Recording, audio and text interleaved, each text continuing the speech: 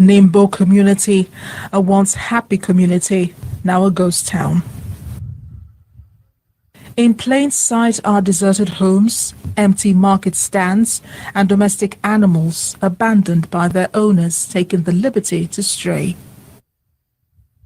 Telltale signs on farmlands of the bloody massacre of people who once called this place home. Men of various ages weep helplessly as one of their own is recovered from the farmland. It's the 7th confirmed death according to the police. The community's search parties claim more people were slain whose bodies are yet to be found. The state governor arrives at the area to see things for himself. He breaks down at the sight of the slain. This is indeed a trying period, not just for Nimbo, but the whole of Enugu state. We have met with the Fulani leaders, and it was indeed yesterday that would have inaugurated the joint committee of the Fulani and Enugu government. Members of the community expressed their displeasure with the law enforcement agency's response and asked for improved security. So Nimbo community is under severe threat. This that happened now is not a situation where the security men will stay 1 week or 2 weeks and they will go. They need to stay with us for months. Governor Ogbunwezeh inspects the extent of the damage and then heads to the home of the traditional ruler of the community, who laments that their land mass, which has been a blessing to them, has become the cause of regular attacks. Then the governor goes to the hospitals where those who sustained varying degrees of injury in the attack are receiving treatment. He assures them that the state will bear the cost. For the State Commissioner of Police, who also condoles with the affected community, the perpetrators of the heinous crime will be arrested and brought to justice. These people, we are going to get them. That's my assurance.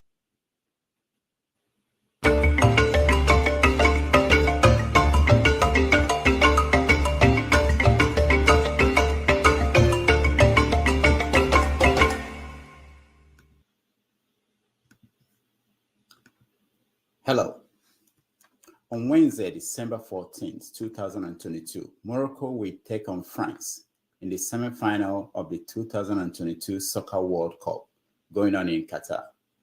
The winner will book a place in the finals of the most prestigious sport in the world. Morocco stunned the highly ranked Portugal to book a place in the Final Four yesterday with a 0-1 defeat.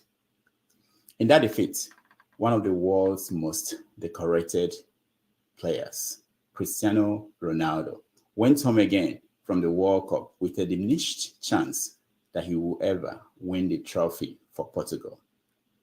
Morocco, the first African team to get to the semi-final, will be playing France, which is the current defending champion. For some Africans watching the game, their royalty will be split, considering that the French team is mainly made of children of African immigrants in France, and that some Moroccan players have in the past questioned whether their allegiance was to Arabs or Africans. By the time France and Morocco meet in the semi-final on Wednesday, the other semi-final will have been determined between Argentina and Croatia. In Nigeria, another form of competition is going on.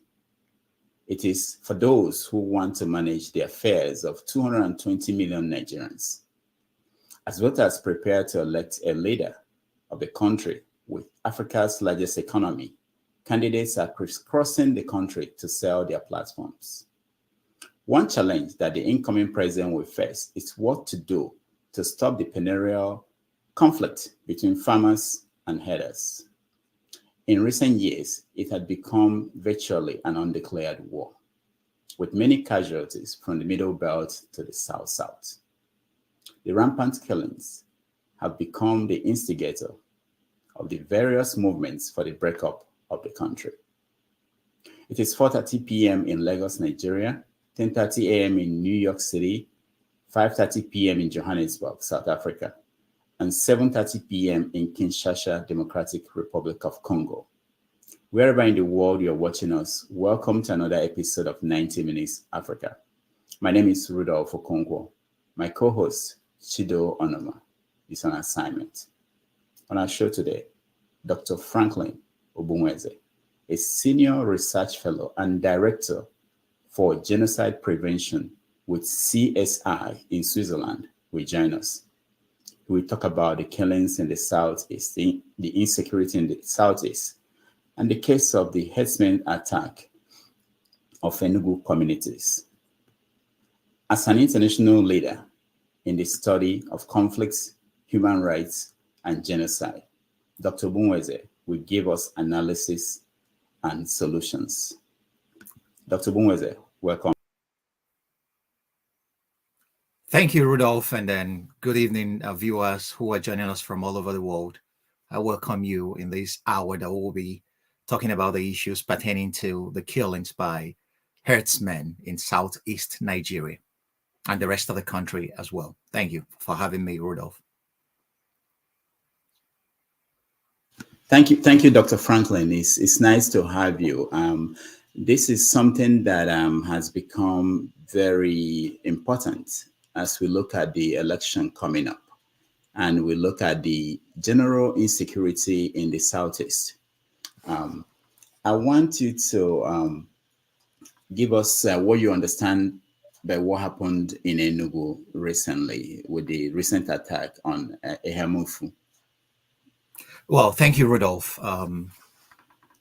As we all know, there has been this climate of insecurity all over the country since 2015. It preceded 2015, so to say. Boko Haram started around 2009 officially to start terrorizing Nigerians and Christians and minorities living in Northeast Nigeria. And then we see evolution where people started using the term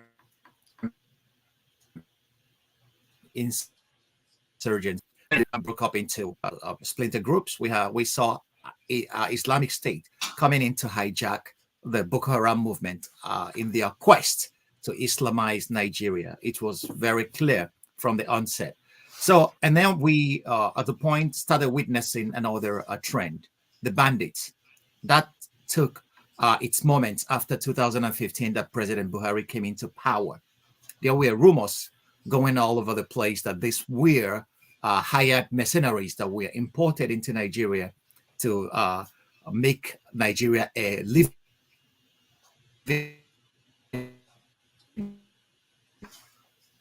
hell if they do not fit to election beyond his mandate. These were rumors, unconfirmed either way.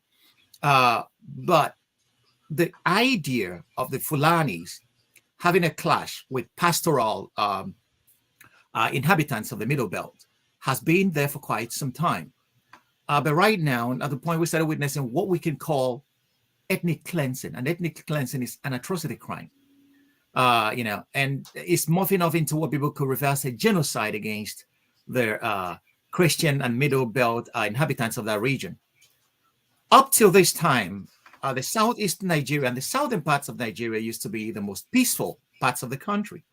But all of a sudden, we are now witnessing forays from these Fulani militants, whom some refer as Fulani jihadists, whom some equally refer as another arm of an alliance that is working extra hard to create an Islamic caliphate out of Nigeria.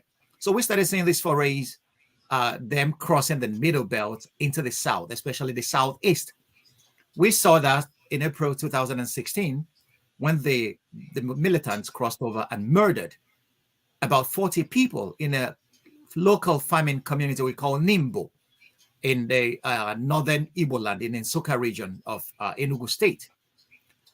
But on the 19th of November this year, we witnessed another massacre of 12 and 13 people, so to say, in Aguamed. Aguamed is a community in the Ehamufu region of Enugu State. This massacre broke the peace of this quiet farming rural community.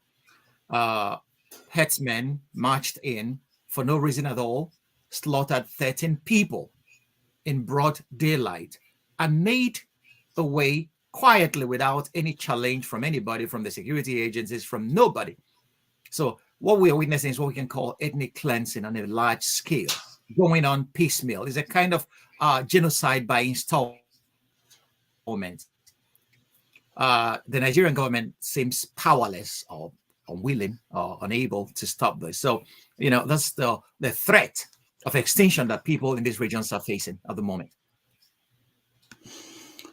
All right. Thank you for that breakdown. So this is not the first time. This is not the second time it's been going on.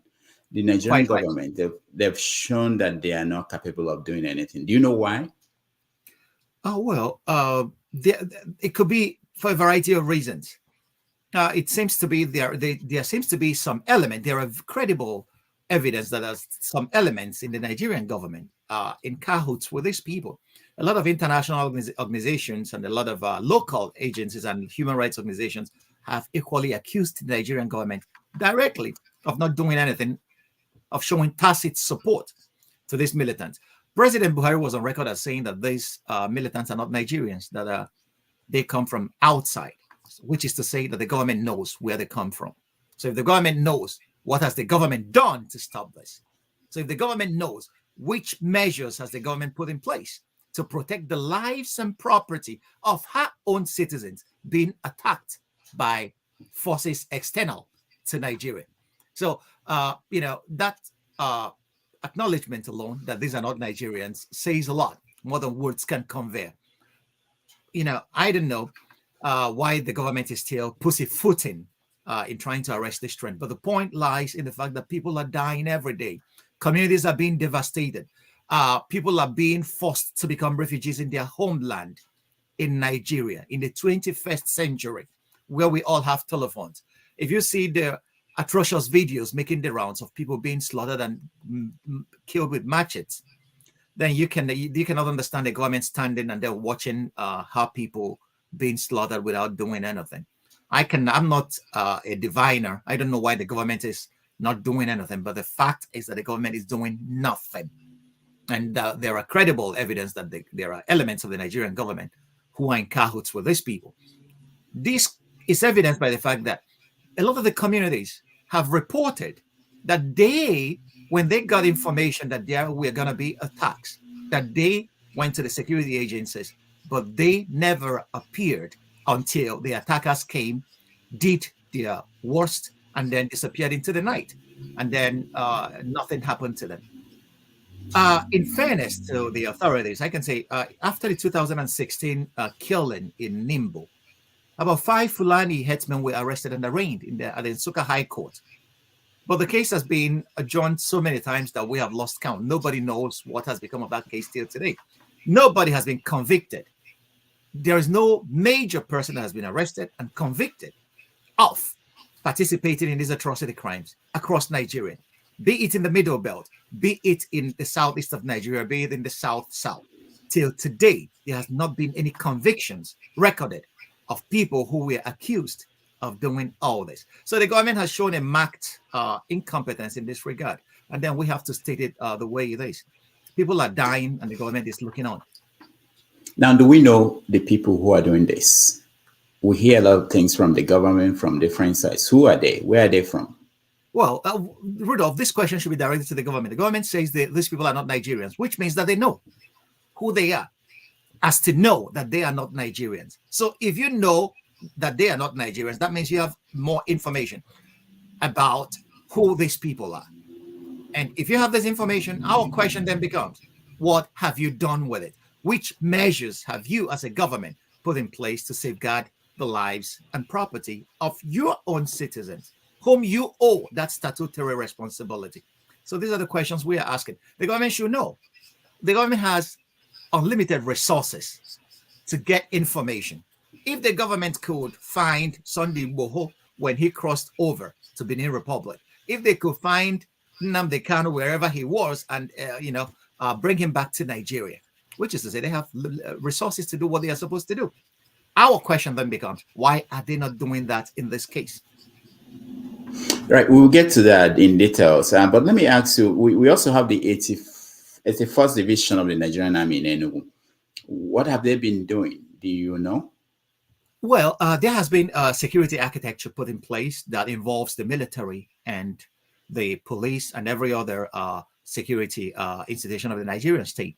They are supposed to be working together to stop these atrocities. But whatever that is in place is not yielding the required results, because these killings keep on happening, and these killings are one too many. So we don't know. The point lies in the fact that the communities will report to you that the military, that they will even go to the military to report of impending attacks. And they come when the attacks must have happened, and then the attackers disappeared into the wild. So we don't know what is happening. And there are rumors. Some people reported to us that some people in the army will tell you that they were instructed not to shoot at these people, not to shoot at the attackers. So the question is, who gives them that instruction? What are his ideas and goals? Why he gave those instructions? Are the authorities aware that such instructions are being passed to the soldiers, not to shoot at the Fulani militants? So whatever it is, these are still rumors, unconfirmed either way. But whatever it is, the Nigerian government should look deeper and then look at itself in the mirror and see that whatever measures it has put in place is not yielding any results in this regard. And it's quite appalling, because the blood of people are watering their own homeland day in, day out. And that cannot be allowed to continue. We are supposed to be a civilized society. The job of a government, the raison d'etre of every government, is the welfare of our citizens. Any government that cannot provide that has lost its essence and reason to exist. All right, let's look at a video of the governor of Enugu State reacting after one of the incidents. The state governor arrives at the area to see things for himself. He breaks down at the sight of the slain. This is indeed a trying period, not just for Nimbo, but the whole of Enugu State. We had met with the Fulani leaders, and it was indeed yesterday that would have inaugurated the joint committee of the Fulani and Enugu government. Members of the community expressed their displeasure with the law enforcement agency's response and asked for improved security. So, Nimbo community is under severe threat. This that happened now is not a situation where the security men will stay 1 week or 2 weeks and they will go. They need to stay with us for months. Governor. All right, this was 2016. Have we heard from the governor over the incident on December, the last incident that happened? Well, yeah, I guess the state government has put out a statement condemning, as usual. That's what governments do, to condemn. But we urge more action. It should go beyond condemnation to put in security measures in place to protect the lives of these people, these communities that are threatened by their Fulani herdsmen. So that's what the government should be. That's what every government should be doing. But in fairness to the state government, they don't have that kind of police powers under the Nigerian 1999 Constitution as amended. So the Constitution didn't give them those powers. So police is controlled from the federal level, from Abuja. So the police commissioners in the states take instructions from Abuja, not from the state governor. So whatever the governor is simply the figurehead in terms of security. So the buck stops at the desk of the president of the federation. And since up to this moment, I wouldn't give him a pass mark in relation to his performance in office in this regard. The climate of insecurity, the security situation in Nigeria has degenerated to such an extent that it's become threatening to the integrity of the Nigerian state. So the territorial Nigeria is on the cusp of breaking up if nothing is done to address the security challenges facing the country at this moment. All right, so let's look at what is being done. The governor, the government are not doing anything, you said, and we can agree, we can see the results. Then there are other actors who went into the scene and said that they are going to take action. A good example is the Biafran group. Now, they said that they formed the ESN, Eastern Security Network, to defend the Biafran people or the Igbo people against these kind of killings. What do you think about that? This attests to the failure of governance, because where a government lives up to its responsibilities, we wouldn't have splinter groups trying to take up arms to defend themselves. We even heard from one of the major decorated Nigerian army generals, T.Y. Danjuma, asking Nigerians to arm themselves and defend themselves against these Fulani militants. We equally heard a sitting governor from the president's party, Governor Masari of the president's home state of Katsina, telling people to arm themselves and defend themselves from these marauders. It attests to a failure of governance. So we can see that it's only when the government is absent. We have so many ungoverned spaces in Nigeria today. So where the government is absent in the lives of the people, that's what gives rise to such splinter groups coming up to say, hey, since the government has shown a marked inability to defend our interests and our lives, then we will try to take up that challenge ourselves. And such things doesn't augur well for any country. You don't allow a lot of arms and ammunition into the hands of non-state actors. The government should have a monopoly of violence. But in Nigeria, we seem to have a lot of non-state actors who have carved out spaces for themselves where they govern and impose and retrieve taxes from the citizens. The perfect example is the bandits. It's from Zamfara to all of northwest Nigeria. Even in a southeast of Nigeria, where somebody could stand up living in Finland and then declare a public that people should sit at home. And even it seems that the state itself sits at home when an external non-state actor orders people to sit at home. It's a failure of governance all around. So that's simply what it is. And that tells you that Nigeria needs a major surgery, a major reform. If nothing is done at the rate things are going, we are going to face a very, very hazardous future, because we have a lot of arms in the hands of people that are not controlled or not answerable to anybody. So do you think that without the ESN or other actors in the arena, that they are helping to reduce these attacks? Well, Rudolph, I am always suspicious of every non-state actor armed to exact whatever he feels. Let's put it this way. Nigeria is a country where people enjoy outrage. Nigeria is a federated grievance, boiling to the breaking point.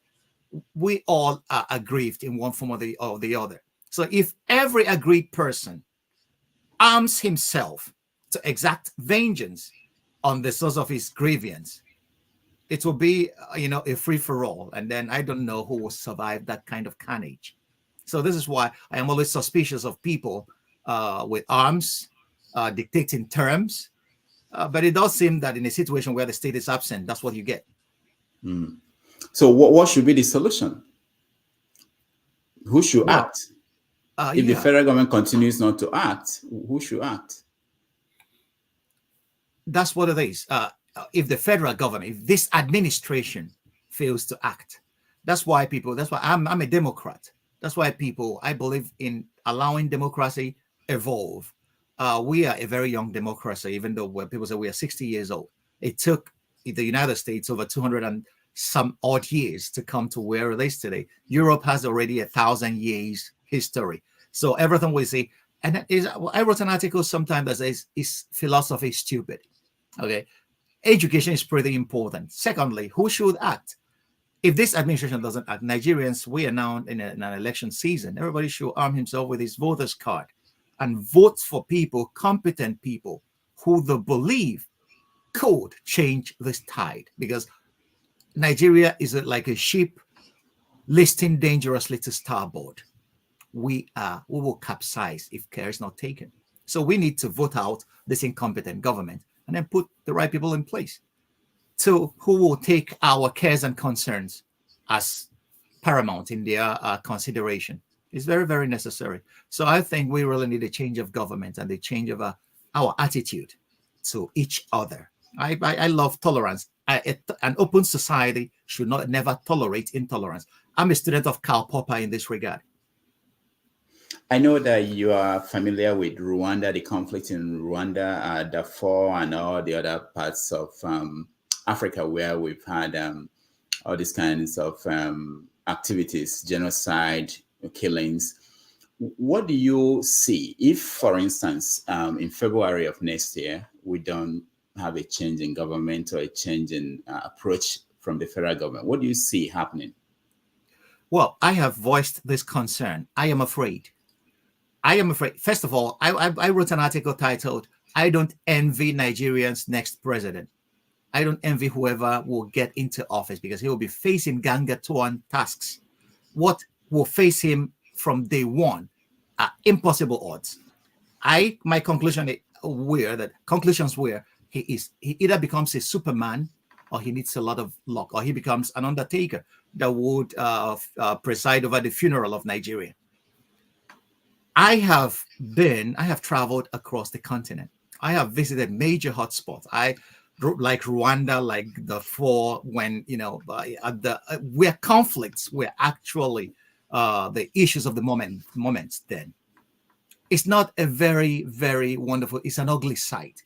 Wars are never solutions. Wars are never solutions to any social problem.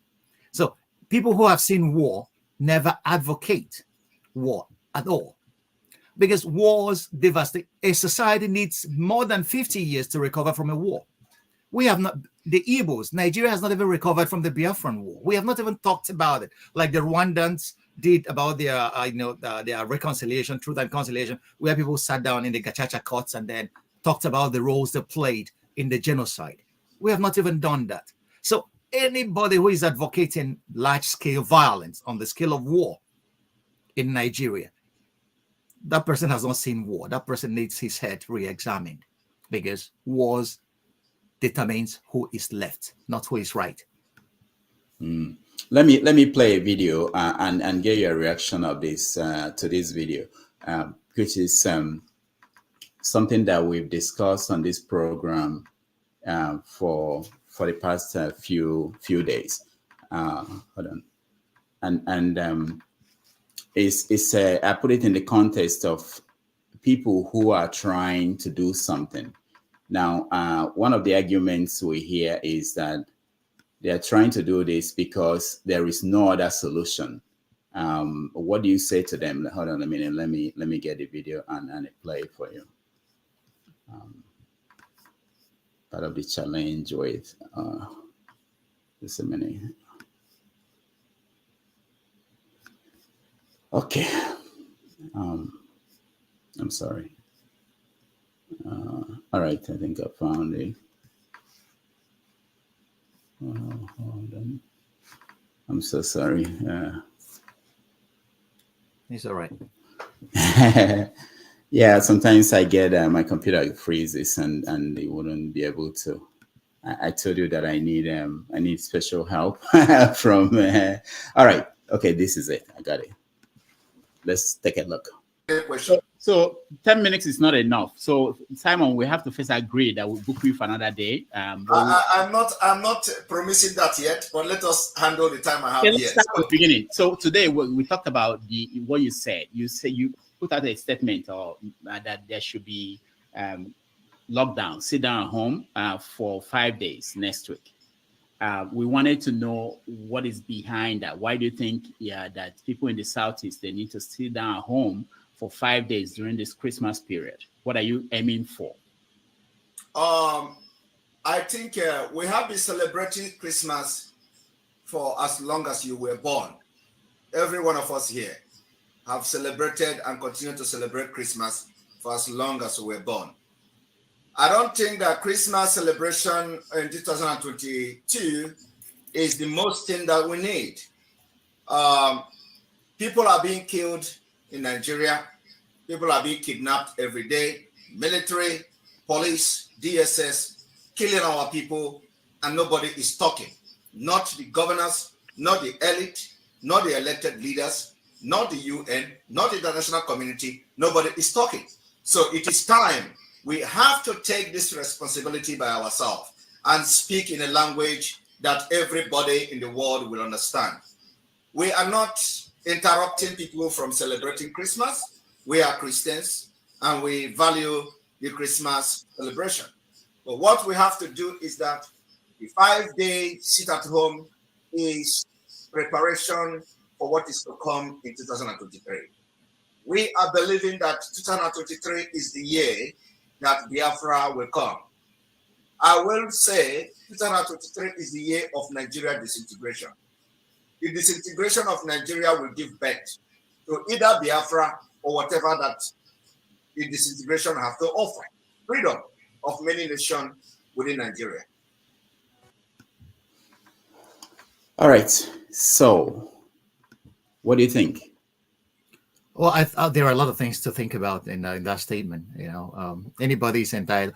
I'm a human rights guy. So one of the basic principles of fundamental human rights is the freedom of speech. Everybody has a right to say whatever he wants. But sometimes when somebody sits down to proclaim that he is ordering a sit at home, then you ask yourself, whom did he consult? Who made him an Igbo leader? Who made him the leader of his people for him to impose? Igbos are people that nobody imposes on anything on. You don't. Okay. The Igbos have a word. They will ask you, from where does your father's house lead to? Ordering people to sit at home. We should know. The people being killed in the Southeast were not only killed because they were traveling. They were, even these guys that were killed at Aguamede, were killed in their homes. So if you order them to sit in their homes, they could equally be killed there. So stopping their freedom of movement, which is a fundamental human right, is equally not even a solution to the problem. If you say 2023 is a time whatever you're planning will come to fruition, I don't know what they are planning. I'm not a member of their group. But the point is that we should be careful on how we advocate violence. War is not a child's play. War is not something you could try to initiate or engineer from the comforts of your room. Anybody who has seen war is always very careful when people talk about violence, when people talk about imposing their wills on other people. So such things, I don't hold it as anything. But the major problem is that there are people who are ready to listen to such people, and then they are wreaking havoc on the Southeast economy. If you want to protest people not talking about what is happening in Igbo land, you don't punish the people you're supposed to be defending. You don't enslave them to your whims and caprices for them to sit down because you ordered them to. That's not the way to bring about the redemption you are promising them. And I'm a fan of Solzhenitsyn, the Russian guy that spent much of his life in Siberian prison camp under Stalin. He said something very important. Our people should start reading. He said that most of those guys telling you that they're going to effect a revolution. They're effecting a revolution to impose a dictatorship. Is a dictatorship very what the Nigeria or the Igbo man wants in Nigeria today? The Igbo man is an egalitarian Republican. Anybody that doesn't know about the Igbo should go and read Things Fall Apart by Chinua Achebe, one of our most brilliant writers to ever come out of Africa. He elucidated what the Igbo character is all about. Those people who, like Okonkwo, want to achieve everything by force of raw strength and character, they end up committing suicide. That's the Igbo character. But the people who remain are people like Obi Erika, who remain to tell the story, who remain to point to the guy that believed that everything he could achieve by force, he committed suicide. They stay on the ground to point at him hanging on a rope. So the Igbo should take cues from that philosophy. It's very deep. Achebe wasn't just writing for the sake of writing. It was the oracles of the people speaking through Achebe that produced our work. So this is equally something for all of us today. So if you listen or watch the news and you heard what happened in the last 2 days by people who were killed in Imo and Enugu states while people were trying to enforce the sit at home, what does that say to you? Well, it's quite unfortunate that that the Southeast Nigeria is turning into the Northeast of Nigeria. So, if those accusing others of trying to, colonize the Igbos, they're announcing that the Southeast is already colonized by fear. There's a climate of fear raining across board because people are no longer willing and able to travel. We have kidnappers, and we have those, the military and the police, who are equally afraid of confronting these kidnappers, or who are accused of working in cahoots with them. Because there have been reports that kidnappers are 5 meters away from an army checkpoint, and they do whatever they want to do and then get away with it. So if that could be the case, there is this suspicion that they are working together. And there are equally those who believe that they have arms and that they can defend our forests and all whatnot from the Fulani intruders. What have they been doing? I've not heard of them arresting any of the Fulani militants or jihadists, and all. There has never been a shootout between these two parties. It seems as that the two parties have divided the terrain for themselves, and then each person is minding his own terrain, because members, the people that are called unknown gunmen, have been known to kidnap people as well. So, it seems that there is a racket, a kidnapping racket from all the sides. Nobody knows who is who or what is happening. And this is what I am pointing out again. It's a failure of governance. The government has lost the monopoly of violence. It has lost the power to impose its will on the territory under its control. So what we have is just a shadow, a hollowed out government that is not doing anything to improve or protect the lives and properties of our citizens. It's quite unfortunate, and it's going to be terrible because all these parties, all these nameless and faceless parties, are feasting on the ordinary Nigerian, on the ordinary Igbo man, in the name of promising them one thing or the other. They are all promises. Okay, so and when you hear them, they say that some people say that that they are not the ones killing Igbo people, that Igbo people don't kill Igbo people. That is the government that is using the opportunity to kill. What do you say to that? To kill Igbo people? They should bring evidence to that effect. Anybody can say anything, but what makes what you're saying credible is the amount of evidence that you are able to adduce to support it. If you said you are not the one doing it, but sometimes people, why sensible people don't create an essential arena for some foreigner to come and hijack their homeland. Okay, if you create an arena for people to come in and do whatever they like in your place, if I open the door by the way I make noise, the people come into my house and devastate my sitting room and my whole apartment, I'm a foolish man. I used to think that we could use our heads more, but it does seem that cool heads are not prevailing here. Nerves are frayed. I can understand people are being killed by the militants, and then Fulani militants, we have to name them. And there are so many agendas that behind all these killings that we are yet to see. We are not parts of them. But whatever it is, we should exercise caution in our reaction, because you don't fight fire with fire. It doesn't bring anything. Cool heads. We should hold our government to account. And everybody who is responsible for killing anybody anywhere in Nigeria should be investigated. If the people committed atrocity crimes like the Fulani militants are doing, they should be investigated. And these are the people that could be arraigned in The Hague. We have a government to that effect. If there is an indication that there are elements of the Nigerian government who are supporting these massacres across board, these people should be investigated, indicted, and then prosecuted to the fullest extent of the law. That's why laws are there. So you cannot say you don't take the laws into your hands because you are aggrieved. The principal law that anybody has is self-defense. The people who hide under self-defense say, but we are defending ourselves. But there are excesses that no civilized society can tolerate, and we are seeing these excesses across board in southeast Nigeria today. So these are the things we should guard against. Can you give us the difference between how the people in the middle belt are trying to defend themselves against the same group, the militant Fulani group, and how the people in the west are doing the same thing? Compare that to the way the people in the east. What's the difference? Well, we have to understand the geographies differ here. In the middle belt is very close to the north. The western part of Nigeria is a distance for the Fulani militants to travel. And to that effect, we have more of them, in the middle belt and going for the south To the west, not a lot. That doesn't mean that they are not there. We saw the attacks at Owo, at the Catholic Church in Owo, about a year ago that slaughtered a lot of people. So they could strike anywhere at any time. But the Western governors took up a reaction. They said, we are forming our own outfit, security outfit to defend our people. They called it Amotekun. And all the governors of that region were on board that idea. And they established that.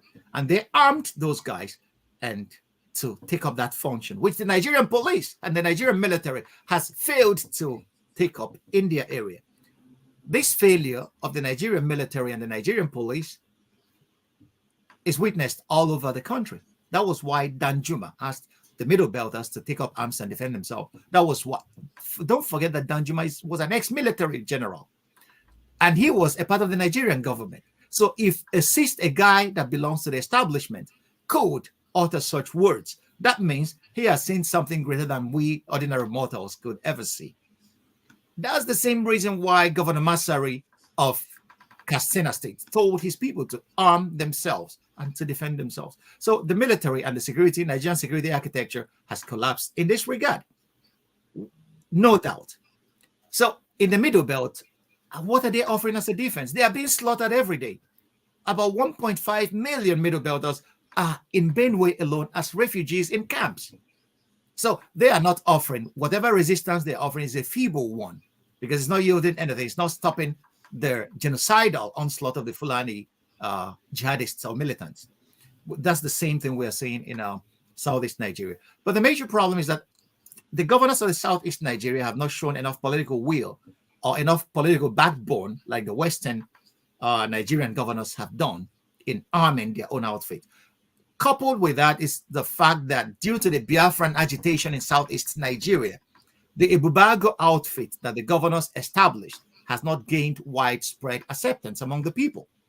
In Western Nigeria, it is different. It's gained wide acceptance among the people. So these are the factors militating against an effective strategy to combat the onslaught of the Fulani militants in Southeast Nigeria. There is an intrinsic division among the people. The Ibubago outfit has not gained widespread acceptance because the pro-Biafran groupings have rejected that, and then it has diffused across board, so to say. So these are the factors militating against an effective resistance to that. But all in all, Rudolph, we can never run away from the fact that this is attested by, this is warranted by the failure of governance at the federal level, because if the president has been able to wield the federal might to go against these Fulani marauders, like he wielded the federal might to go against the Biafran agitators since 2020, since February 2020, the entire Nigerian security architecture has been on security operations in the Southeast to stamp out the agitation. The security men have been accused by international human rights organizations of committing crimes against humanity in the Southeast of Nigeria every other day.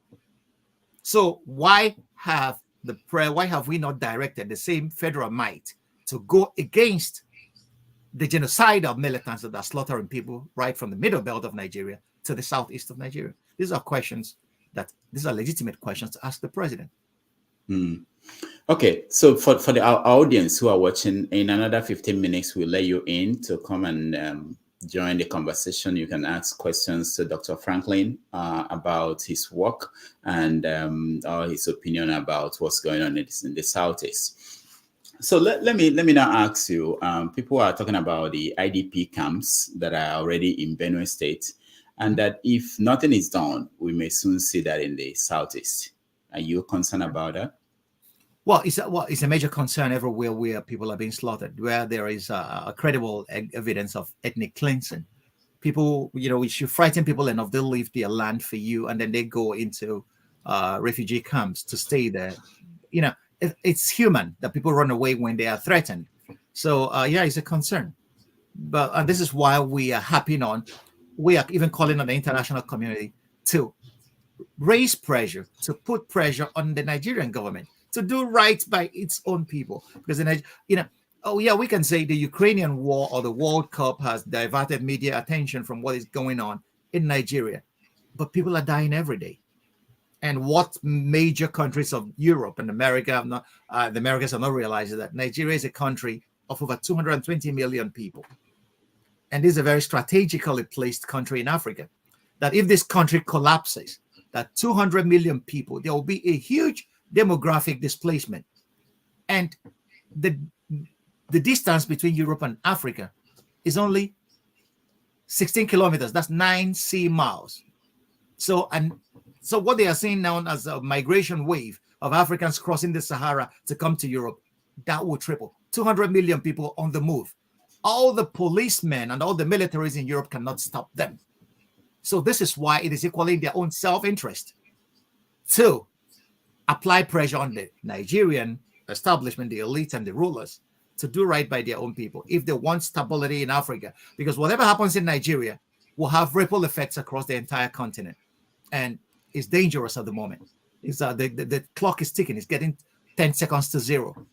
And if nothing is done, we need help from our European neighbors, from our African neighbors. We need serious help to stop this dangerous trend, because it's getting to the point where we can no longer salvage these problems alone ourselves. What kind of help are you talking about? If they try to advise the government to do things and they refuse to do that, what happens? Well, what does America do to Russia? When Russia marched into Ukraine, the whole of the Western world stamped on Russia with their sanctions. You can sanction Nigeria. We gain foreign exchange from our trade with those countries. So, with sanctions, you could make a government do right by its own people. But the criminal thing, sometimes the poverty of ideas dominating the decision-making bodies across our institutions in Nigeria is frightening. We asked people, the government asked people to go and register for BVIN for their banking activities. The government asked people under Issa Pantami to go and register their telephones. These kidnappers, these militants, use telephones to coordinate their attacks, but none of them has been traced till today. These kidnappers, some of them use our banking facilities to collect their ransom, but we have not prosecuted anybody. We have not even prosecuted the people who aid and facilitate all these deals till today. So why did the government ask us to go and register our BVN again and then register our telephones again if they cannot use it to track down the ringleaders of these acts? If the government could, like I always say, they could track down Sunday Igboho as he crossed the border to Benin Republic or Nnamdi Kanu, wherever he was holed up, then they could equally track down these guys. So there are things they're not telling us. Yeah, I've listened to you now for a while, and some of the Biafran agitators make the same kind of argument you make, that the government has failed and they have to do something. They can't wait for anybody else. Do you fault them for doing that, for saying that they can't wait anymore? No, I don't fault anybody for taking whatever measures the person feels to defend himself. But we have to know, we have to think about the bigger picture. Actions have consequences. Once the agitation, they started the agitation before in lieu of what the Fulani were doing, and now they have a whole army in the southeast on their necks, destroying some parts of the southeastern region. So the militants are destroying the southeast from one hand, the kidnappers are making the roads unsafe, and the army is an operation trying to hunt down agitators. So is a three-pronged attack. You cannot go against the might of a state like Nigeria that doesn't give a hoot about slaughtering people. The Nigerian government, Nigerian state, has been known to slaughter her citizens. We saw that so many times. Abacha slaughtered people protesting on the streets of Lagos. Obasanjo, when he was in office, what happened at Zakibiam? It was a kind of genocide. So the Nigerian government doesn't hesitate in going hard on destroying a part of Nigeria to achieve its own aims. So we should use our heads more. Yeah, everybody has it. Every Nigerian that you ask today will tell you that our government has failed. Chinua Achebe said it as early as 1983 in a simple little pamphlet, that the trouble with Nigeria is simply and squarely the failure of leadership. So we are not saying we're not saying anything new. So this has been the case, and the chickens are now coming home to roost. All these failures, all these governmental failures have now multiplied and created a situation that has become seriously dangerous for the entire country. Because no part of Nigeria is now free of agitation. No part of the country is free of insecurity issues. So we can see it across board. But the reaction of the people to it, yeah, I cannot fault the people for choosing to defend themselves. I cannot do that in good conscience. But when they say something like what you just said now, people are dying already. So if by our action more people die, well, it's not bad because we are fighting to make things better. People are already dying. What do you say to that? Like someone said that if you stay at home, you saw the video, if you stay at home for 1 week or 2 weeks, I mean, you're already suffering. So maybe that's a price to pay. I hear that a lot. No. I don't buy that nihilistic philosophy. It's a very nihilistic, it's a very dangerous philosophy. Anybody telling you that is either a sociopath or a raving mad man. I make bold to say that. Anybody telling you because you're suffering already, then you can continue whatever I do. No, listen, we have to be very careful on the people we'll listen to. Okay, that you sit down in the comforts of your room. Let this person saying that travel to Nigeria and sit at home with his people, not sit in the comforts of his room to declare whatever he wants on people he has not even visited in a long while. Go there. If you are a general, go and lead your troops from the front, not sitting back somewhere where you're enjoying the comfort of an economy that is stable or a country that is at peace. And then you are issuing threats and all what. No, you don't. You can do that kind of thing. People are dying in real time, and you are wrecking lives and histories of people. Yeah, the people, this is where we could, and I always believe in dialogue. There could always be a common front on effective strategies of combating the encroachment on the land of the people. But you don't punish the same people you are claiming to defend because you want. No, there are other agendas in play other than the love of the people that we claim to. There are ways. We have elected governments. We could hold these governments accountable. And when we have, get your voters card. Go and vote this government out. Go and vote. We are equally the cause of all these problems. Because we vote in our brothers that are incompetent. And then they go in there and then our land becomes deluged with incompetence. And then we are harvesting all this. In 2015, when people were going to vote for Buhari, a lot of us screamed. Buhari, as a military head of state, achieved nothing. He was a thoroughgoing dictator. He imprisoned Tunde Irabo and Ndoka Thompson under Decree 2. He shot to death Bartholomew Owo and Ogedengbe for a crime that they committed before the law was made, which is to say the law was retroactively applied, which is a crime against humanity. We screamed that this man is not fit to govern Nigeria. But the people who believe that he is their brother voted him in, and all of us are suffering today for that. So, Blair, George Orwell said, those who elect dictators or bad governments are not just innocent victims. They are the ones that caused it themselves. Now we are going to let our audience join us in just another 2 minutes. But let me ask you this question. There's this charge that people like you, and I think each time you come here, I mention this, people like you, the intellectual class, abandon the space in the Southeast. And it has to be filled.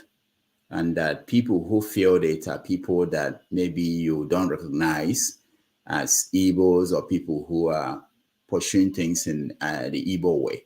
What do you say to that? Yeah, I agree with them. We, the intellectuals, have failed not only Igbo land. We, as intellectuals, as a class, have failed Nigeria. We, as a class, have failed Africa, because the responsibility is ours. So, Nnamdi Azikiwe had a newspaper around the 1940s. The motto of his newspaper was "Show the light, and the people will find a way." That was the West African pilot. We have failed to show the way, and our people are wallowing in darkness. But today, there are flashes of light that could lead the way to a new renaissance. It doesn't mean that we have not been speaking from our various perches across board. We have, but the point is that we have not been able to reach our people. It's our failure. We have to own up to that. So we, as a class of intellectuals, we have failed our people. There is no two ways. We cannot talk about it in a very brilliant manner. No, we have failed. And the best way to start arriving at a solution is to recognize that you have failed. And then the St. Nicholas of Cusa called it Dr. Ignorantia. That is, to know where you have failed is a step for you towards retracing your steps. So we but even at that, when have the Igbo as a group, as a people, ever listened to one man? Did we listen to Chinua Achebe when he wrote The Trouble with Nigeria? How many of us Igbos have read The Trouble with Nigeria? He wrote about the Igbo question. Chapter 8 of that little document talked about the Igbo question, Igbo and Nigerians. Did we read that? So how many, our greatest intellectual, Achebe, did we listen to him? Most of the articles we write, we write them for journals or international fora. Yeah, I can understand that. We have failed. Yeah, that doesn't excuse us. But the Igbo are known for their rugged individualism. So this rugged individualism makes every Igbo man believe that he is as good as the other, which is a very great thing. That's our Republican ethos. It could lead us to the pinnacle of achievement. But it comes, like Achebe said, with an overweening hubris that makes us think that we are better than everyone else. And that's our greatest weakness. That's why Okonkwo had to commit suicide, because Okonkwo believed that every other elder in that square couldn't do anything to stem the tide of the white man who is colonizing his space. And he went and took singular action. And what did that singular action result in? He killed a court clerk. And when they came for him, the community withdrew. And then he had to pay for it with his life. We have to be careful not to be like Okonkwo as a society, as a nationality. All right. Thank you, Franklyne. It's been wonderful. Let's bring in our audience to join this conversation. Blessing is in Enugu, so I'll start with Blessing. Blessing, do you have any question for Dr. Franklyne? Doc, please, can you just pass me over right now? Let me get my thoughts together. I just joined the show. Okay. All right. Thank you. Let me go to Okechukwu. Okechukwu, welcome to the show.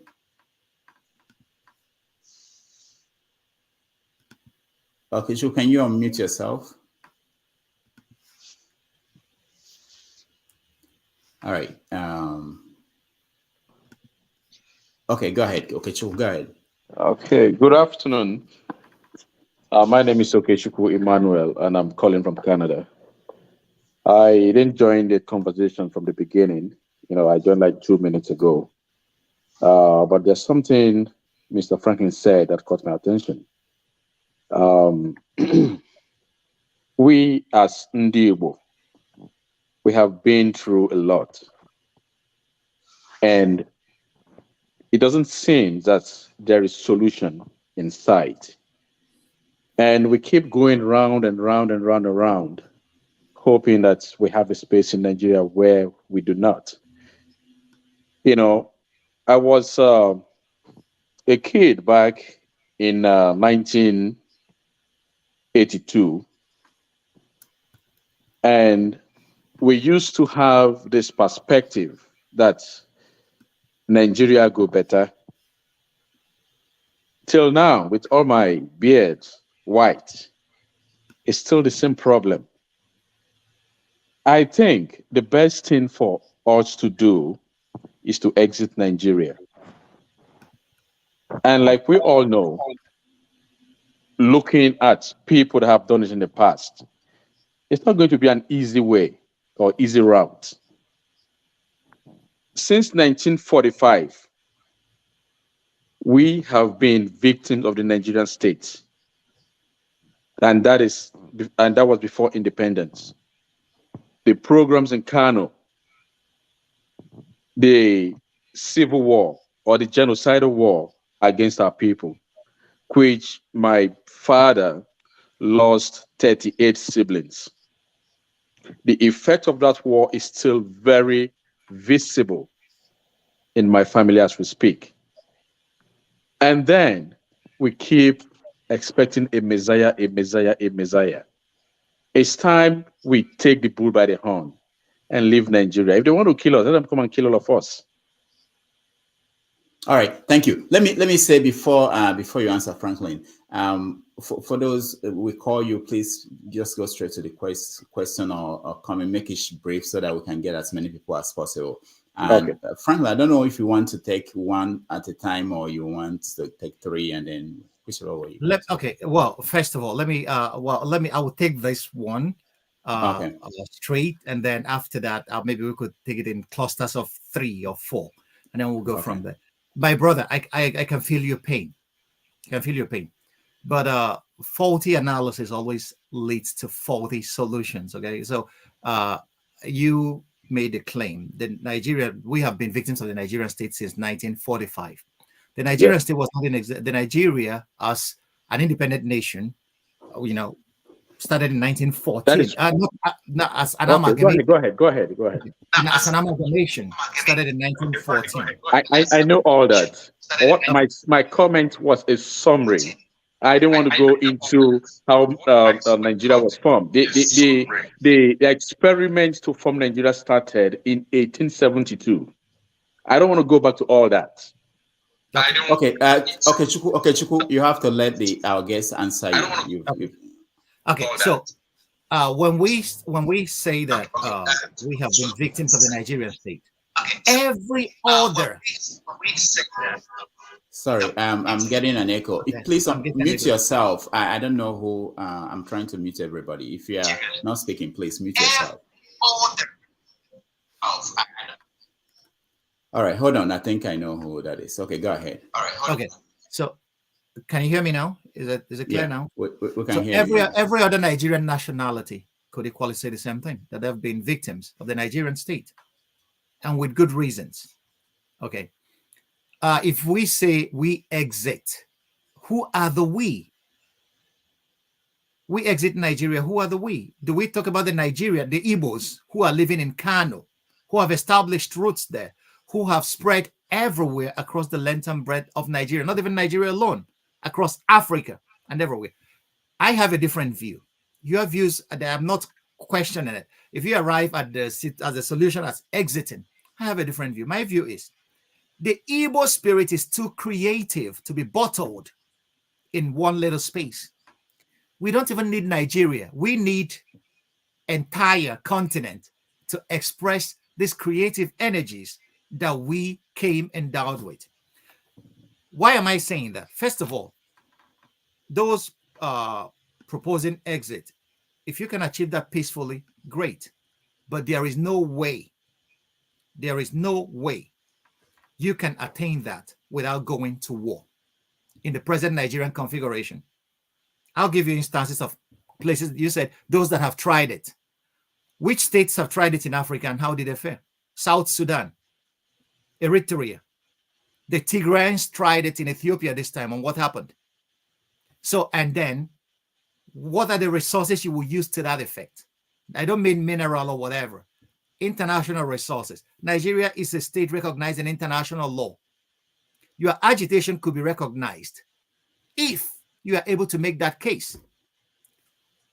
Which resources at the international level do we have to make that case? Do we understand the geopolitics of it? Today, how many superpowers do we have? And which of them do we have on our side of this case? None. The only power that could speak for you is a superpower that could sanction you going your way. Do you know why Europe will not support us? Because if Europe supports us, they are going to sanction Catalonia going away from Spain. They are going to sanction Scotland going away from England. If America supports you, they're going to sanction Texas and the southern states forming the Confederacy. They are never going to do that. Is it the Chinese? The Chinese are very wary of what they're doing in Africa. Is it Russia? Russia is embroiled in a war in the Ukraine with the rest of the Western society. So who will be out there to speak for you? If we try as a people to go to another way, no people survives 2 wars, we will be devastated.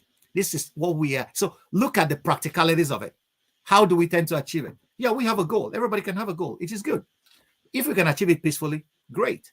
But how do you go about that in the present global configuration today? All these guys that people call, people have thought about this long and hard. Ojukwu came out to tell us that the Biafra we have today is the Biafra of the mind. That guy is not stupid. He's one of the most decorated historians we have. We can use our youthful exuberance and say, yes, we can do that. But ask any of those proposing that. Give me an actionable plan on how we intend to achieve that. You will see all these discussions will die down. What can we do? We can be smarter. We can play smarter politics. If we get, wait, I am not, you can, well, you, my views are not absolute. Anybody is entitled to his views. So I'm not making a pronouncement like those who will tell you, if you don't believe in my views, I will kill you. No, I'm not that kind of person. We can always argue. We can always dialogue this out. Look at, you live in Canada. Look at Quebec. How long have they been at it? Has the Canadian government given them an inch till today?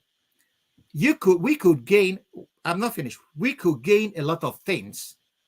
We could get by making serious cases. We could equally go for a confederation.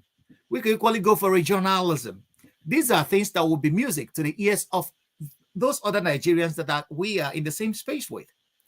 We cannot only look at our nose and our interests alone. We have to look at your interest in comparison with those people around you, those people your decision will affect.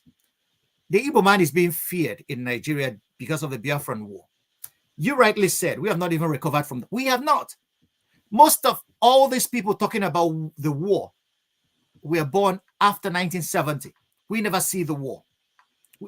Anybody that has actually seen war will tell you, never ever embark on anything that will bring such a pestilence on your people. I was in Rwanda. I saw firsthand what the genocide is all about. I was in Darfur, Sudan. I saw what war could do. I will take you on a visit with me to any of these African countries where there are wars.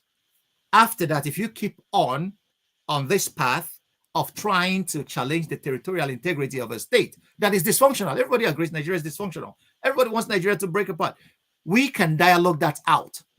If we could convince the Yorubas, convince the Middle Belters that we need that, if we could convince them, well and good. But anybody that goes the path of confronting the Nigerian state, we will not come out of it well, because we don't have a navy, we don't have an army, we don't have anything to help us, and we don't have the international diplomatic clout that makes such things possible. This is all I'm saying.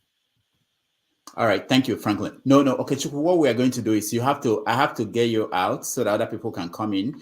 And if at the end we have more time, you can come back and give a second question, You can dialogue with me privately, okay, Chukwu. We can always... Okay, Chukwu, you can also contact me. Yeah, contact me. I'll give you his contact, okay? All right, let me go to Vin. Vin, just make it straight to question, no lectures, so that we can get as many people as possible. Okay, Chukwu, thank you so much. Vin, go ahead. Thank you so much, Dr. Damages, and good evening to all the great panelists here. This is Van Maxwell. I am talking from the beautiful city of Bolgatanga in the upper eastern part of Ghana, upper eastern part of Ghana. You see, sir, I served in the Nigerian army for 18 years. And I would tell you, sir, that you have failed the Igbo people. You have failed the Igbo people. And it is time now for all of you. Do you have a question, Vin? Do you have a question? One man, will you shut up your mouth and allow me to talk? Who gave you the moderator here? Why are you doing this? Every time you come out here, you try to show yourself. What is wrong with you? Just calm down. Go ahead. Please. Go ahead. So, sir, that is what I'm saying. When you look at the Liberian issue, because I served there for 3 years, 8 months, and I fought all over, even in Sierra Leone, and the Rwanda you spoke about. I know what war is. I was in Yugoslavia as well. I know what war is.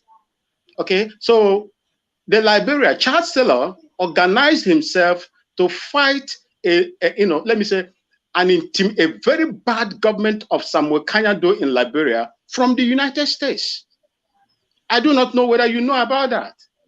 The Ellen Johnson Sirleaf that you see today supported is an American Liberia that supported Chancellor. They have a luncheon in the United States that made them to fight Samuel Kanyado's dictatorial regime. What are you people doing? For how long are you people going to allow your people to suffer the consequences of what they are suffering today? You can bear me witness, that the Igbo coup the Christian did today wasn't an Igbo coup. It was christened in order to keep the Igbos on the floor. What are you doing, you and your colleagues, in order to pull out Igbos from this shackle? Because as I know, the Constitution will never allow its anti-Southern Nigeria. And before you can make any changes, you have to change that foundation and make a balance in the National Assembly. Otherwise, you will not get the vote that you needed to make any meaningful thing in that country. Thank you, and God bless you, sir. Thank you, Maxwell. Okay, well, Maxwell, I can see you. I understand your passion, which seems to be very infectious at the moment. When you question what I know much more than you can ever believe that I do in relation to the internationalization of this politics. You talked about Liberia. Charles Taylor was armed by the CIA, okay? And when they got tired of him, they used Obasanjo to get him out and then arrested him in Calabar here, okay? So I knew everything about the Liberian Civil War, which I did a lot of papers on. I knew everything about Rwanda, which I visited. Yugoslavia, I knew the politics of it, okay? That the Kosovans were able, it was America trying to create a state. That's why I asked the question, which international power do you have on your side? So in Liberia, the Americans were supporting Charles Taylor with arms and everything and diplomatic clout. Who is supporting whatever is happening in Southeast Nigeria today? You need that. You at that level, politics is ruthless. And what do you have to offer them? You have to ask yourself, what do you have to offer the international community to stand for you?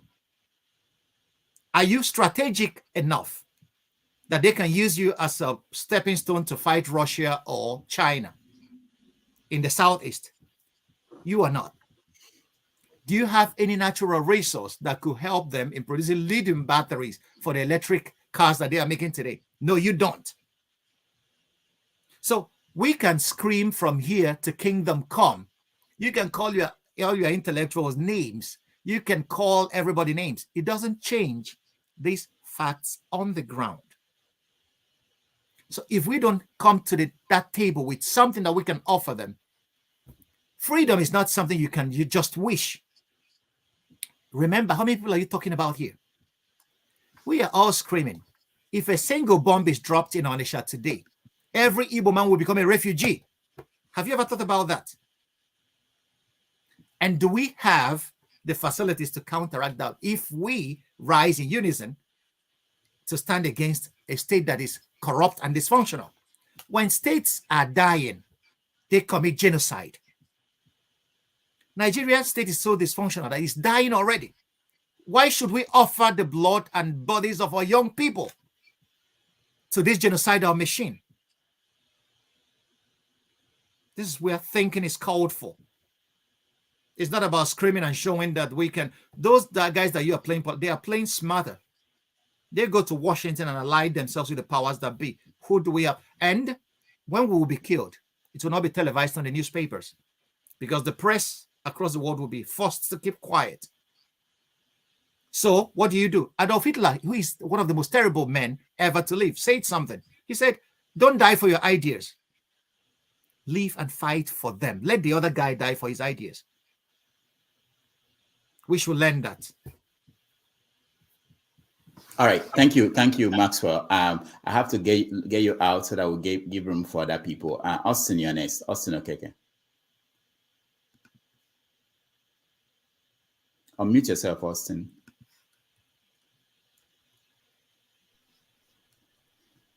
Go ahead. You can now talk. Yes.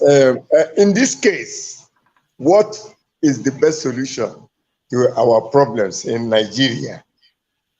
Because the Igbo man is really suffering, even though all Nigerians are equally suffering. But I believe the Igbo man, because of the effect of the war, is still suffering most, even though the Igbos are the richest in Nigeria. But where are the values are not really there. So what do we do? Well, I don't believe in our fighting a war, starting a war, because we are not really equipped. You know, it looks, fighting a war is not as cheap as you think. So what do we do in this case? It's a very difficult situation we find ourselves in. Thank you. Thank you. Yeah, we should not. The most important thing is that we should not run into the despair that our situation is in. I'm hearing. Sorry. Okay, go ahead. Go ahead. I muted him. Go ahead. We should not degenerate into that psychological defeat, into that depression that our situation is insurmountable. It is when it is darkest before dawn. It is when it is dark that we can see the stars. This is why we are all called upon. We all are parts of the solution. You know what I see? I am not partisan in my politics. You know what I see in the brilliance of Peter Obi at the moment is that he has given us an essential platform to vote for another version of the Nigerian reality. That version that cherishes merit, that cherishes excellence, that cherishes development. If you listen to what he has been saying on the campaign trail, he has been touching the right notes. And this is supposed to be where creative people like major Nigerian nationalities, Igbos, Hausas, Yorubas, creative people in these nationalities should come together to salvage not only our tribal cocoon. It is not important, because I always tell people that the black man will gain respect anywhere is when Nigeria rises to become a first world nation. We cannot rise only as Biafrans. We cannot rise only as Yorubas. We cannot rise only as Hausas. No, we are together. We are not destined to be together, but when whatever brought us together has given us an essential platform to make the best out of what we have. And Obi has been touching all this. He will always tell the North, the greatest asset we have is the vast arable land in the north of Nigeria, which I believe to be the correct thing. Many of us here who are criticized and thinking that the North is doing this and that has not even traveled the length and breadth of Nigeria. If you travel the length and breadth of Nigeria and see the kind of difference, you will see that the North is not even monolithic. You will see that there's not even one North, as we call it, that is oppressing us. No. Nigeria is too deeply divided and deeply diverse that we could get people that agree with us from every part of this country. Solutions. We are the solutions we are looking for. Obama said that. Only Nigerians can salvage Nigeria. Only Igbos can salvage Igbo land. Not by spoiling for war. We can start thinking, what can we do? You know, that's what I said sometime. We were asked for a development blueprint. We wrote up a blueprint and told the governors, you guys get 200 million every month as security vote. Why can't the 5 Eastern governors get this money every month for a year, give it to a German company, Siemens, and build a rail line that runs in a ring across the entire southeastern capitals? If you do that alone, you will open up that corridor.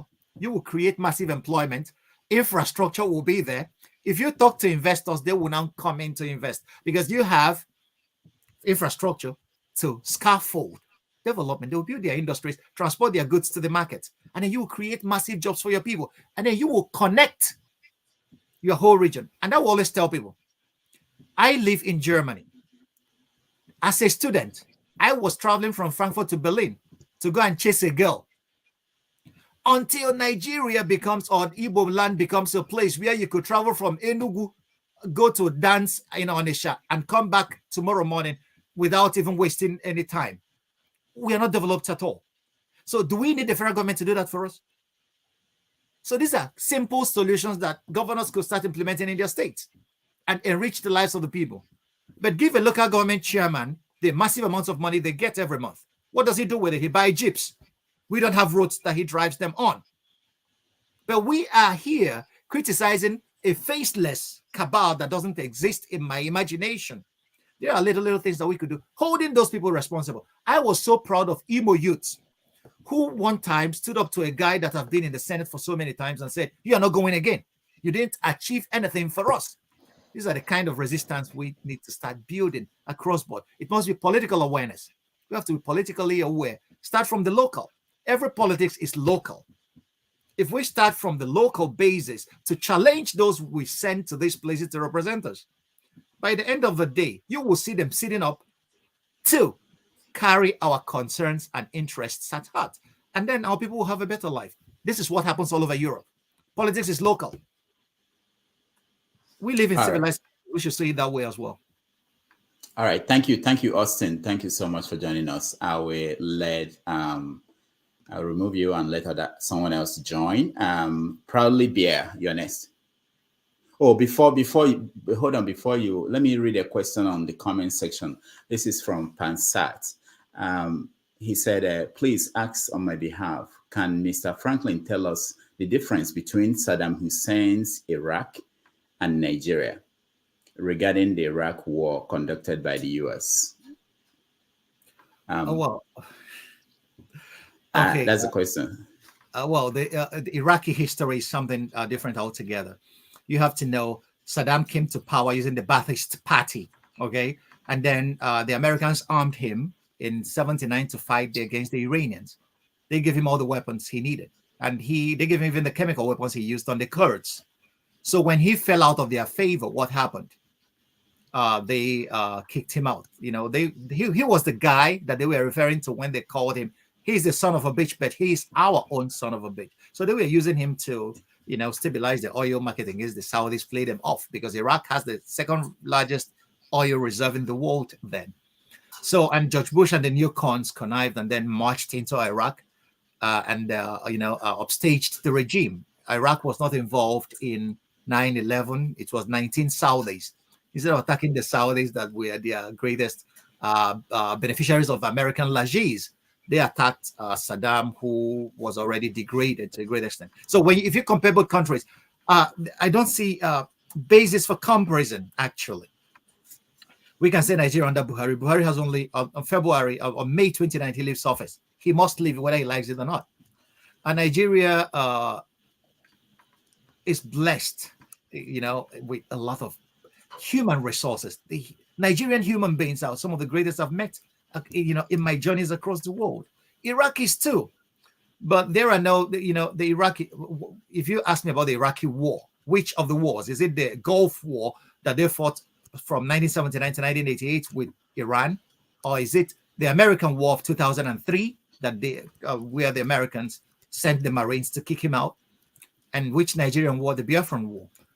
Everything I know about the Biafran War, I read in books, and I have written extensively on the Biafran War as well. I have a book that I refused to publish that I finished in 2003. I refused to publish it because I mentioned some things that I wasn't supposed to mention. So it's still going through editing. The Nigerian Biafran War, we have to know, it was an oil war. Okay, and many of the participants didn't understand what was at play then.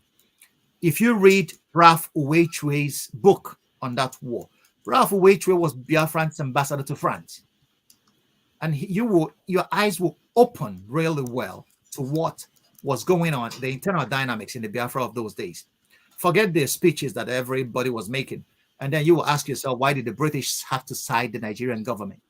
It was an oil war. And if you read the declassified documents from the British government itself, it said that they were protecting their oil interests. And they were never going to allow a 34-year-old Odimegwu Ojukwu, who studied in England and knew them too well to determine what is going to happen to Shell BP's interest in Nigeria. So there are oil wars. This could be the basis for comparison between Iraq and Nigeria. But other than that, these are major powers defending their oil interests.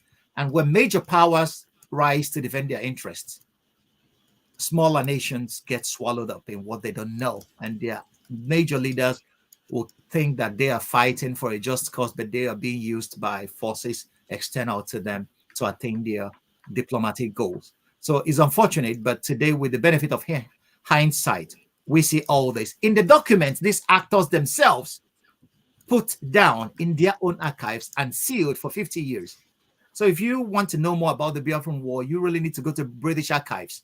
I could send a lot of links to you guys that you guys could check out. And if you see the diplomatic cables going on between Lagos and London, then you will understand, you have a better view of that war, other than the one channel narrative that we hear that they are, so there are many narratives to that effect. So that's why we studying about our history is pretty important. I will urge all of us to do that and educate those who don't know, because it's because of lack of education that our people hold on to positions that are not even tenable, that they don't even see that there are international players in whatever happens in Nigeria. Nigeria is too rich to be left to develop on its own without external powers coming into play a role. So we should know that and think intelligently before we engage these forces that we don't know. All right, thank you. Proudly Bear, you're next. Hello, Mr.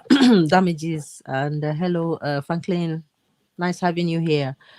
The question that you were asked, I don't think you gave a vivid, narrowed answer to it as it hitting the nail on the head. You have so many flamboyant, good vocabularies of the books you've written. It's like, to an ordinary lay person who is not very educated like myself and some in the streets, in the villages, they want solution. What exactly do the Igbos want? Do they want Biafra or do they want Obi? Because a house that is divided upon itself is going nowhere. That is one. The 1999 Constitution, if we want to be in Nigeria, needs to be examined. I know you said we have to, get together and start doing stuff, to work our ways up there, starting from the localities. Why is the Igbo land in shambles? Why is there so much division? I know other ethnicities have much divisions, even though we seem to say we are Republicans. Can't we come together, at least have an agreement and support, have one voice, decide which way we want to go? There are too many voices out there, too many keyboard warriors on the YouTube giving false information, which does not tell well on the Igbos. If you don't know anything, don't open your mouth. It will do you so much good than speaking jargons. And again, how is it possible that no one knows the people killing the Igbos in Igbo land? How come no one is held accountable? So what are you telling me? Do you actually know what is happening in Igbo land, or is it just writing books? We don't want books. We want results. We want correct answers, things to be done so that either we if we are going to be in Nigeria, fine, we be in Nigeria and then start from the grassroots and work our ways up.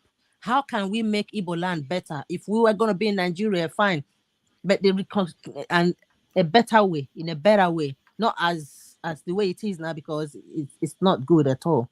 Thank you so much. All right. Thank you. So, Frankly. Thank you, my sister. Well, I'm sorry that I am speaking flamboyant English. It wasn't intentional. I'm taking cognizance of the fact that I intend to speak to us and to other people that are not us as well. You see, the point is, life is not black and white. Those that want simple answers, life and politics are complex realities. Even starting from our own families, each person has his own tendencies, propensities. Each person has his own likes and dislikes. Each person has his own interests. So politics is a festival of interest. It's a platform where interests are debated and interests are aligned or realigned for people to, each person to gain a little bit. We should not see Igbo land here is suffering. Other Nigerians will tell you, we are suffering too. Go to Zamfara State, for example. The Hausas are being wiped out by the Fulani militants. The Hausas, but we in the South, we merge the Hausa and the Fulani as one people. But they are in a deadly battle in Zamfara state. The BBC did a documentary on that. The Hausas are telling you that they don't want these people anymore in their land. In Kano, it was the very same thing that led to the emir of Kano being deposed by Ganduje. So people in the know will tell you. So there, this infighting. So there, what can we do? I'm looking at solutions now. There are a lot of things we can do. You ask yourself, what does the Igbo want? What does an ordinary Igbo man want? My mother in the village, what does she want? She wants to be able to sleep in peace at night, feed herself and the goats around three square meals a day. So every person wants the major responsibility, or what I call the essence of a government, is provision of security of lives and property, the welfare of the people.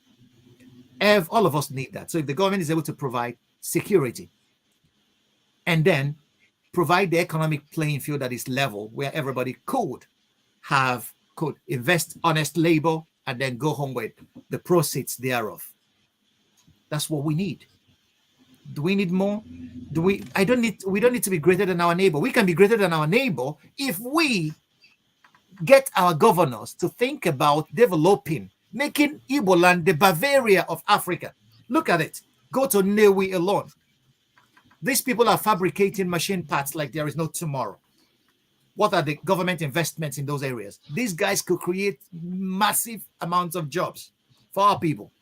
And no man that works and earns his honest labor will have time to go and fight or carry a gun and kill people. Go to Otuonisha main market. This is a multi-trillion-dollar establishment. Which government investments are going in there to make sure that these guys have access to the finance they need to multiply their trade and create economic opportunities for all of us? Coal Camp in Enugu is another place. These are industrial hubs where we could start. If you come to Germany, everywhere you will see little hubs of industries in each locality. And this is the driver that drives the German economy. This is what makes Germany the largest and the richest economy in Europe. It's not massive, building massive. They don't have oil. They don't have any natural resource. The only natural resource that Germany has are its people. That is why education is free here from the day you were born to the university level, to your doctor, to anything you can study. Here, we can provide that. We can start that. We can even ignore Nigeria and develop at our own pace. Let me tell you, the whole Nigeria will make a beating path to our door. Can you imagine the number of Africans that are coming to Aba to buy shoes when Aba was in her hair days? Do you know the amount of Africans that are traveling from the Sahara to Otuonisha to buy materials and go back and sell in their places? You can say, yeah, government policies could affect all this. But if we are able to build local economies that are stable, the Igbo man will not even have time to question Nigeria. Nigeria could be doing whatever shit they want. The economy of California is richer than many countries in Africa put together, a state. So are you now saying the governors, the people we put in power in the Igbo land, are the ones actually destroying the Igbo land? No, don't put words in my mouth. I know what I said. What I said is that they can do more. Because they are our voices, isn't it? So if they are not speaking out and doing the right things for us to put the structures that we need in place for things to function legitimately and well, then Igbo land is not going to develop. Young people are going to keep getting frustrated because they have nothing doing. I agree with you. The frustration is massive, not only in Igbo land. Now, the Igbos, our reaction to it has been good. The reaction of people in the Midwest, if you come to Europe, I'm sorry, this is a very bad example. The majority of prostitutes we have across board are from one part of Nigeria. This is a reaction to the frustration, economic frustration of Nigerians. If you go to Libya, where Nigerians were sold as slaves, these are Nigerian young people at the cream of their powers. This is a reaction to what the Germans call Perspektivlosigkeit. That is, they don't stand a chance. So people are reacting in various ways. The rich Nigerians, how do they react? Because it's biting everybody. They send their kids abroad to study. They are fighting with us here for buses and all whatnot. The poor Nigerians that have learned, in Europe there is but we can achieve it. They cross the Sahara. The women that cannot cross, they come and sell their bodies Okay, so there are a lot of reactions to that. The Igbo reaction has been twofold. Majority of us are doing what they call the Japa thing, and the others that cannot do the Japa thing are listening to those who have done the Japa thing, and then they are feeding on themselves inside that enclave. But there could be a better way to react to it. Sorry, the men are selling their body. No. Okay.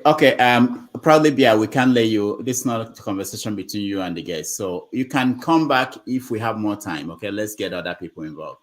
Blessing, you're next. Good evening, everyone. Good evening to our guests. Thank you so much, sir. It's been a pleasure listening to you. Please, I have two questions. A lot of time that I listen to. Please, am I audible? Yeah, we can hear you, Blessing. Okay, a lot of times that I've heard young Igbo people speak, especially when it comes to this Biafra thing, it's a bit disappointing. And I say this without any apology. The Igbos have a proverb.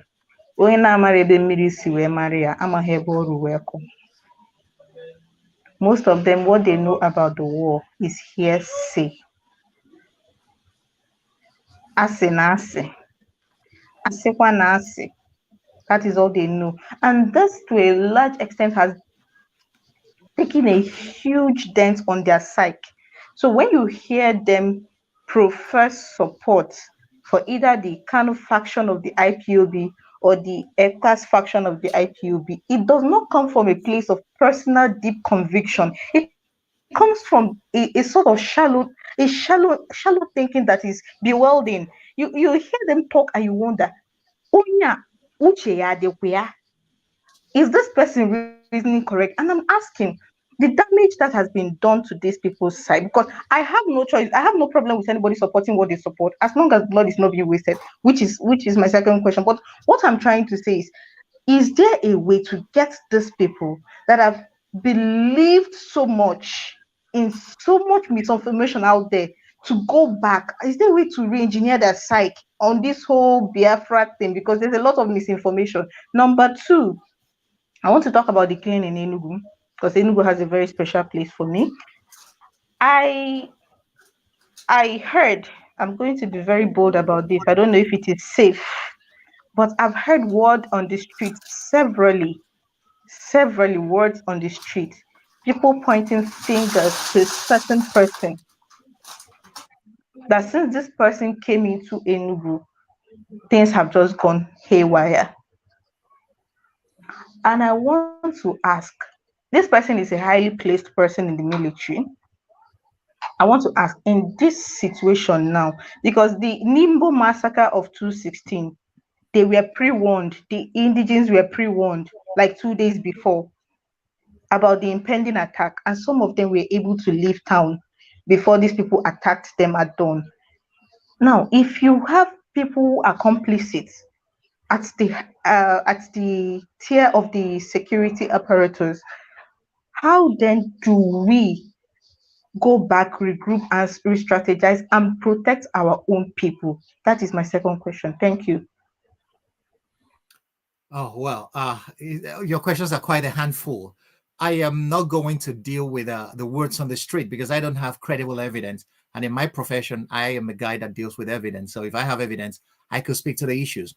But to the very first question you raised, what can we do about the people whom you believe their psyche has been, damaged by the narratives that they heard about the Biafran War? I don't blame them. I don't blame equally our people. There was no psychological therapy offered to Igbos after the war. Nigeria we have not even been able to deal with the war. We have not even talked openly about what happened in Biafra. And that's the painful thing. A people were massacred, the world watched. I have a German book here that was written by a Swiss author. Ein Volk stirbt und die Welt schaut zu. That's German.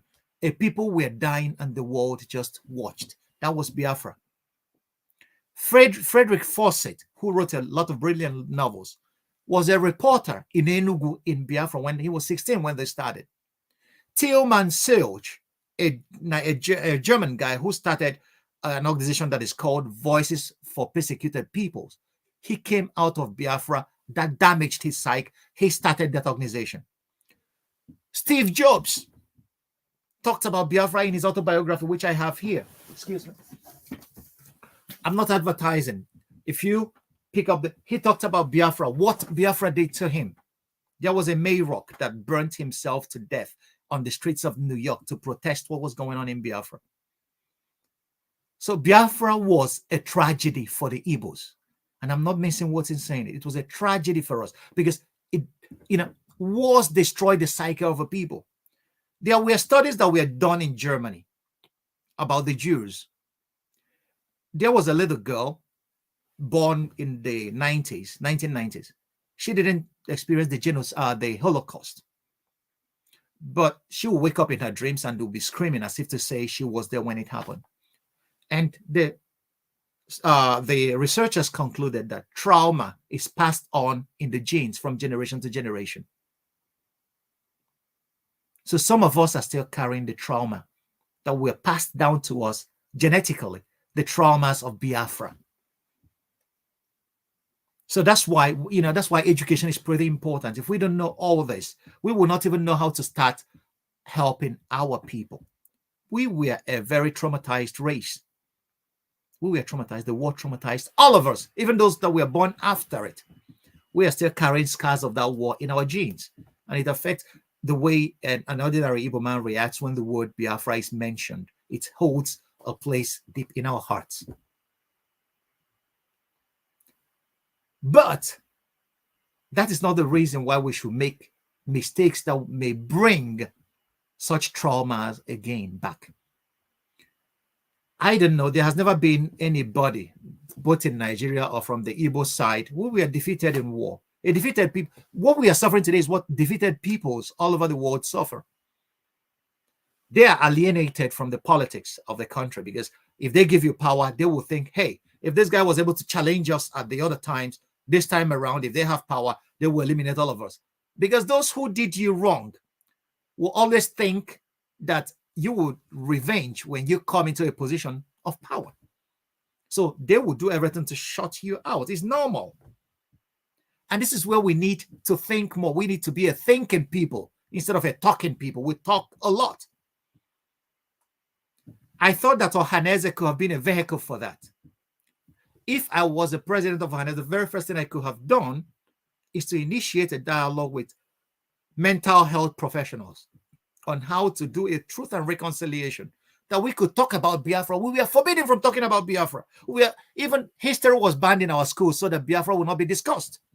So Nigeria has not dealt with the Biafran genocide and the implications. There were no papers presented on it. There were nothing. It is very important for the psychological health of our people for something like that to happen. So that's why I don't even blame these guys that are agitating for Biafra, because they are wounded people. So it's from a place of trauma that such things arise. And if we don't understand that, we cannot provide effective solutions to that. Granted, there are present predicaments that we are facing all over Nigeria. Granted, Fulani militants are massacring people from the Middle Belt to the Southeast. Granted, all these things are happening. I don't pledge to have a solution. I don't know it all. The only thing I'm urging is caution in the way we react to issues. The powers that are playing this game may want to convert our region to the Northeast. They will want an excuse to devastate and level the place. If we are smart, we should not give them that excuse. But if we are not smart, we could start little things that will make them come in and then devastate the whole place, because we cannot withstand it. That's all I'm urging. Sorry, Doc. Can I rephrase my second question? It's like he came across wrongly.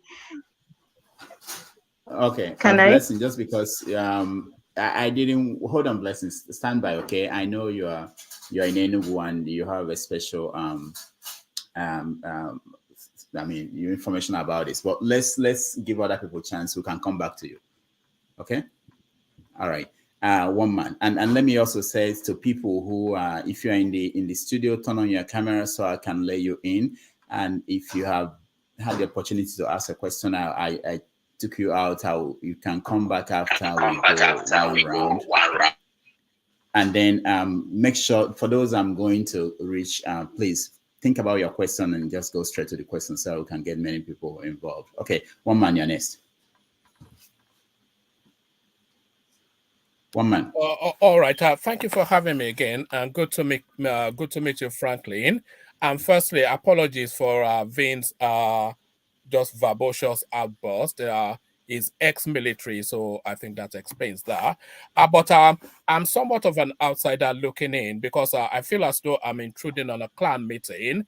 I am from, or you are laughing, of course, a full-blood Yoruba man. But my question to you, Franklyne, is what is your take on the resurgence of the Biafra narrative, which has been in hiatus, in hibernation for decades, but it seems to have been reignited by the Nnamdi Kanu phase in that southeastern space?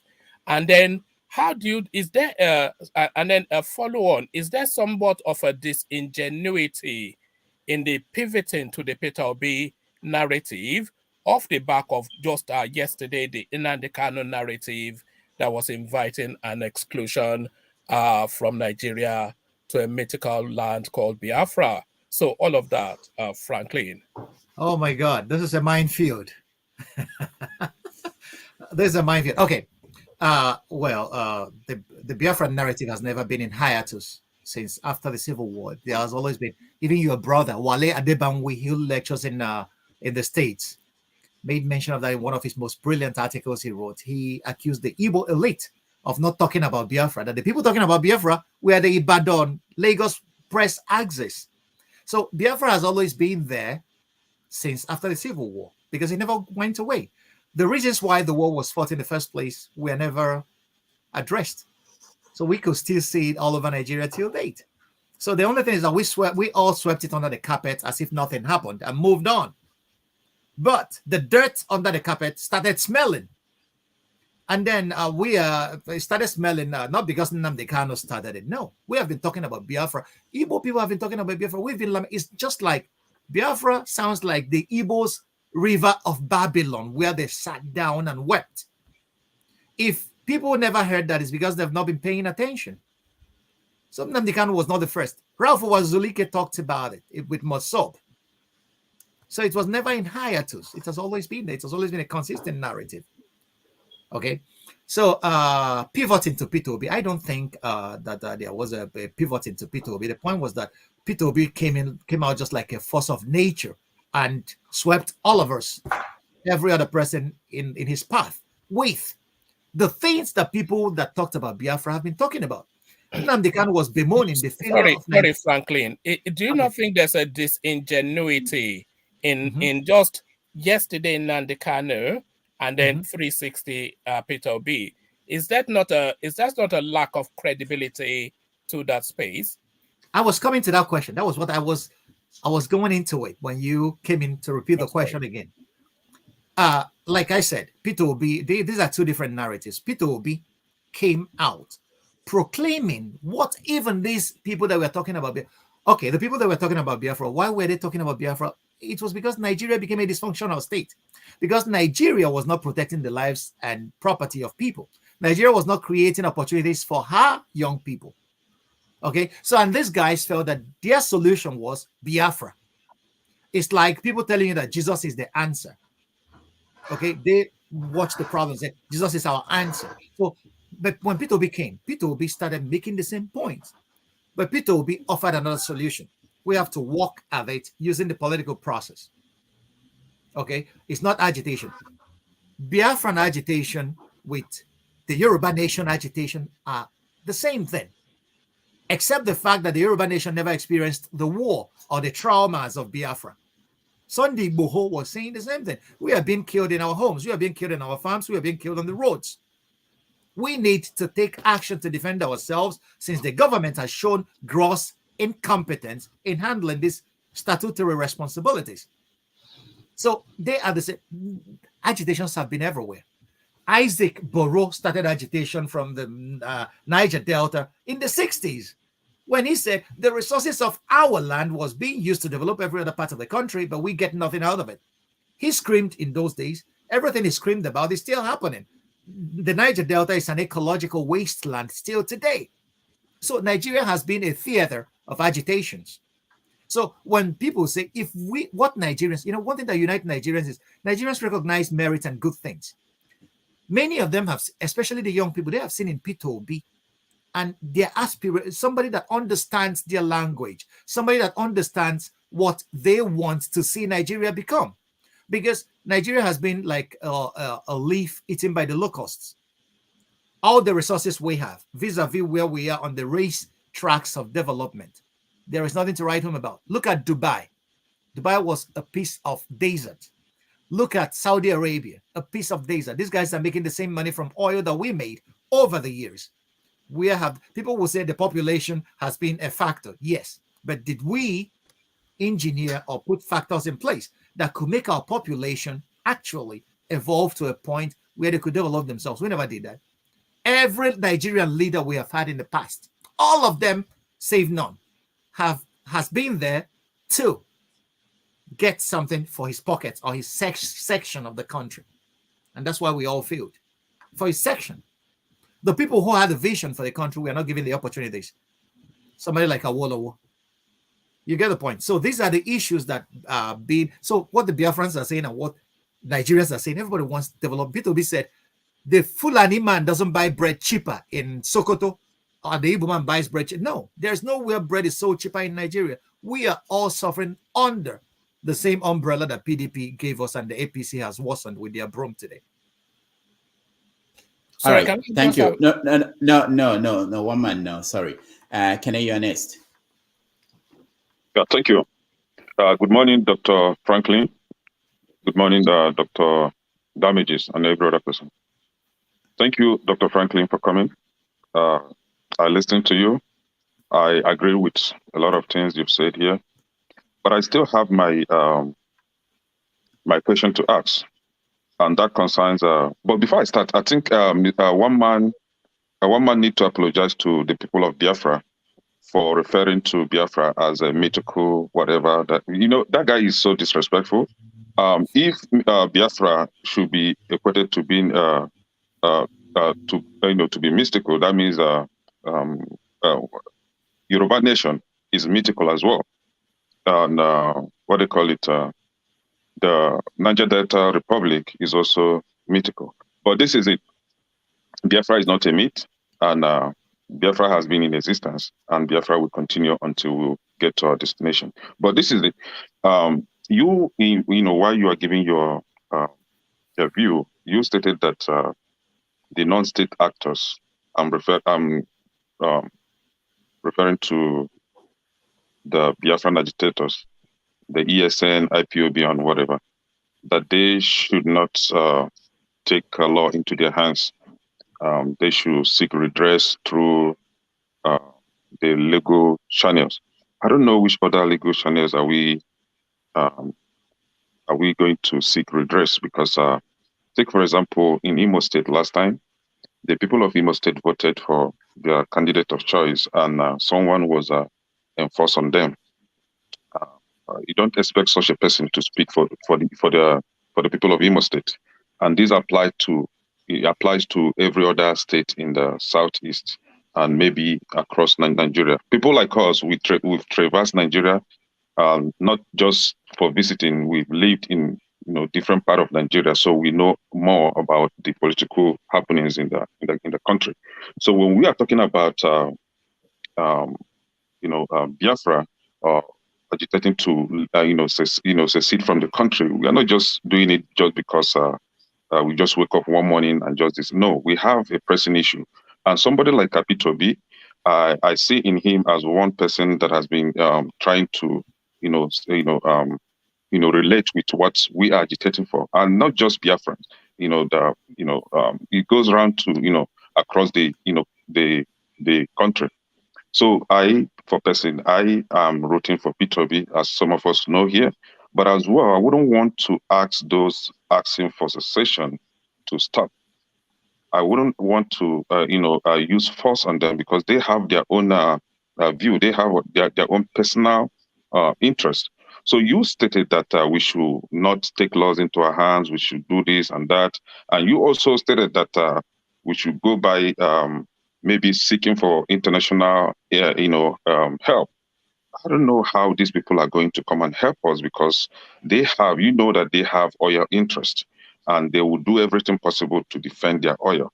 So if we should allow these people to come and help us when they will never come and seek redress through maybe the governors are not even ready to help us. So should we just then fold our hands and wait until the Fulani terrorists consume us, just the way they've consumed the Hausas, just the way they are currently cleaning up the middle belt? So what exactly are you preferring that we should do to secure our land if we cannot take arms to defend ourselves? So should we just fold and just watch these people? All right. Can I thank you? Thank you. Thank you, my brother. I feel your pain and your passion. Your pain is the pain of every right-thinking person. When you talked about the Supreme Court appointing somebody, I wish you have read that Supreme Court judgment. That will show you the nitty-gritties of politics. It's not as easy as we have reduced it to. The Supreme Court has excellent grounds. I'm not for anybody. I don't play partisan politics. But if you read that judgment, you may change your views about what happened in Imo State at that election. Somebody that came forth, for me, before I read the judgment, it was an abracadabra. But until you read it, and if you have a little legal education to understand why the Supreme Court came to that judgment, then you will understand what they meant there. What I have come to realize that a lot of us, we take up simplistic narratives about Nigeria and a lot of issues. We merge a lot of, our grievances coming from a lot of sources into one, and then Biafra becomes the vehicle. A lot of us are aggrieved. Nigerian state is not working. That's what it says. Because if Nigeria is working as it should work, as a functional society, nobody will be agitating. If I could feel safe in my house anywhere in Nigeria, and I could have 3 square miles for my people, and if I could have opportunities to, if I work hard, I could be paid well for what I do, and I will have opportunities like every other Nigerian, I will tell you, no Nigerian will agitate. That's what you find in welfare societies like in Sweden, all across Europe. People are not agitating because the government is alive to its responsibilities and the society is functioning. Agitation attests to the fact that we are not functioning as a nation. Nigeria is not even a nation. Nigeria is a collection of nations. Because if you look at the Igbos, that are more than 50 million people scattered all over the world. Switzerland is 9 million people, but they are a country, one of the richest and most powerful nations on earth. The 50 million people, we still call ourselves tribes. So things are not working in Nigeria. What are the solutions? Like I said, I don't have the solutions. I wasn't elected. The government is elected to seek solutions to fundamental problems facing any society. Our government isn't doing that. That's where the problem lies. It's a failure of governance. So if I am asked to advise the youth, I will advise them, keep on holding your leaders to account. Keep on holding those you elected to account. Somebody you never elected because you support him will never owe you that kind of responsibility somebody you elected owes you. Okay? There are killings, yes, which is terrible, which we should condemn in the strictest words. But we should not make it worse by allowing arms. I never even mentioned any names.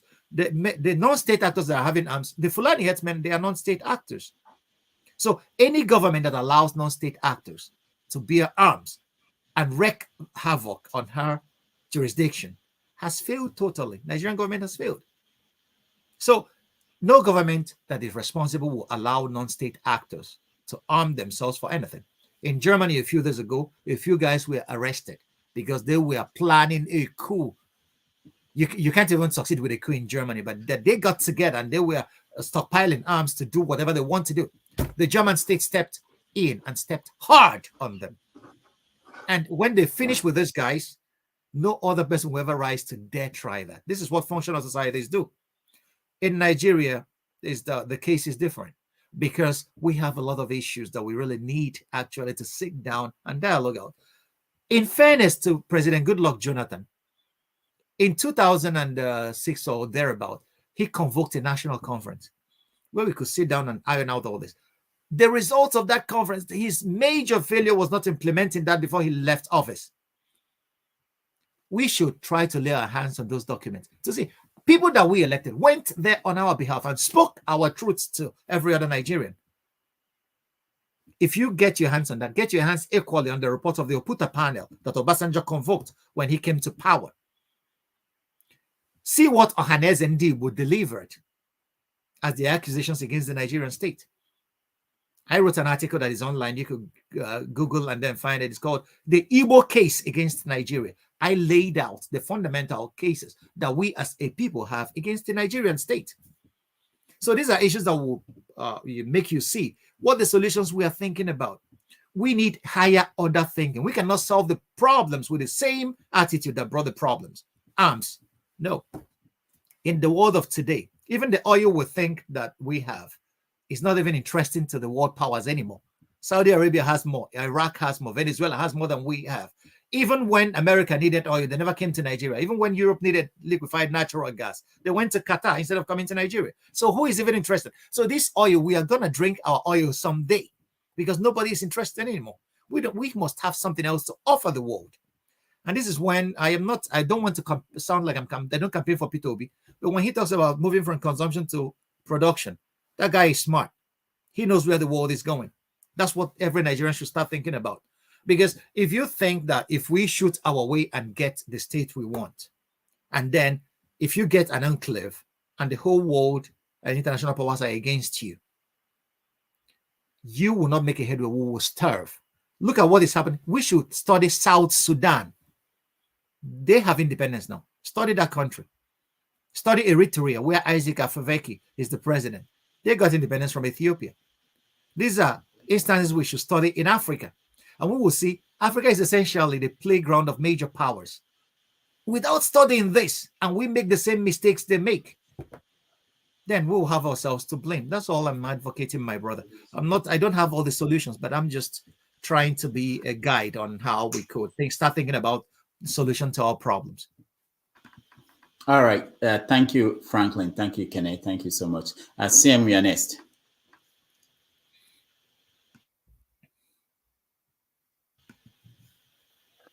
Hello. Am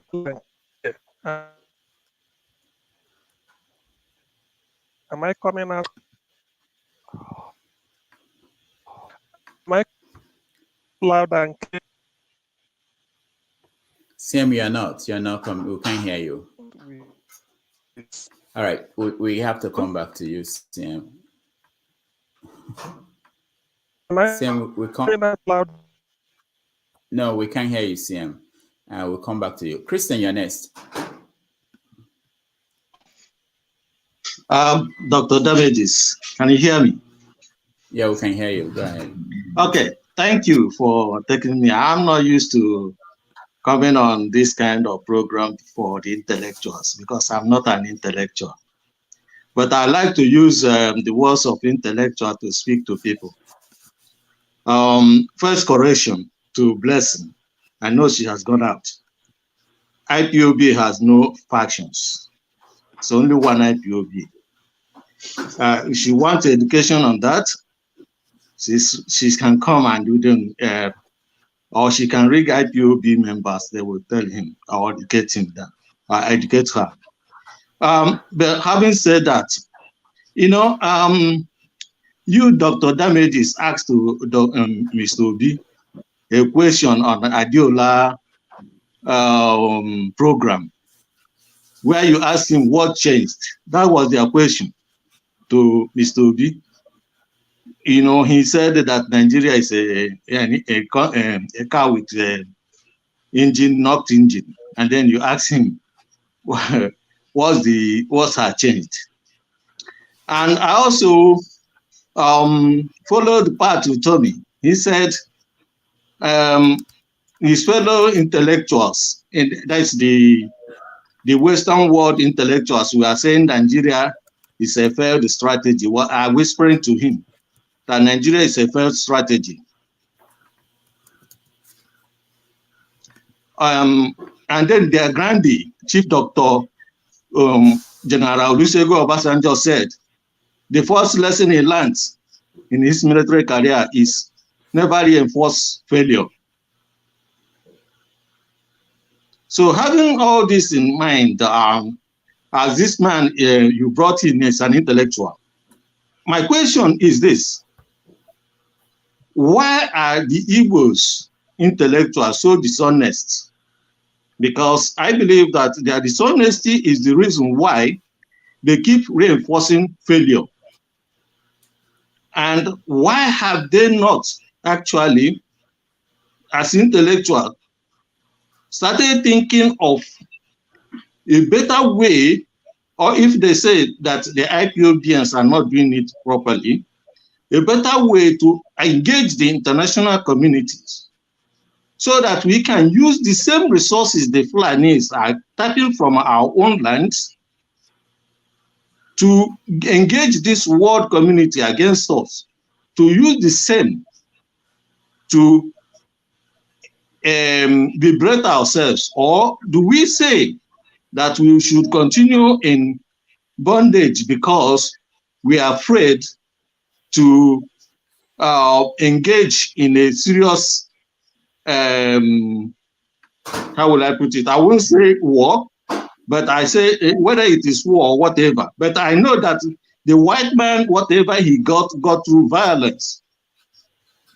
All right, Christian, thank you. That's so anyway. Let me take we got the question. Yeah, thank you. Franklyne, can you respond? Well, I don't have answers to his polemics because he said why the Igbo intellectuals are dishonest. I don't know how many Igbo intellectuals he has read. I don't know how many Igbo intellectuals he has encountered. I don't know. He may have reasons for his views. I mentioned a few of them. Okay. Including Dr. Damages. Okay. He's also an intellectual, but he asked Obi a question which Obi didn't answer, and he asked Obi to come to his program. Has he come? Or okay. If I'm missing something. Okay, but but my brother, but that's not a reason to accuse somebody of being dishonest, because this is a major accusation. This borders on defamation of character.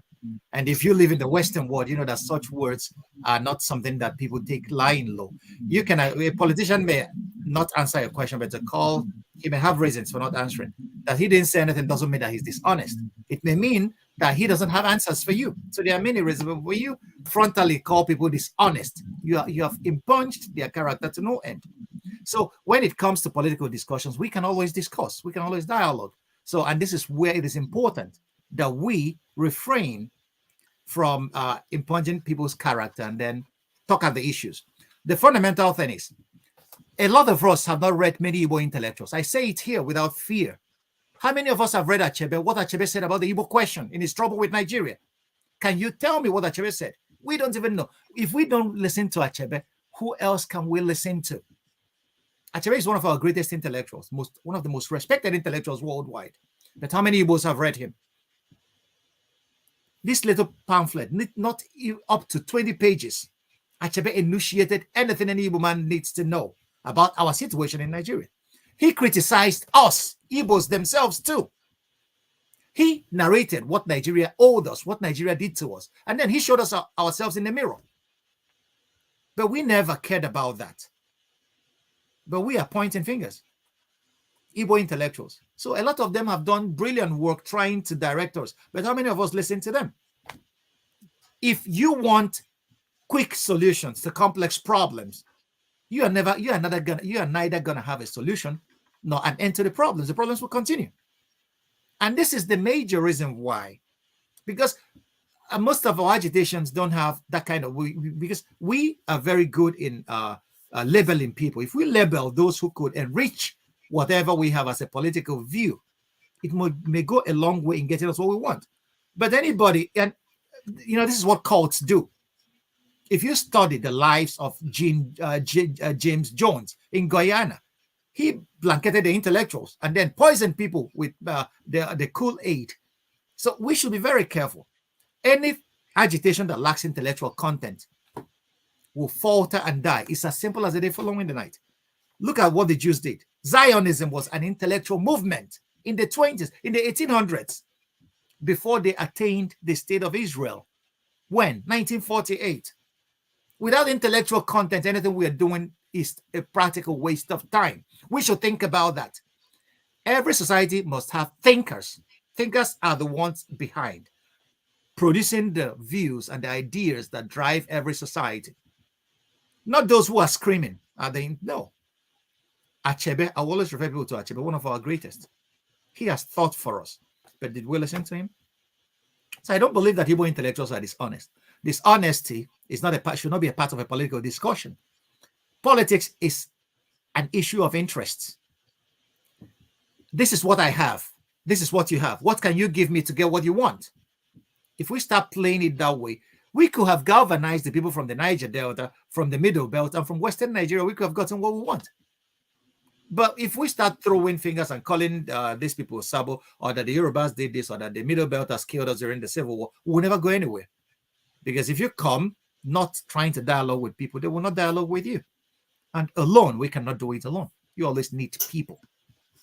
So it's not an issue of being dishonest, my brother. I think we need to expand our vision of what it means to live in the world of today. The world of today is not the world of the 1970s. The world has changed radically. And if we don't know how to play that politics at the global and international level, if we start by alienating even our own people that could help our aspirations, we will fail and fail woefully. And our land will be destroyed for good measure. And it's not good for all of us. All right. Thank you, Franklyne. Babatunde, you're next. Hello, everybody. Can everyone hear me? Yes. Okay. So I have a question. What can we do to reduce the Stockholm syndrome that is affecting Nigerian youths? Also, what can we do to improve or like increase the knowledge, like the history, like the youth of Nigeria, improve increasing their knowledge about history? Because the reason I'm asking this question is that before, like a while back, I was very how would I use it? Like, I didn't know much about my history. That's because I'm from the Yoruba tribe. My mom is from the Igbo tribe, specifically Anambra State. So I didn't know much, you know. I started listening to Nnamdi Kanu, very good man, you know.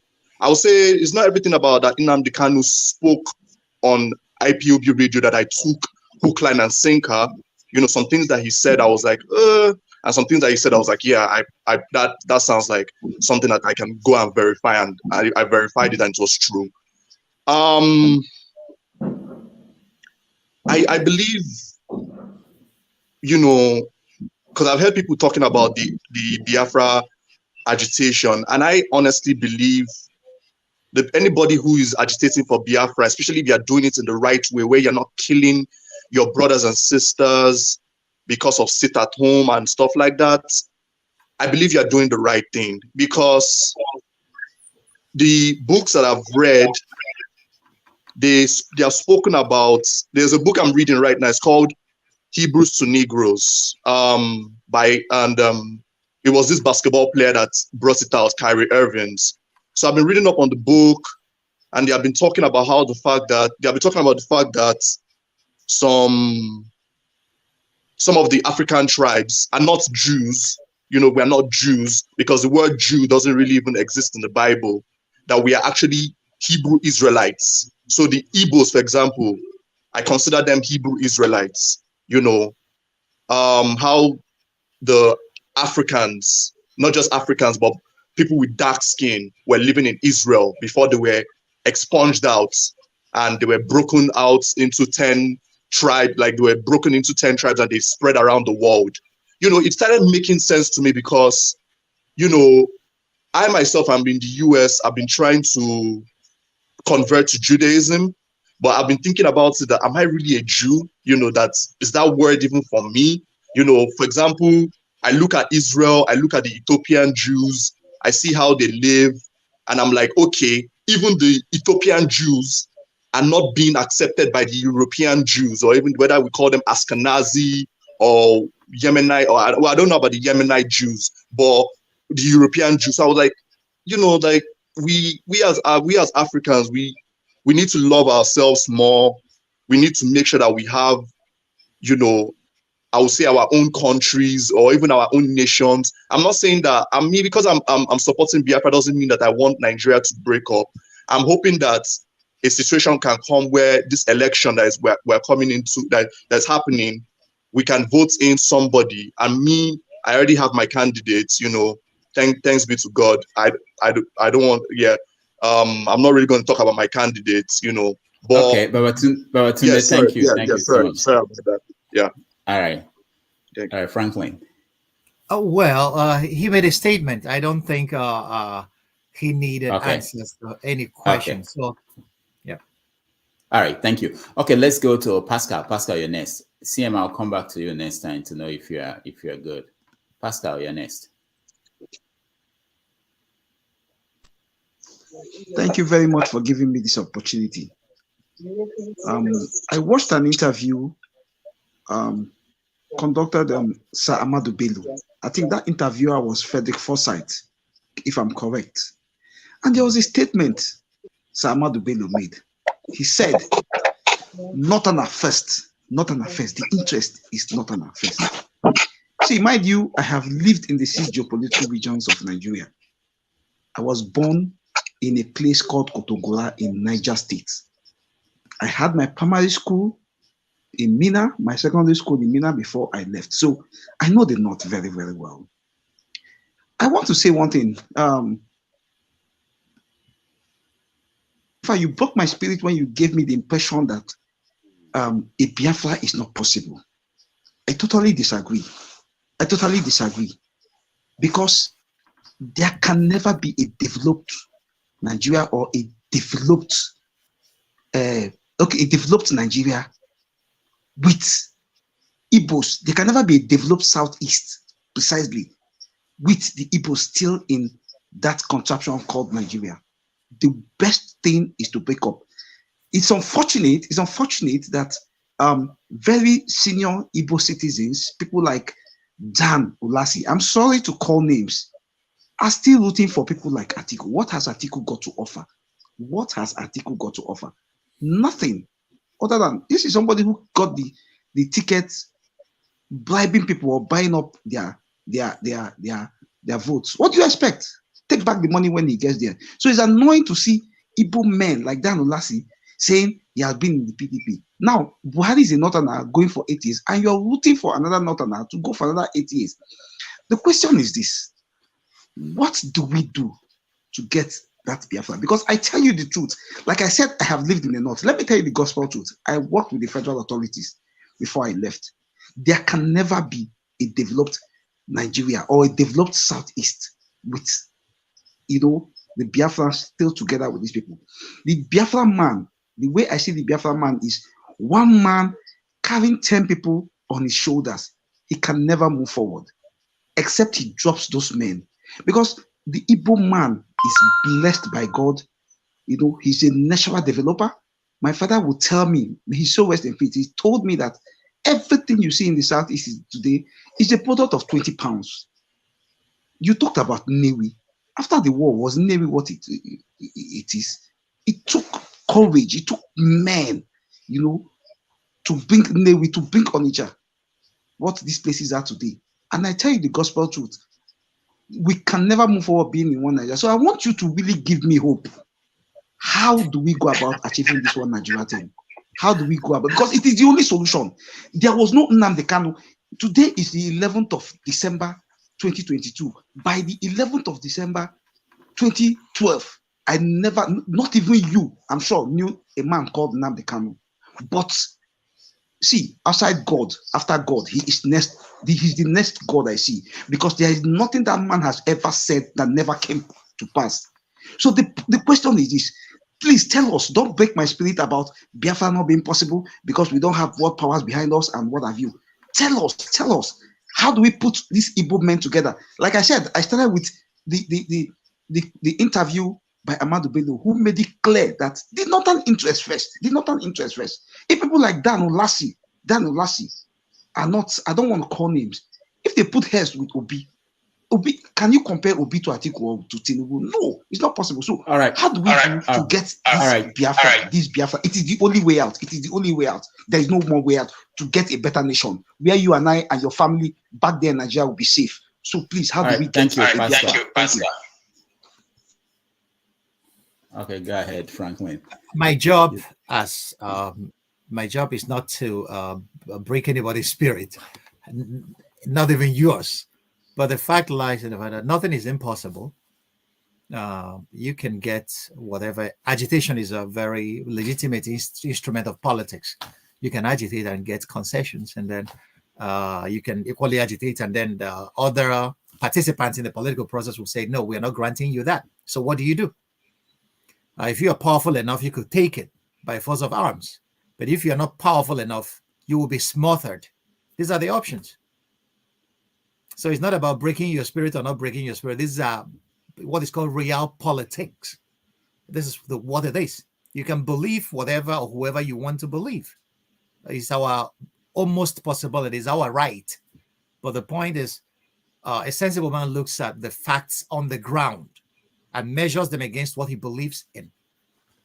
I can believe that I could break the door if I make efforts to do that. But what I caution is, there is more to be achieved with dialogue than with shooting with violence.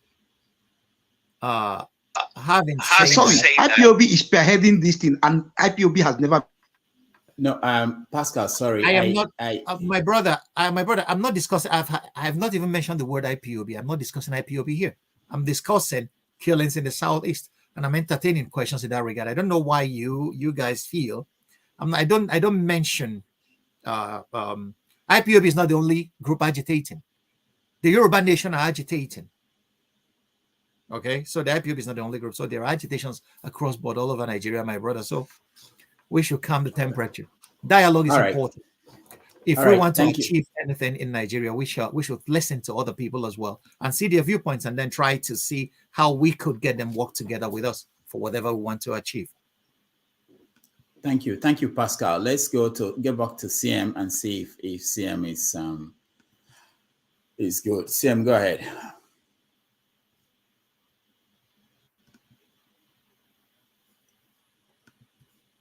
CM, can you speak? Okay, CM is still not there. We have to do a GoFundMe to see if we can fund internet from Nigeria to CM in the UK and help him out, because UK is not working for him. Ike, you're next.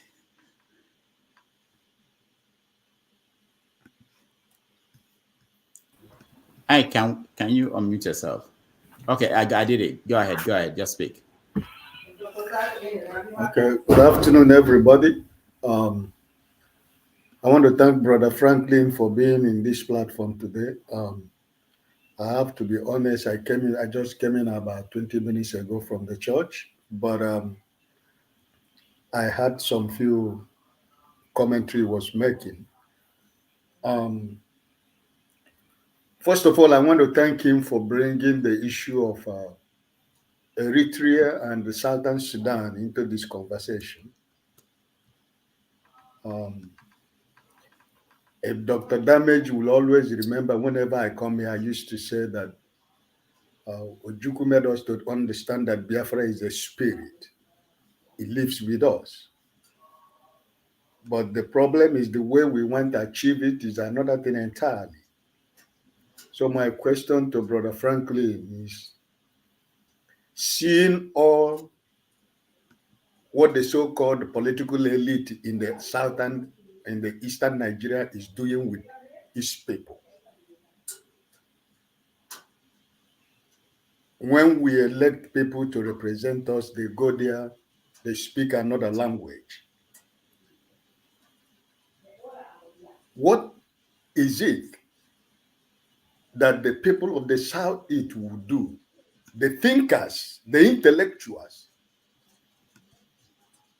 and every other group that think well for the well-being of an Igbo man what do you think is the way forward?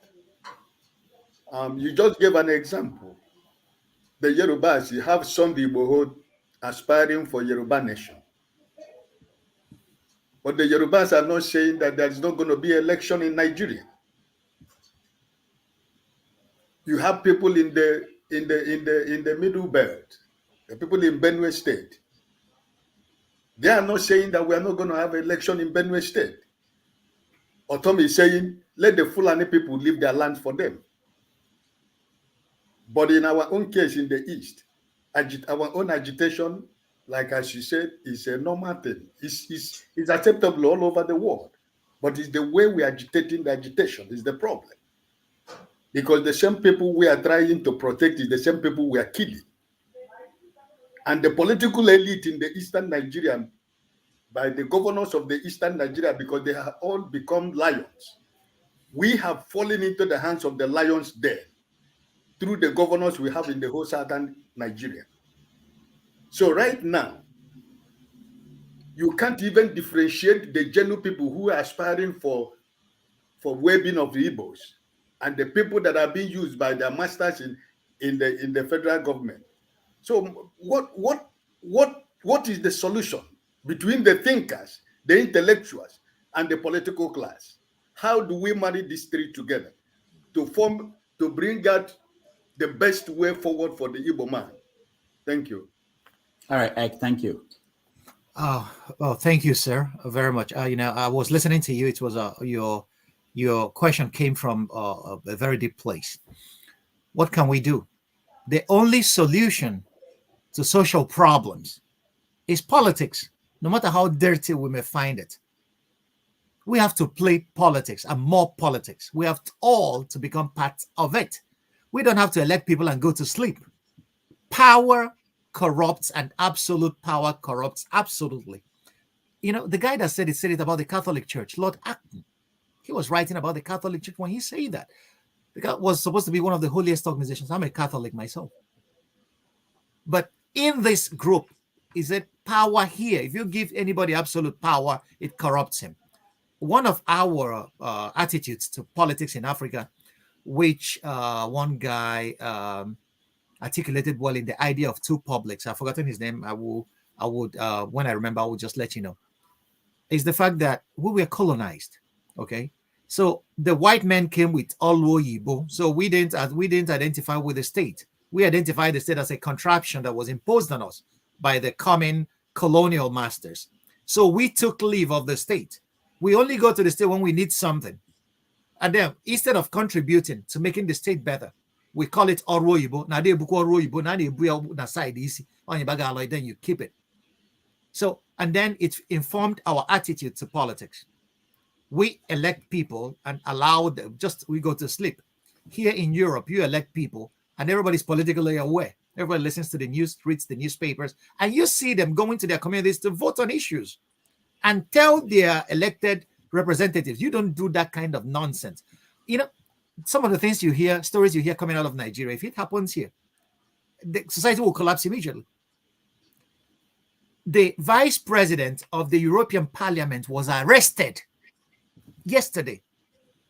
He was accused of taking bribes. 600,000 euros was found in a sack in her apartment. I tell you, she's going to jail if she is found guilty. That's the way civilized societies operate. But we will elect our brother, who we know is incompetent. He will get to power. He will stay there, steal all the money available for local programs. He will come back to the village and we'll crown him a chief. And then we'll sit down and complain that they have become lions. But we created these monsters in the first place. Check those we honor in Nigeria. How many of them have honor as people, as individuals? How many of them have integrity? I'm not talking about from the church to the society. We honor people based on the amount of money they donate to us. We like donation. In Europe, if you donate, if you go to America, who donates money? You will come to a lunch and a governor will stand up and donate 500 million. Where did he get it? It's your money that he's donating. Nobody asks him a question. A governor is not meant to donate. It's not his money. A president, what are you donating? The guy donating at the bazaar, has he paid his taxes? So we need to go back to the basics. If we want to play politics, we have to know that Chinua Achebe said, if to keep somebody down, you must be in the mud to keep that person there. We are keeping ourselves in the mud. We don't ask fundamental questions, but we want everything to be okay with us. Fundamental questions are, what do we want to have as a society? Those saying, give us Biafra, Biafra will be Uhuru and everything. If Biafra comes, have we reconciled the fundamental questions? How do we honor people in our society? How do we make sure that merit is the order of the day? How do we make sure that, look at it from the basics, let's start from the high schools. Parents in Southeast Nigeria buy people to go and write exams for their kids. Don't we know all this? And we think our society will be better. And we think it's only the politicians. We all are parts of the rot. So we have to ask fundamental questions on how we want to organize our society. That's where the solution starts. Unless we do that, we will be making noise from here to kingdom come. If we even attain whatever we want as a nation, it will be as dysfunctional as every other thing because we have not asked basic questions. This is what societies do. If people come to Europe, they will stand at the red light. When it turns to green, they will move. If I tell you the amount of philosophy, many years of philosophy that went into people standing at green, at red and moving at green, you'll not even believe it. But we think it's easy. If a society, we didn't produce motor cars, so we use motor cars as a thing of prestige. It's like if you look at old pictures in your homes, ask yourself, what did your parents take to the photo studio to make pictures? They took their transistor radios because that was of the highest good for them. They were quasi worshiping it because they didn't produce it. The Gods Are Crazy was a movie where an African saw a bottle of Coca-Cola and took it as the greatest thing because they didn't produce it. So if we didn't produce the politics we were practicing, we will not even know how to cherish it. We have to ask fundamental questions. How do we want to organize our society in Nigeria, the Igbo society? Now, if we don't ask these basic questions, give us Biafra, it will be a rotten piece of shit tomorrow until these basic questions are asked and addressed. Thank you very much. All right, thank you. Charles. Okay, hold on, let me see. CM, are you, okay, go ahead.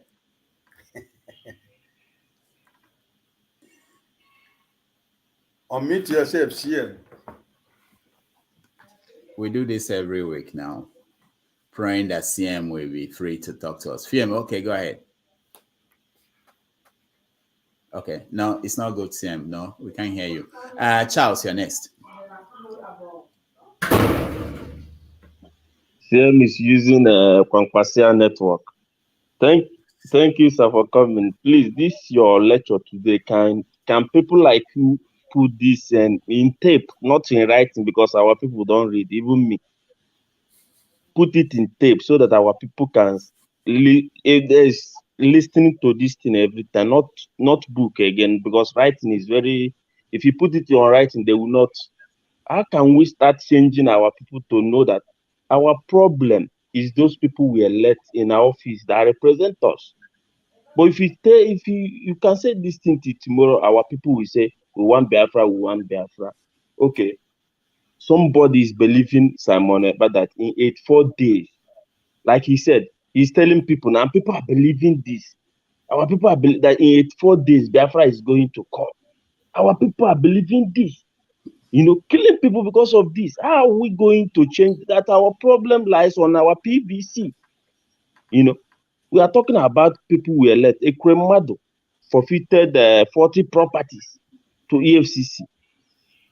He's not a Fulani man. He's an Igbo man. Those money meant to develop Southeast, but he bought 40 houses. So how are we going to start telling our people that the only way to go is, like what you said here now, is if the 5 southeastern states can connect train with the money they are giving to them to the 5 states, we start the development from there. How are we going to let our people know that?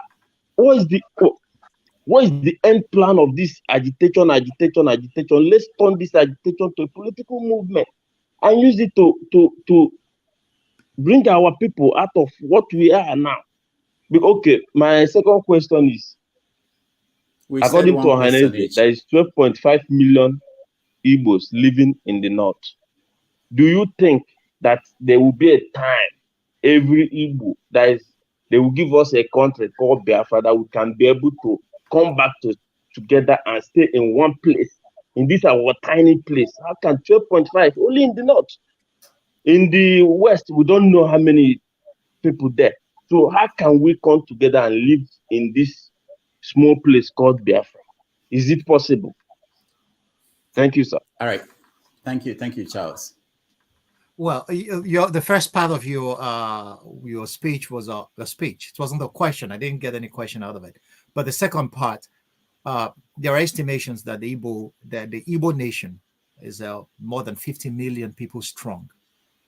And I was in St. Petersburg about 6 years ago, and I was in a train.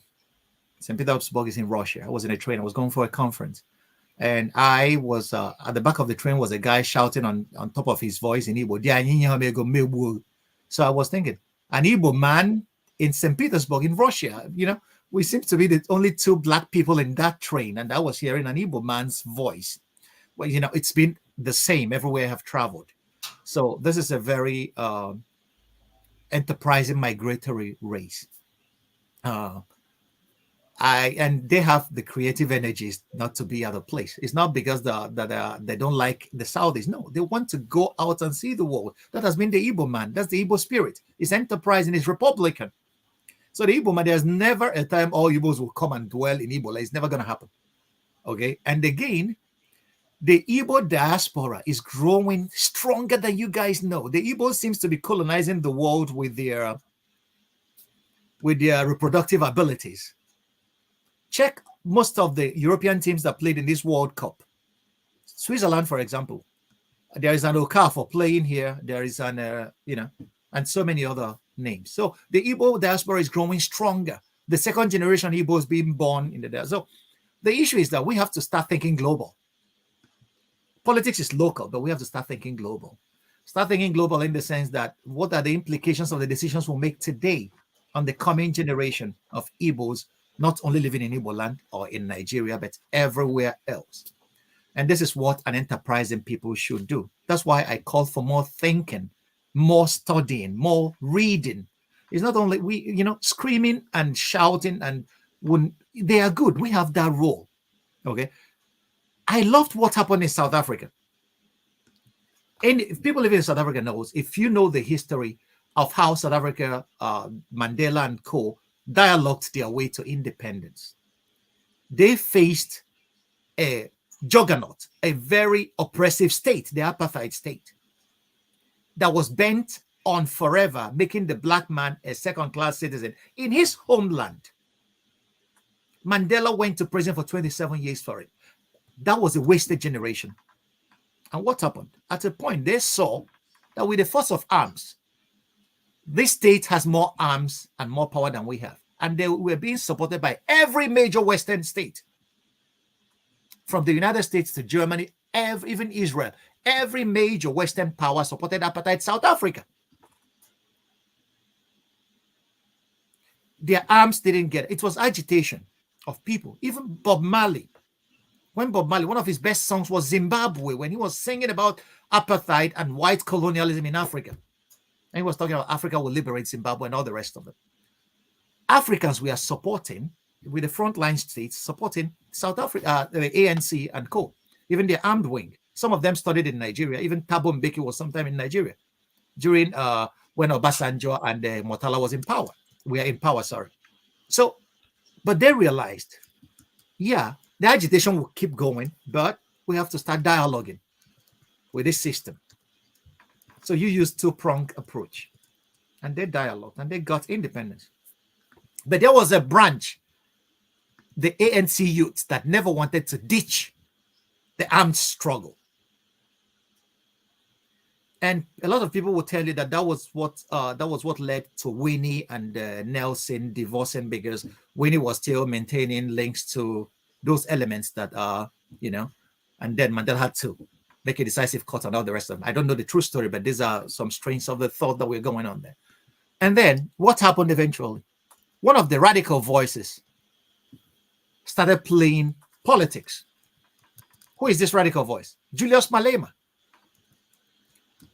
Today, Malema is terrorizing the bejesus out of every corrupt South African politician in parliament. The fear of Malema is the beginning of wisdom. If you are a South African politician, I wish the IPOB guys should take a cue from that. There are ways of keeping a state honest. The South African state, even Malema was instrumental to Zuma going to jail, a president. That's why we say people should think. People should look at other countries and see what happened. If you are facing an oppressive state, how do you react? How do you act? If you know that this oppressive state has international connections that you don't have. And if you don't want to go extinct, how do you behave? So these are issues we place before our people. We're not saying that agitation is not. Agitation is a legitimate instrument of politics. But there are other means and other possibilities we should exhaust as well. Not only one. And if you believe that your idea is so great that you're ready to kill people for it, forget it. It's not an idea. You are in a cult. Nobody kills anybody who doesn't believe in your idea. If you do that, it's no longer an idea. You can dialogue with people. If they don't want to share your views, good. All right. Thank you so much. RBL, if I see your hand up again, I may have to remove you. We're going through, when you came in and people who were here. This is something very simple. I don't know why you are the only one I have to remind. People are calmly, quietly waiting for their turn. But you want to make it look like we're ignoring you. I know you're there. Just calm down. Eddie, you're next. Yeah, thank you. So I don't know where to start with this guest you have here. I'm glad he brought up about South Africa. Can you hear me? Yeah, we can hear you. Go ahead, Eddie. Go ahead. Unmute yourself, Eddie. Is it me? No, not you, Eddie. Eddie, go ahead. Good evening, Doctor, and good day, sir, Dr. Franklyne. Initially, when you started, I was thinking from your initial introduction, I thought you were leaning towards one direction in your analysis. But however, after listening to you, I could see you've got a broad knowledge or a broad scope of the entire problem in the Southeast, as well as international your international portfolio. I really appreciate your. Let me take your brother out of this place. I really appreciate your analysis of the Igbos in Nigeria need to work with their neighbors to achieve, if they want independence or if they want liberation or whatever they want. I've never heard it from this angle before. All my thought was it has to be armed struggle or dialogue, but from now I'm getting the new perspective of this whole thing. You need to be in unity with the people around you. That way you will make you achieve whatever your end goal. You achieve your end goal faster. And again, people might disagree, but war is really expensive. If you go to the market now, the cost of an AK-47, just use in dollar term. We're not using Nigerian. Use dollar term. The cost of an AK-47 is at least $15,000 or $1,500. I can't remember, but I know it's expensive. If you look at the budgets of America, the budget of China, the budget of most of the Western powers, they're not at war, but they're budgeting these amounts for arms and defense. Yeah, defense budget. So how can you be agitating?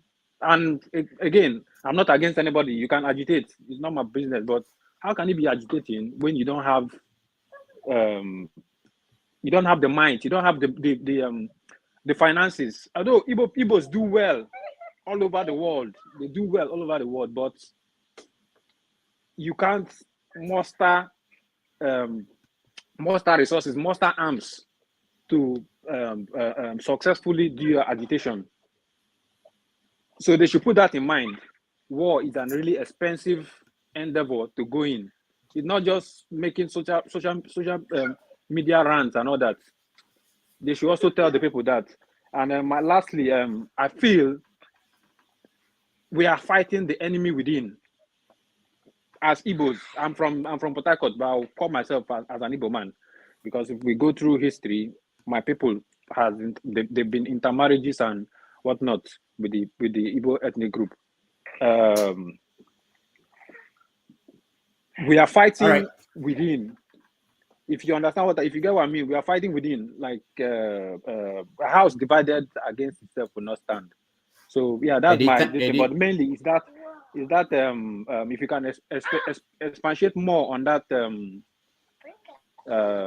need for the Igbos to work with their neighbors to achieve Biafra or whatever they're trying to achieve. Thank you. All right. Frankly. Well, Eddie, say hi to the beautiful kids you have trying to equally participate. It's always beautiful when one see, such a beautiful family. The kids are always a joy. Hey, we are human beings, okay? And the God of the universe, who, whatever anyone believes in, that put us in this world, doesn't, is civilization. Is when we start talking and dialoguing with each other. It's only in primitive state of nature, like Thomas Hobbes espoused in his philosophy. That's where there is a war of all against all. There's homo homini lupus, where there is, the life of man becomes solitary, nasty, brutish, and short. It's in a state of nature. We have graduated from that. We are now in a state of civilization, where instead of warring, we should judge or we should talk. We should dialogue with our neighbors. Because you said one important thing. War is the most expensive nonsense ever. It costs lives. It breaks generations. It damages societies on end. You're talking about only the logistics of procuring arms. Cast your mind back to what happened in the 70s. Ojukwu was spending his personal fortune to buy arms for Biafra. And where did that get to? They came to Switzerland, and then many of them were duped. I work in Switzerland. That's where my office is. Many of them were duped on the streets of Switzerland. Arm dealers were, war is a big business. It's a racket. Arm dealers are waiting for you to start killing each other. They will be selling weapons to both sides of the conflict and making money. And you fools will be killing yourselves. That's what it is. So war is damn expensive. And then it affects future generations. Look at, we are still talking about the Biafran war that ended close to 50 years ago because it affected our psyche. The history of Nigeria will never be told without mentioning the Biafran war. A lot of us are still carrying the traumas, genetic traumas that were handed down to us. So war is damn expensive. That's why any rational person fights to prevent wars. In 1945, after the Second World War, humanity came together and established the United Nations and said, instead of putting future generations at the risk of what we experienced from 1939 to 45, we should create a world of peace for tomorrow. So working together with coming to get to the table of dialogue to dialogue out of differences is pretty important. It's a mark of matured minds. It's a mark of human civilization. War is not. That's why I even criticize the war going on in the Ukraine. Everywhere war is. It's a stupid, expensive shit. All right. Thank you, Franklin. We will be rounding up. So let me try to see if we can get 3 questions at once. If that will work. Femi, you are next. Just go straight to the questions so that we get our guest has said more than we said. People now laugh at the program, said it's 90 minutes Africa, but it's 6 hours Africa. On paper, it's 90 minutes Africa, but it's now 6 hours Africa. Okay, Femi, you are next. Good morning, and I'll go for the. Can you hear me? Yeah, we can hear you. Okay, I'll go further by saying it's 90 minutes times X. Anyway, good morning, Dr. Franklyne. Listen to you carefully and quickly. So, in 1950, from something I read a while ago, Ahmadu Bello actually came up with the fact that he thought the amalgamation itself of 1914 was a mistake. And as of that time, we know that Nnamdi Azikiwe, who was born in Kaduna, Zaria, actually was at the forefront of ensuring that Nigeria stayed together as a nation, even moving into independence and post-independence. But afterwards, there was also something I read that had to do with the fact that the northern MPC wanted, Ahmadu Bello wanted the North to have 44 parliamentarians, while the East and the Western sections of Nigeria, he suggested that we have 33 and 33, otherwise they would leave. The reason why I bring this up is because my question was pivoting towards the fact that I often tell people, especially from my friends from the East, that feel that agitation only started today. Nigeria has a huge history of agitation. The fact that when we're in this together, but I really would have preferred if there was a way we could sit together and either rediscuss our terms of engagement or being together or live peacefully. What would you suggest as a way around it, starting from the Igbo part, how the Igbo or the Easterners who come together to try and see how they could like present their case, even if it means aligning with certain parts of the West as well, and trying to see same part of the Middle Belt, because everywhere in Nigeria is through this agitation. How would you suggest is the best way around this? All right, thank you. You want to take this, or do you want me to continue? No. I'll take it individually, because I like respecting the individuals who made time to be here. It's pretty important. My brother Femi, yours is a very tough question. Every major Nigerian politician has had an occasion to question Nigeria. That was why even Obafemi Awolowo called Nigeria a mere geographic expression. The Northerners wanted to leave initially. Even after the coup, they were the ones that wanted to leave. The British intelligence advised them against that. Araba was just a code word for secession. Okay, so Nigerians, we have had this history. It's been there. But like I said, Goodluck Jonathan convoked a national conference. Okay, before Obasanjo came to power in 1999, many Igbos thought that Ekwueme could have won the election because Obasanjo was in prison. Ekwueme was the guy that formed PDP with the G34, the guys that went up against Abacha and told Abacha, you're not going to succeed yourself. Abacha eventually died and all the whatnot. But then Obasanjo was sprung out of prison after Abiola's death and then positioned as the frontline candidate, okay, with monies that nobody knew where he got from.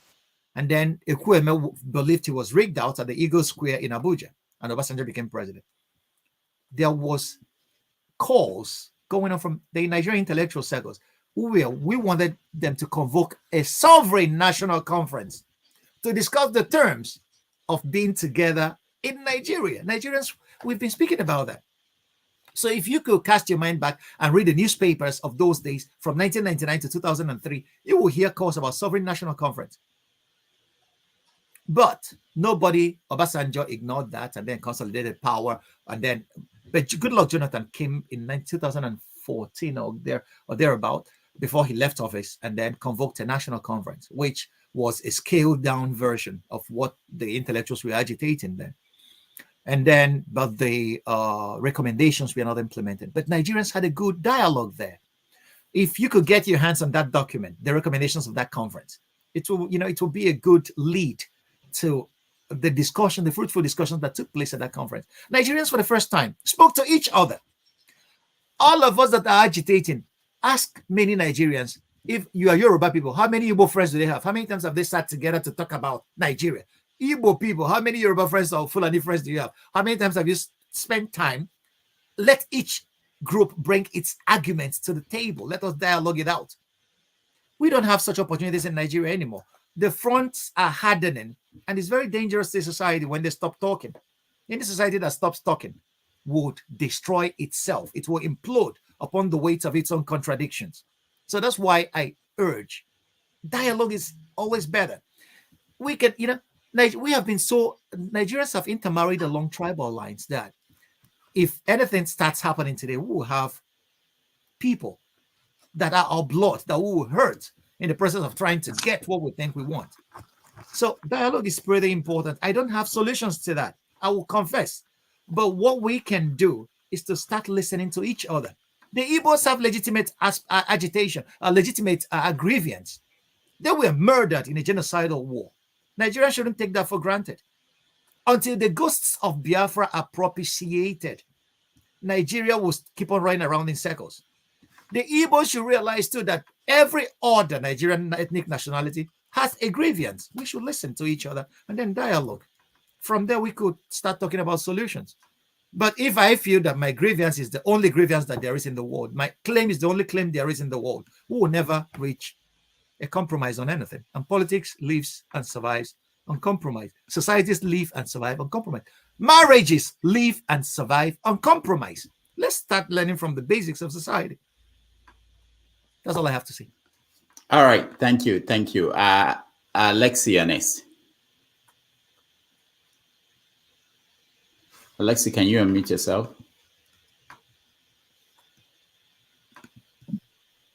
All right. One, including you, Dr. Damages. I know why I've put that apart and giving you.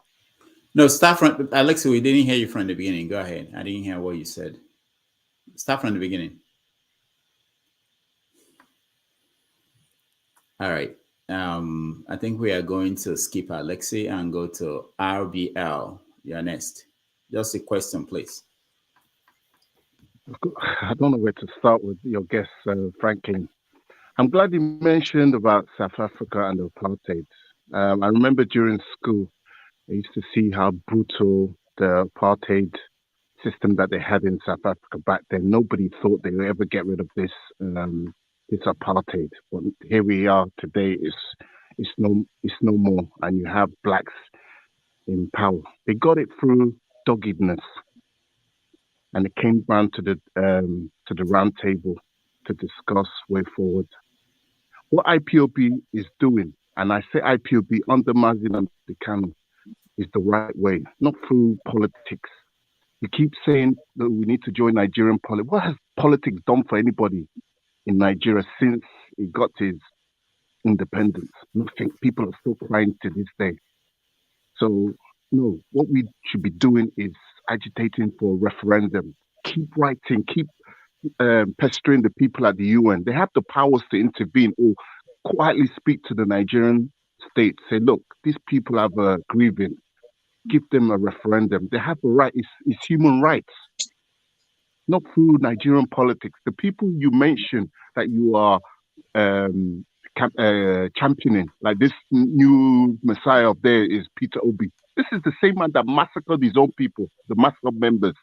And these are the same people are coming out and say, oh, we know, let's vote for Peter Obi, who will bring us better Nigeria. You said that Biafra cannot come.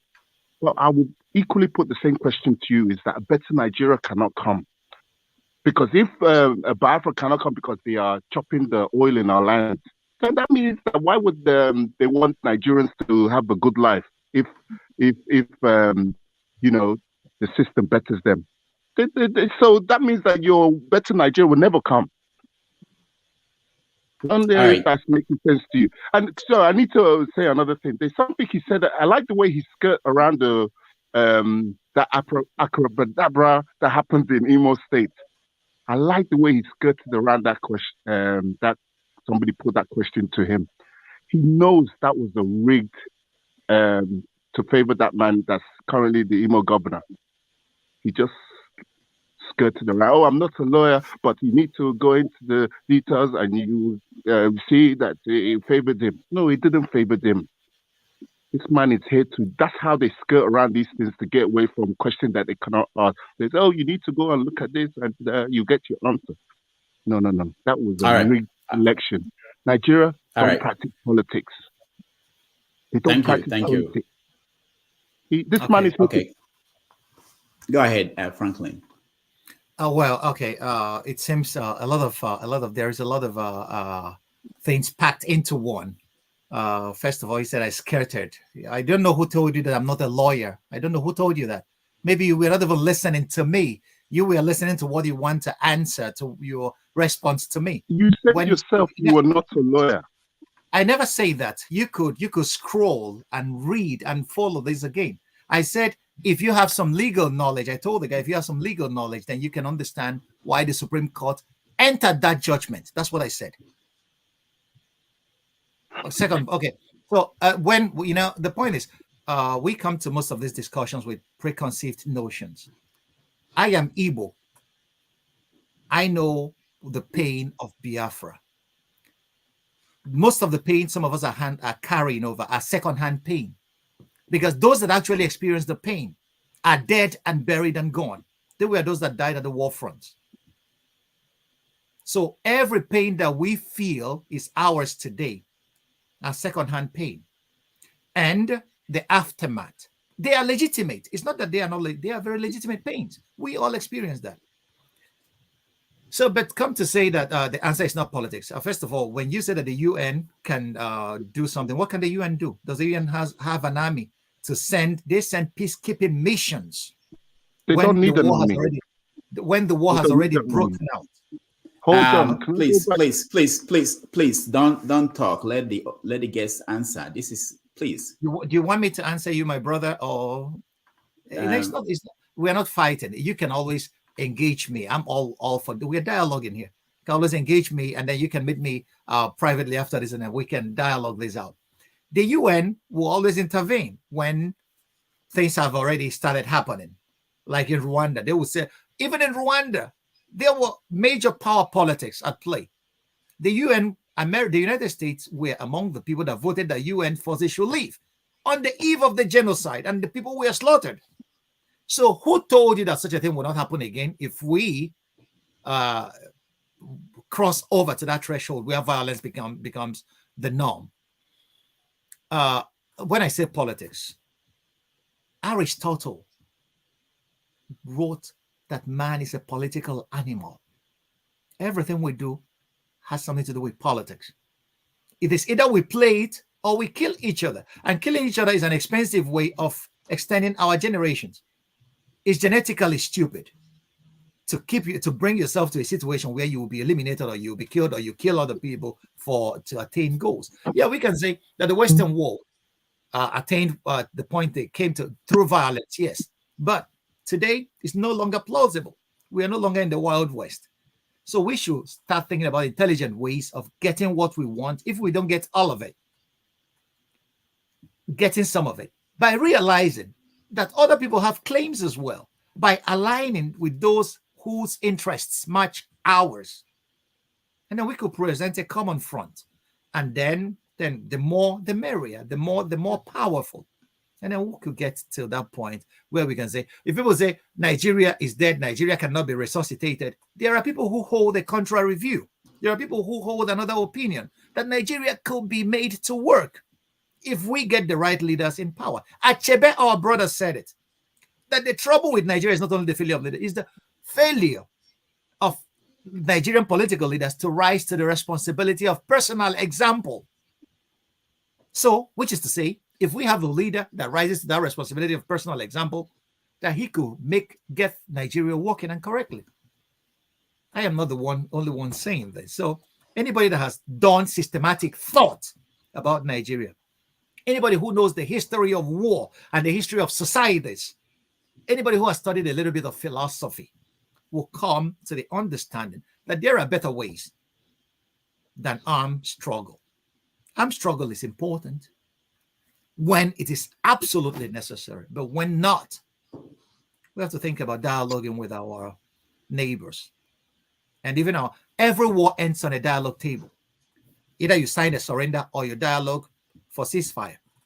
So why should we kill each other before we come to that table? Why don't we get to that table first, dialogue, and then get the things working before we kill each other? That's all I'm advocating. All right. Thank you, Alexei. I hope you can hear me now, because I don't know what's going on. Yeah, I salute all of you. I'm sorry I came in a bit, not a bit. I think I just had the conclusion part of Dr. Franklin's submission here. I'm able to tell where he stands from his answers to the questions that I've been listening to.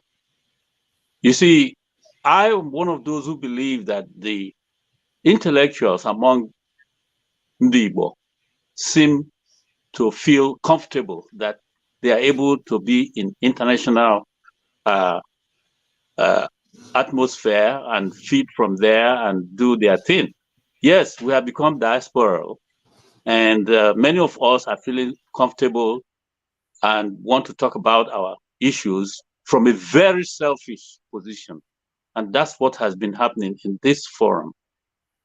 We must develop the mind that connects with home. We can be Igbo man, but if we don't have that connection in our minds and feel what they are feeling over there, or even feel it more than people at home, because we can see clearly more from out here what is happening in Nigeria. It's not acceptable. We talk about trying to avoid war. Who is pulling the war? It's the federal government of Nigeria. They keep killing. They send soldiers to go and kill, and they will be blaming the victims for trying not to die. And that's very unfair. Chinua Achebe was in Brown University. Somebody bears this witness that I'm talking about. I was close to him. Chinua Achebe had the mind of Ndibo. He even made me to discontinue a certain attire I used to wear. When they were conferring him with doctorate degree, I led the delegation that went and stood with him as his family. We interacted, and I got a lot from him. He never sounded like somebody who wants to tell Ndibo, you have to be careful not to agitate, or maybe this thing you call politics in Nigeria does not exist. You all know it. They rig elections even when you win the election, they will stop you from becoming the president. It hasn't stopped. Unless they let you come in, you can't get in with politics. So why are you recommending politics as a means of freeing ourselves? There are many countries that have freed themselves from other nations. It happened with the Soviet Union. Nobody wants to refer to that. All those countries are free today. Every time we talk, we'll be talking about Southern Sudan. Southern Sudan, they are trying to survive. You haven't really lived among them to know how they are getting along, even though it might be hard for them. But what about these countries that have succeeded after coming out of a kind of oppressive environment, like in Europe? So why, you see, the people who are suffering in Nigeria now know what the Igbos have been saying. The Yorubas, as you mentioned, have also started agitating for their own nation. If we intensify that effort, who will say no? How many people are in the government? Yes, we have external forces that are perhaps holding them on. But if we make up our mind that we want Nigeria to be in a form of a federation or a union of nations, we will get it. But there are people who are so comfortable, they are expecting to be appointed into some kind of big position when things continue the way they are now. And they'll keep telling us it's difficult, it's not possible, we shouldn't do it, and make all kinds of recommendations. In South Africa that we're talking about, South Africans closed their ranks when the apartheid thing became too hard to get. No white man could go to their area. Even a girl who left from America trying to help them, when she got there, she didn't know how serious it was. When they saw that girl in their environment, some of you will know what I'm talking about. She was killed because they resolved that any white person that comes to their territory will die. They put up a resistance that was violent. And today, they've got that freedom to a point. Like you said, Malema is still there. Malema was able to come out because they had already gotten things to a point where Malema can come out and speak. So, Alexi, our intellectuals have left. Alexi, we're rounding up, so go straight to the question. Well, the question is, where are these intellectuals we talk about? What do they want?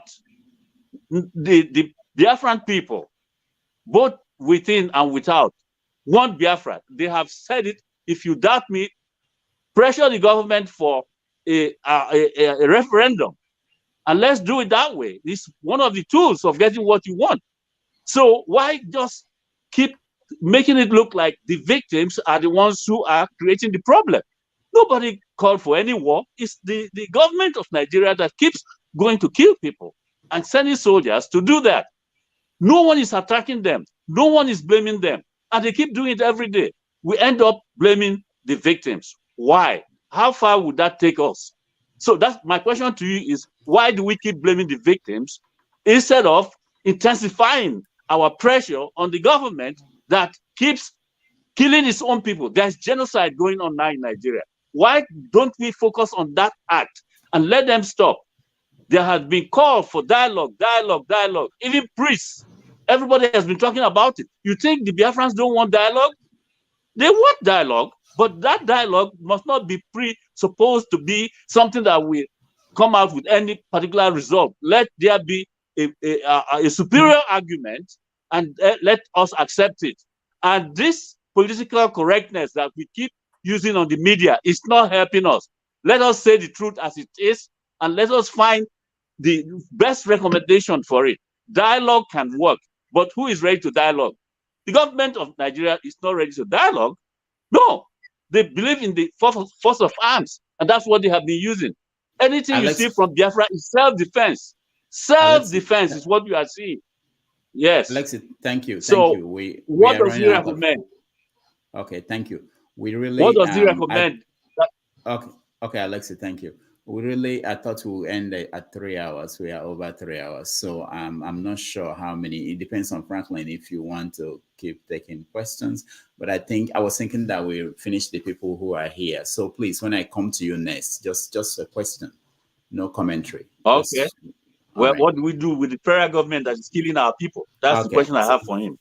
Okay. Franklyne, go ahead. Well, to be honest with you, I don't even understand. Our brother was mixing a lot of issues. And those issues doesn't give anyone the basis to do a proper analysis of, it is good to be angry about what is happening. Any right-thinking person will be angry about what is happening. But once you say that the intellectuals are this, intellectuals are that, what about the non-intellectuals? What are they doing? What have they done? If you say that agitation, that the people came out in South Africa because the agitation has gotten to a point, then you never understood the actual history of what happened during apartheid. You never even understood how South Africa got to get independence. You never understood how many months and years Mandela spent dialoguing with the oppressors. It was dialogue, not even the armed struggle that got South Africa independence. Dialoguing. Mandela was moved out of prison into a safe house for many, many years. And then they kept dialoguing and planning. How do we get to a South Africa? Because the whites needed concessions, that when the blacks, if they hand them over power, that every white person will not be thrown out of the country or killed. They need concrete assurances. And South Africa got independence, but the whites kept economic independence. What Malema is fighting for today. So there must be a way that we are angry. We all are angry. If we all keep on shouting and screaming, it brings nobody nothing. And this is our form of agitation, only being angry and then trying to think that our own views are the only views. Everybody has a claim. Every Nigerian has a claim. And we should recognize that. Yes, and that's why we urge our people. If you say we are not, who is talking about war? If you challenge the territorial integrity of a state, what are you calling for? They would destroy you with reckless abandon. Germany arrested people who were plotting a coup. We are challenging the territorial integrity of the state. So what do you want? So if you say you don't want war, but you are challenging the state, its territorial integrity, what are you inviting to yourself? Are we thinking at all? So these are the issues that we lay before our people. It's not only sitting down and screaming at people who have contrary views. We Igbo should tell ourselves the truth. Agitation, I said, is a legitimate instrument of politics. We can use that as one branch and use other branches, which include dialogue, not thinking that it's only agitation and nothing. If anybody that thinks that has not even sit down to think about how societies evolve. So stop pointing fingers at your intellectuals. You guys don't listen to them at all. No matter what they tell you, you will think that this is your view of trying to stamp your feet and then get what you want through force of arms. Is it? Okonkwo did that and things fall apart. And what happened to him? He committed suicide. Obi Erika, that has always been cautioning, was the guy that stood to tell the story. Igbos should think and think more. Because it's not being politically correct to recognize that other people have grievances as well, that other people have fears that we may not even know that we are eliciting out of them. So what do we do? What does an intelligent person do? You learn to navigate minefields. If they lay mines in your front door, you don't just run in and then explode and blow yourself to smithereens. You learn to navigate them. That's why God gave us intelligence. But if we abandon that and say it is either my way or the highway, then I don't know whether anybody will listen to what we are saying. And that's why it seems that we are screaming and people are not even listening. So if you want people to listen to our aspirations and agitations, we should be able to pay them the same compliments that we want, listen to them as well, and see where we can work together and what we can compromise and how we can, move from the point of hardened positions to compromises that could profit each group and each person. It's pretty important. We should start thinking, not leading our people. We sit down in the diaspora and then we make issues about us and us alone. It's a tunnel vision. If we believe that we are, it's not a victim Olympiad where we cry. No, we have to look for functional solutions, practicable solutions. What can we do to get ourselves out of this? Thank you. We have three more people: Zeno, Jonava, and Yomi, and then we are done. Zeno, yeah, just question, please. Unmute yourself, Zeno. Okay. Thank you very much for this opportunity to speak. I've been following the program before I decided to join the live. Anyway, from my own word, I said, if a problem of a thing is not identified, solution is far from view. One of the things we need to understand is for us to trace back to know what led us to where we are. There is something that is hidden from every Nigeria, which I want to point out today. This thing is simple. The representative of every state is the one killing the nation first, which are the governors. If you put together what the governors has squandered, has destroyed, have stolen from Nigeria, you will be surprised to yourself. When NSAS was going on, one of my prayer was this: if we can channel this strength to scrutinize and check every governors of Nigeria, things will change. I've been outside Nigeria for quite a number of years. I've seen the way states deliver themselves from a nation because of the love they have for that state.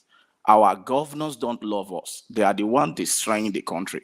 We must look for a way to keep these people on check. If we can get this system done, I'm telling you, even the few states in Igbo land, we turn to UK before you know it. Because when you don't love your home, you will not do anything to keep it growing and keep it growing. For example, almost every home who can provide electricity have a generator in their house just to provide for their family. Now put it in the context of a governor.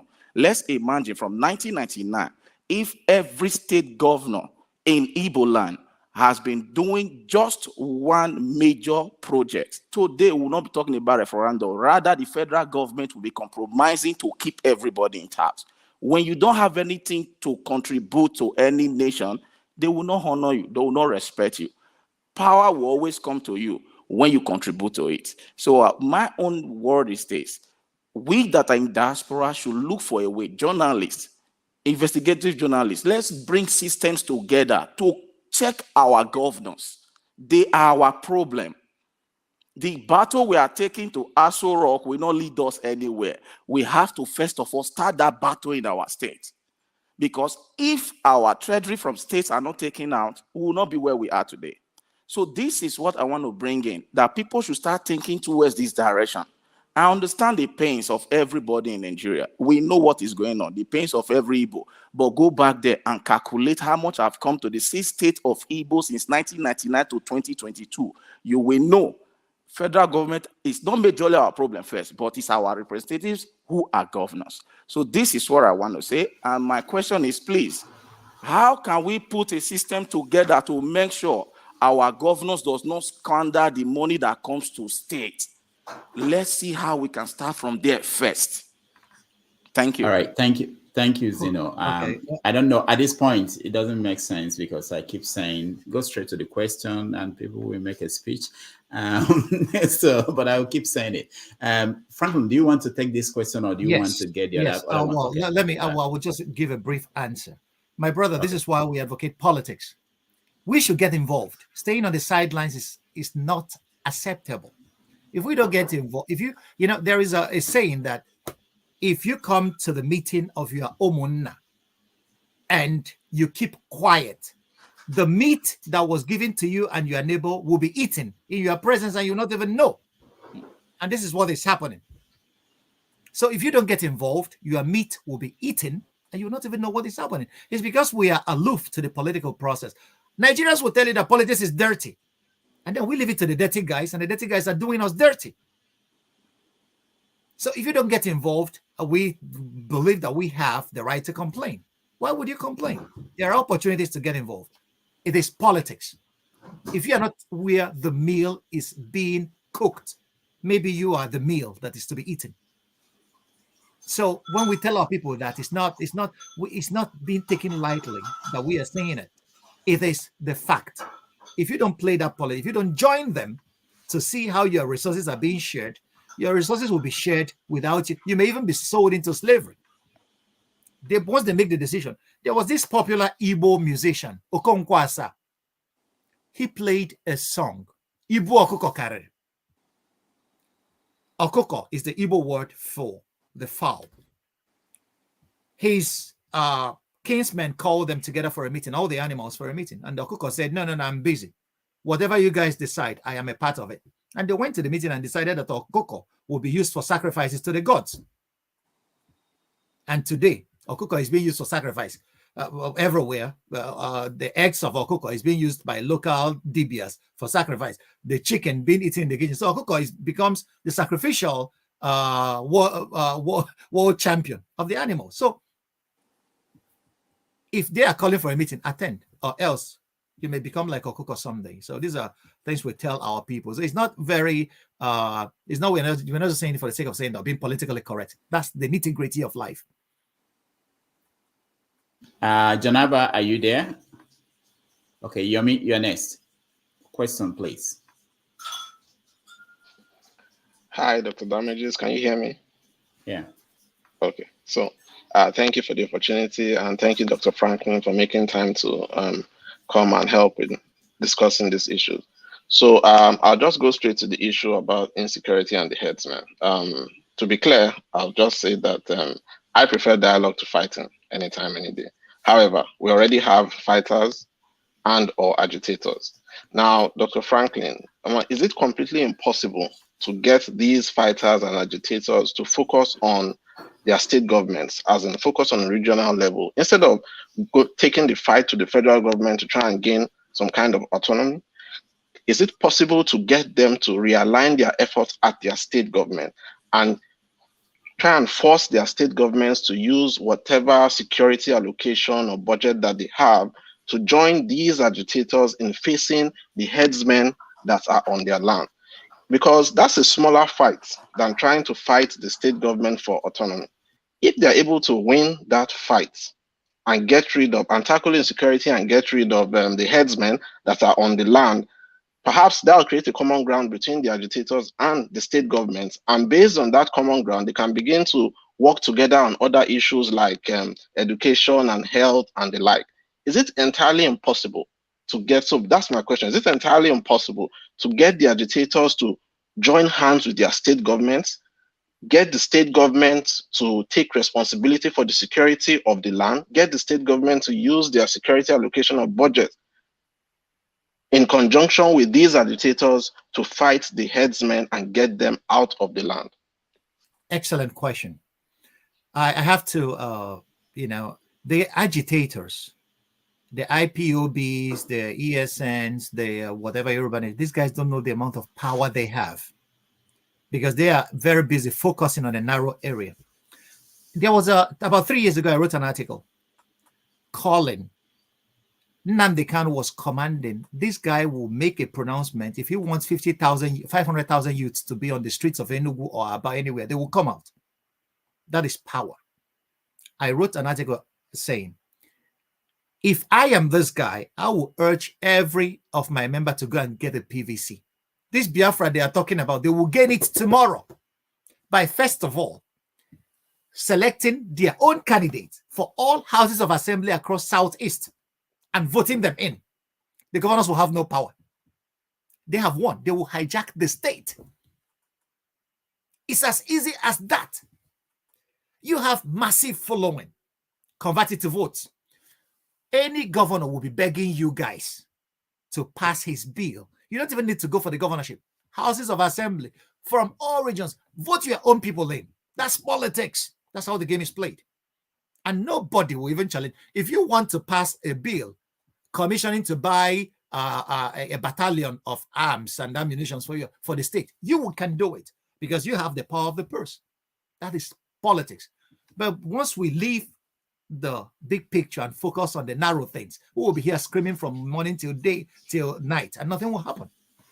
We can be the change we want if they focus on that local level.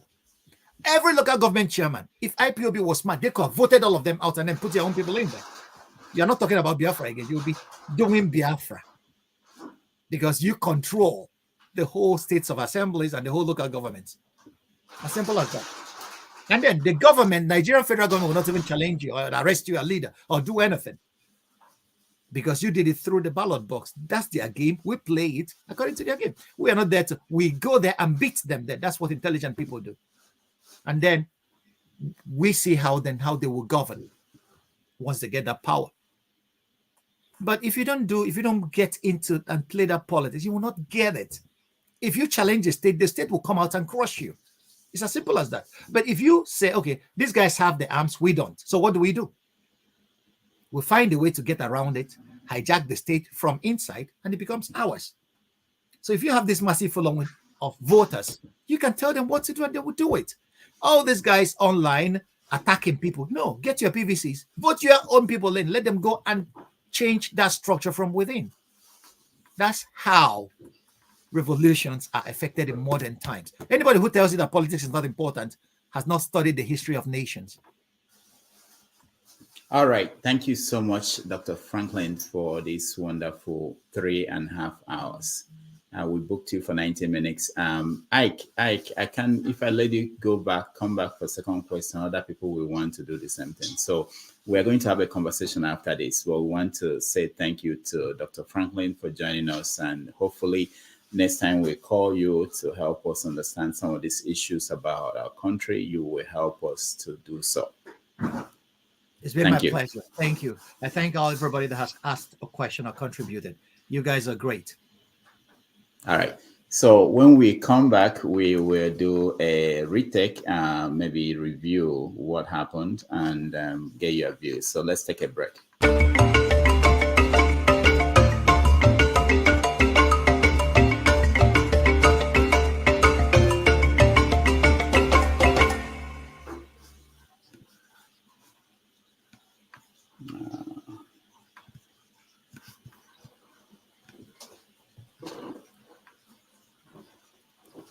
Gentleman will be making his network television debut. This is his most recent album right here. It's called Spirit of Love. We're very pleased to welcome Majek Feshek.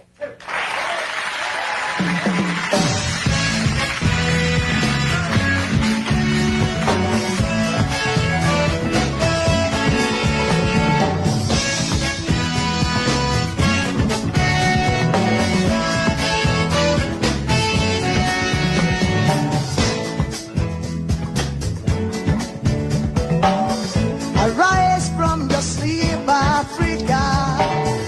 Rise from your sleep,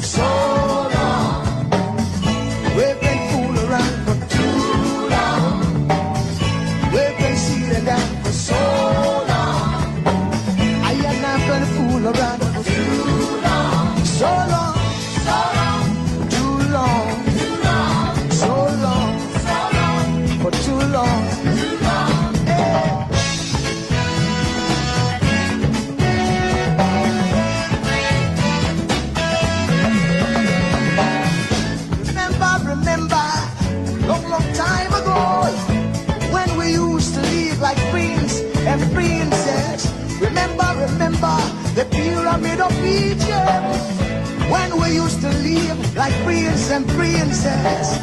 Remember, Marcus Garvey, who are the dream for New America.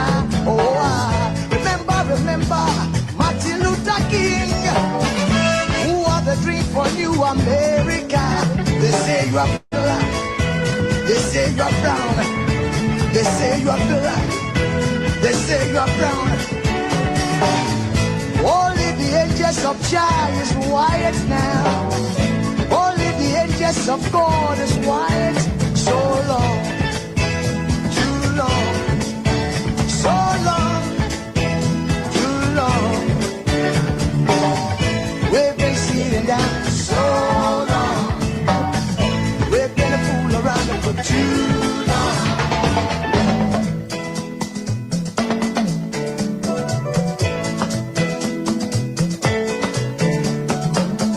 Arise from your sleep, Africa. Arise from your sleep, America. There's work to be done, Africa. So much work to be done, America. But if we unite, hey, we will be free. So long, too long, so long, too long. Press down for so long.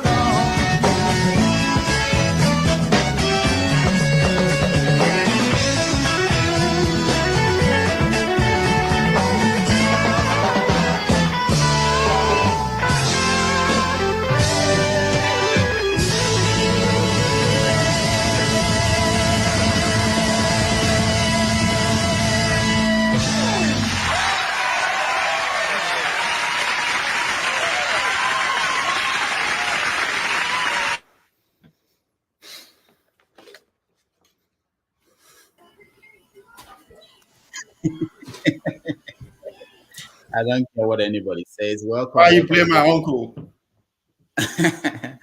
Welcome. That's my uncle. Nice to see all of you. We do a review of what we had from Dr. Franklyne. Ike is not there. I wanted to know the question he wanted to ask the second time. CM, can you hear me? CM, can you hear me? Okay. CM is still. Ify, welcome to the show. Ify, can you hear me? Can anybody hear me? No? I can hear you. I can hear you. I can hear you. We can hear you. Okay, okay. So Ify, welcome to the show. I know you came on and you left again. I thought you wanted to ask a question. Okay, let me take who wants to go? What do you think about Franklyne and what he said? Anybody? Alexi? Anybody? All right, go. Oh, okay. Ovia didn't even join us. So let me go. Okay. Yeah, I mean, two things started out for me though. I mean, I think I watched the whole thing pretty much. I agree with the guy, but one, Mr. Alex, for once I agree with him. He has a very vital question that me too. Always, anytime I have opportunity, I ask the intellectuals in our society. Where are they?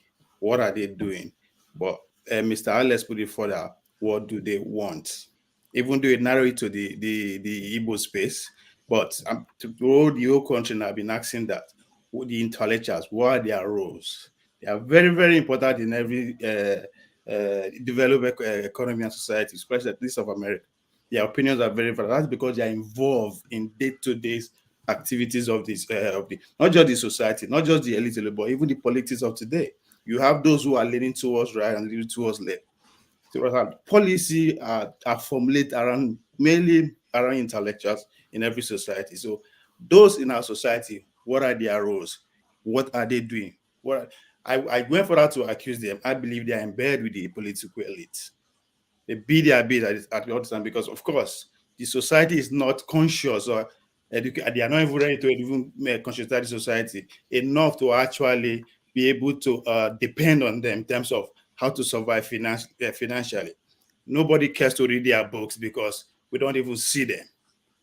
We have the likes of, let me first mention the likes of our own, the only Nobel laureate we have today. How many people can actually say, yes, I've been 50 miles close to this man before. He has been in our classrooms. Okay, his books I've been reading in our primary schools or secondary school. I get to know about the man more after I left Nigeria. So stuff like that, I see where I agree with the question, Mr. Alex. And on the last statement that your guest ran up on, which is the agitators, Okay, thank you. use the opportunity to galvanize their people and at least dominate the politics of their locality. And that's exactly what I said. Shout out to our man. I remember when the first seat at home was achieved. I went on his show and I said, I've never seen anywhere where a group of people have this kind of cohesion in Nigeria. And that is a threat to any power. Power that be doesn't want to see the base come together, either to celebrate, to whatever that, anything that will make them be together in their numbers is a threat to power anywhere. So when I saw that happen that first day, I was like, man, this is the way to go. But they should find a way to turn it into a political union. It doesn't have to be a party. A political union whereby they would dominate the locality first, start from the councillor, the state governor. When you dominate that, that is a bargaining force for you. Politics is about give and take. What are you bargaining with? You understand? That's why a lot of people are giving Tinubu props. He dominated the western part of Nigeria first, then approached the middle. That's how you do it. So if they have used this energy to actually dominate that space, I mean, the Biafra of a dream, then it would have been at least maybe a step further, because you have to dominate, then you go and bargain. Now, and somebody, I think Kulata actually said something in the comment section that Obi should have stayed with Adga, and I agree with that. Imagine Obi, Abaribe, and Abga. The whole Southeastern politicians don't have a choice than to join them. Thank God for Wike with his G5. It would have been an easy decision for Wike to make. Coupled with the middle belt, that is a bargaining force for we the Southern, for we the South. If we can come together in one, politically in one voice, guess what? That is competition right there already. Then idea will start flourishing. Not say, oh, I'm from here, I'm from here. It's not idea. If another man present the candidate, a southern guy present the candidate, it's not idea. Trust me, if your idea is superior, Fulani man will support you. If your idea is superior and a man from Okaititi will support you, it doesn't matter. But that is where we should be gravitating to. So that's where I actually support that sit at first, if they can go that route. So I was kind of agreeing with your guests when you're also making the same point. That's just what I take out from his submission. All right. Thank you, Ovie. Raf, go ahead. What's your take? Yeah. How you doing, Rudolph? Thank you for having me. It's good to have good internet, unlike CM and John Abba. You know, we need to start a GoFundMe for our brothers in both UK and Texas. You know, so I'm really glad that you brought Dr. Franklyne today. I'll probably be reaching out to him because I need to hear more from him, and I'll probably read one or two of his works because I wasn't familiar with his works before today. Yeah, it's very refreshing to hear from somebody like that, and it was unfortunate to see people doing this thing that whenever we hear a lot of truths, we just start switching off and trying to we just try to win an argument that is not even there, because we are being threatened by whatever the person is saying, and we just switch to I can own you, I can win an intellectual.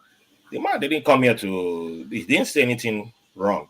Everybody was just you're anti-Igbo, you're anti-Biafra. It was just funny. At the end of the day, you're even hearing Ovie making agreeing with points. I was seeing to Nigeria agreeing with points that he was making, and I was like, how many times have I said there's multiple options available to us?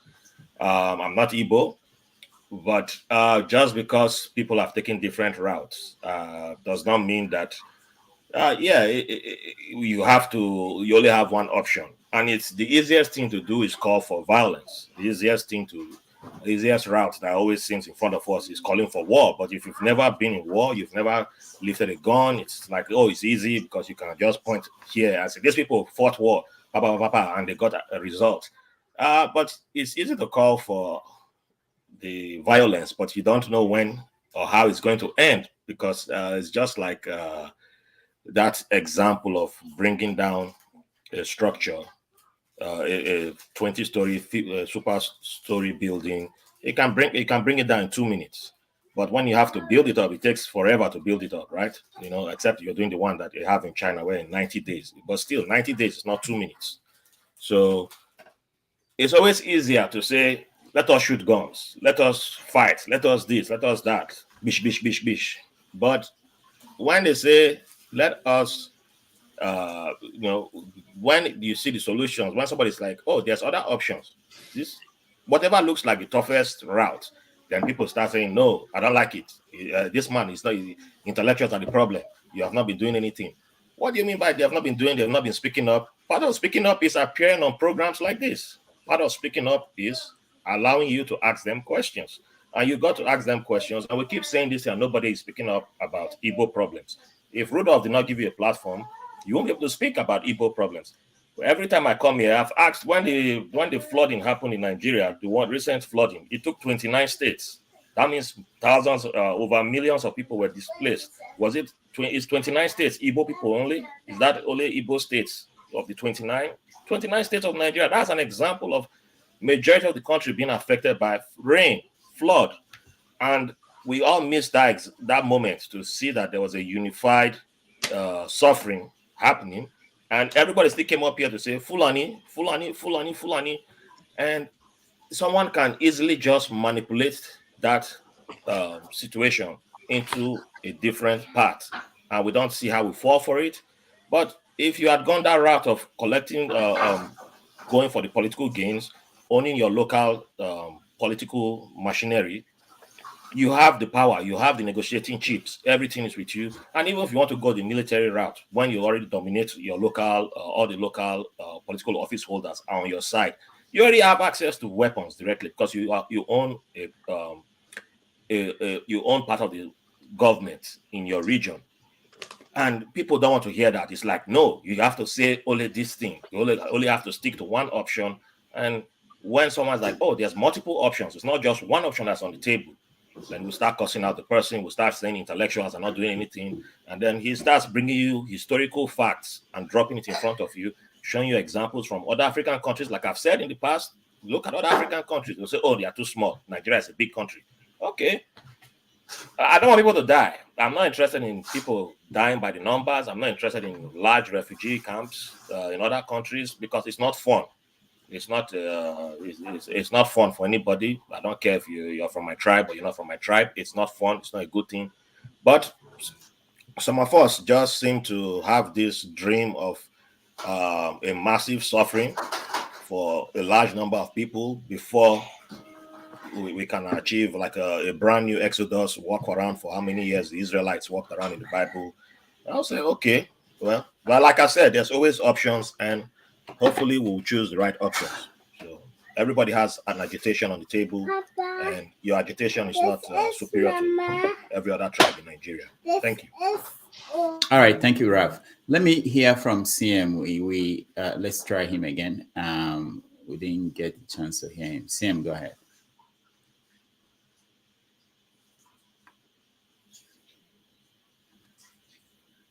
CM, Concosia is still giving out free connection. We are still in that business. Can join the movement. You get good connection. We are in a kit yesterday connecting, so we can stop by in UK. CM, go ahead. All right, no, it's not going through. All right, who has not said anything? Okay, let me come to you, Ike. Alexia, I'll come to you. Ike, you were trying to ask a second question. What was the question? Yeah, Dr. Damages. Sorry that I have to go out. Tomorrow is my birthday, so I'm trying to put one or two things together. So, Madam, sometimes she will open the central door. So I mean, everybody is invited in the island of Bonaire for tomorrow. Wow, thank you for inviting us. Happy birthday, and yeah. Let's sing happy birthday for Ike now. Yeah, let's do that.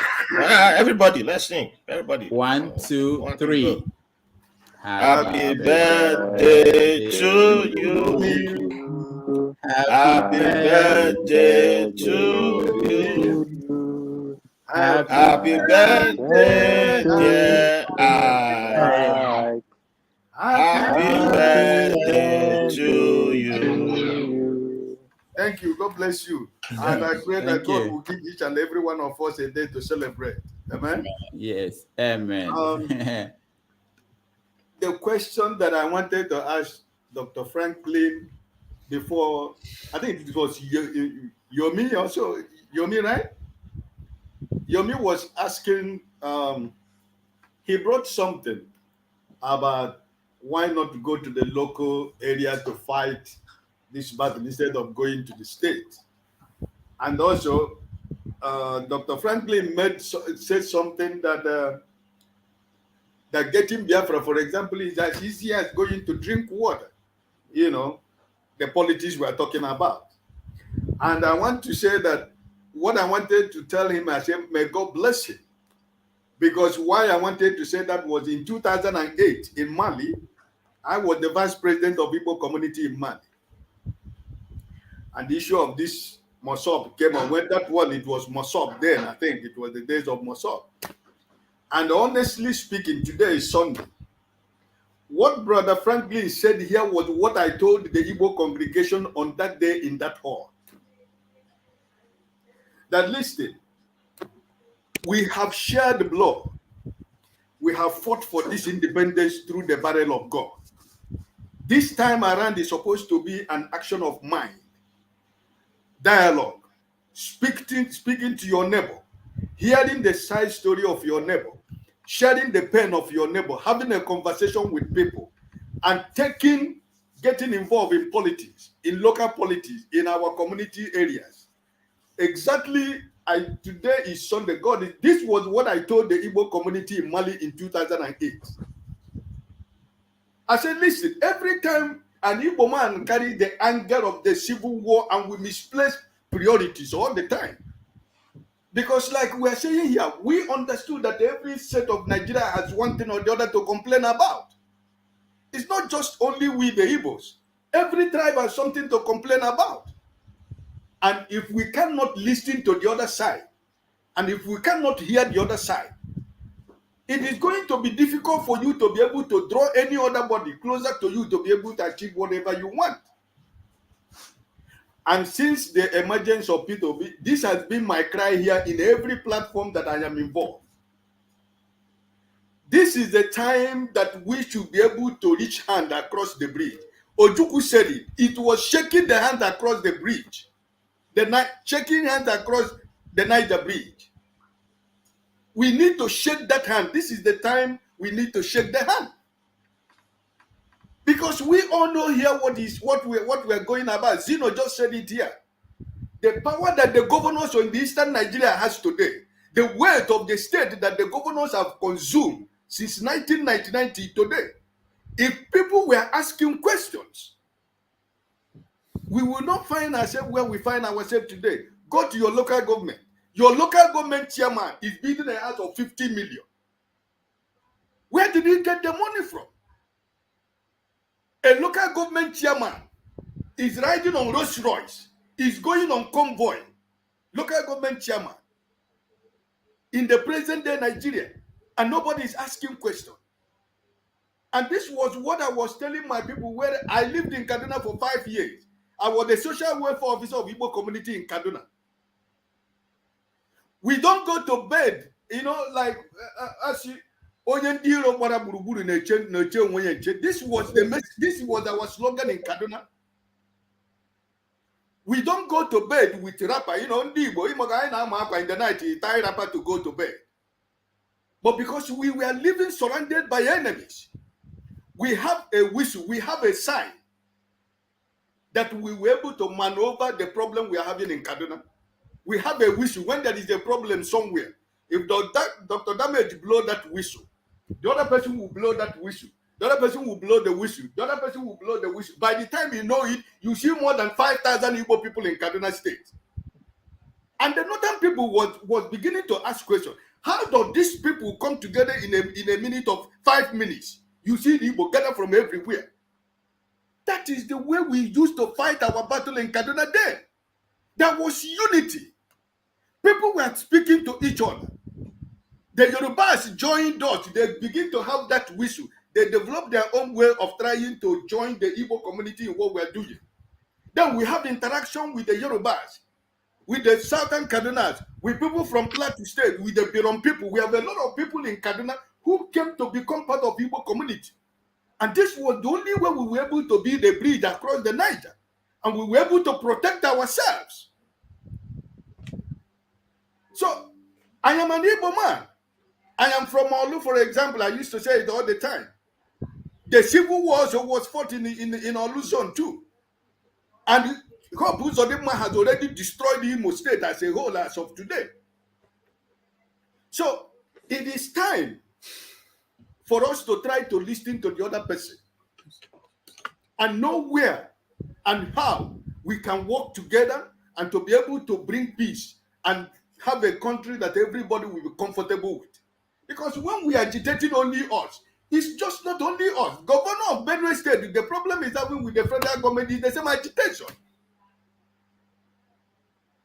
The Yorubas are agitating.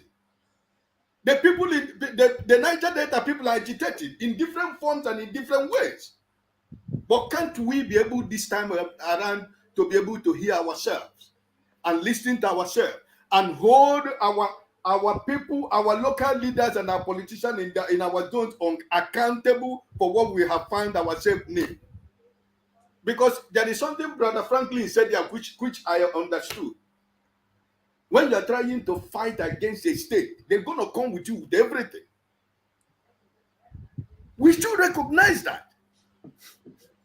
So, my appeal at my age, as I said, I'm celebrating my birthday tomorrow. Tomorrow I'm going to be 60 years.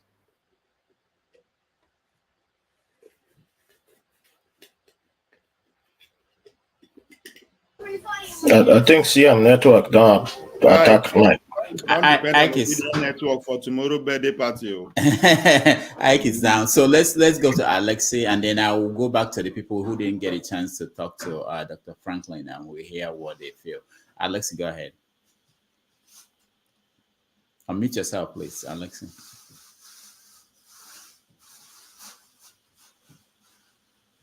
Alexei, you're still muted. All right, go ahead. Let's see. Okay, can you hear me now? Yeah. Yes. Okay. You see, when we misunderstand issues, then we address it with the wrong things.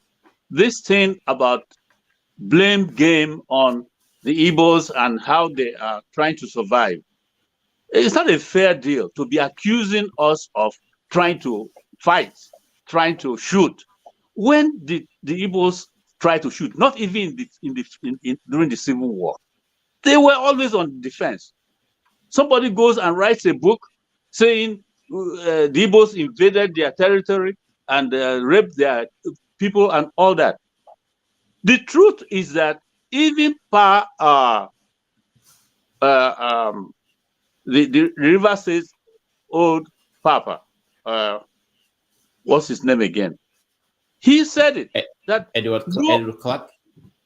Edwin Clark said not a single shot of bullet was allowed or happened when the old Benin Republic was overrun by the Biafran soldiers.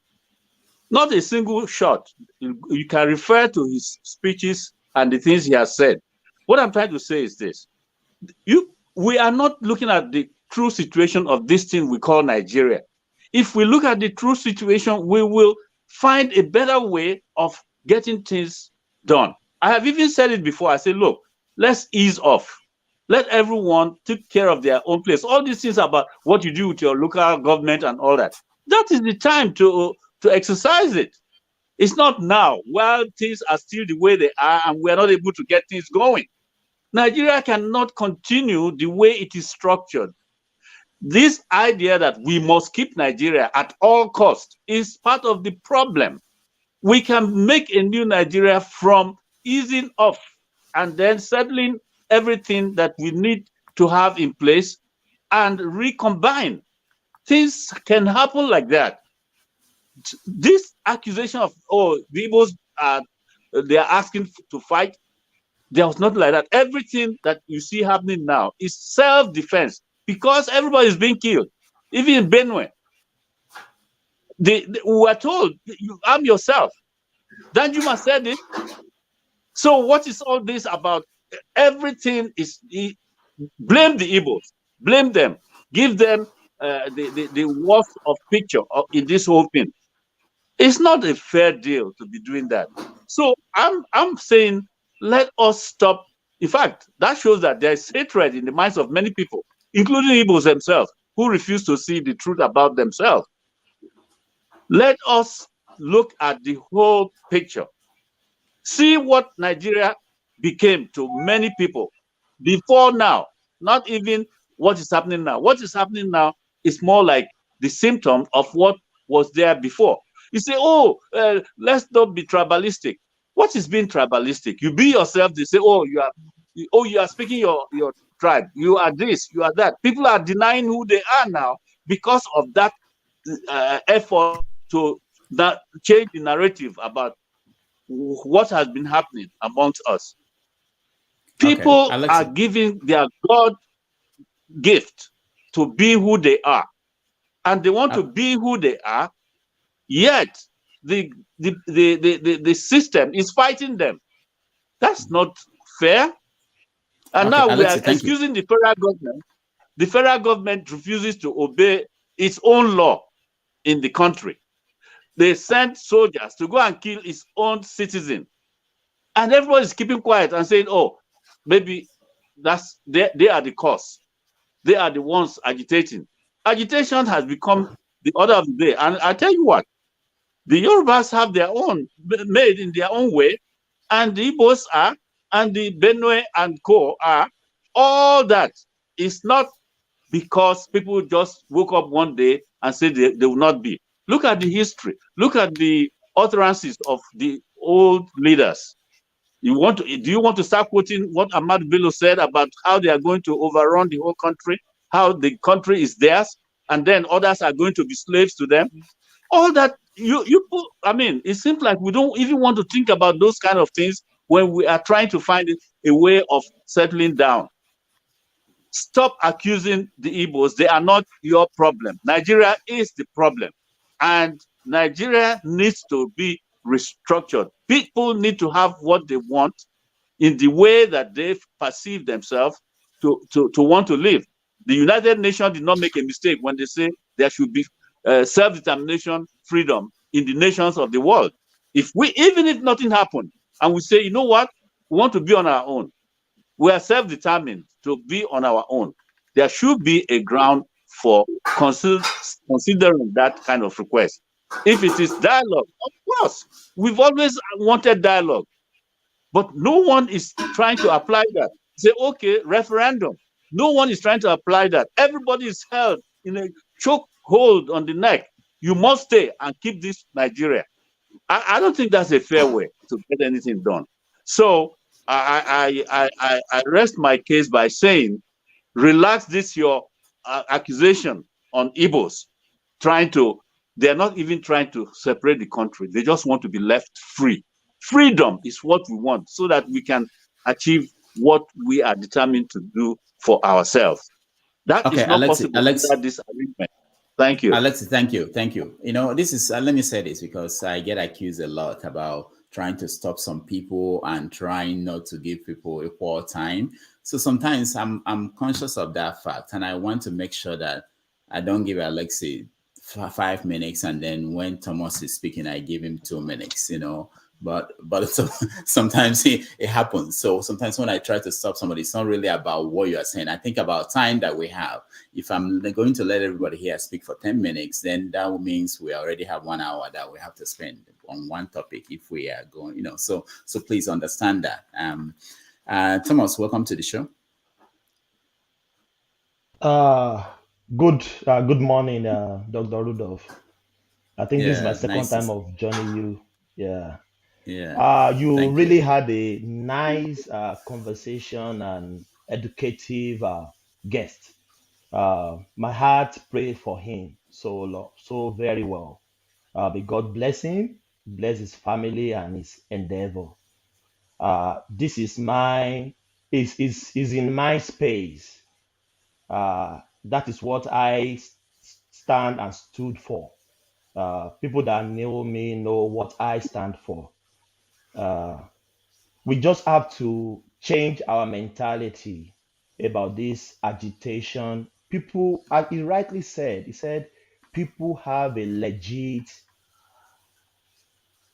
concern for agitating. But what really matters is if this is not working, why can't we try something else?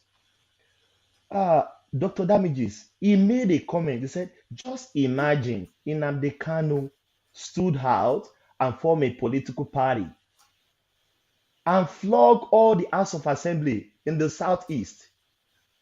Why can't we start from there? It's not about arm. No. I'm a Yoruba man, born and bred. Yoruba agitation. I don't care about them. Do you know what scares me about agitation? It's spilling of blood.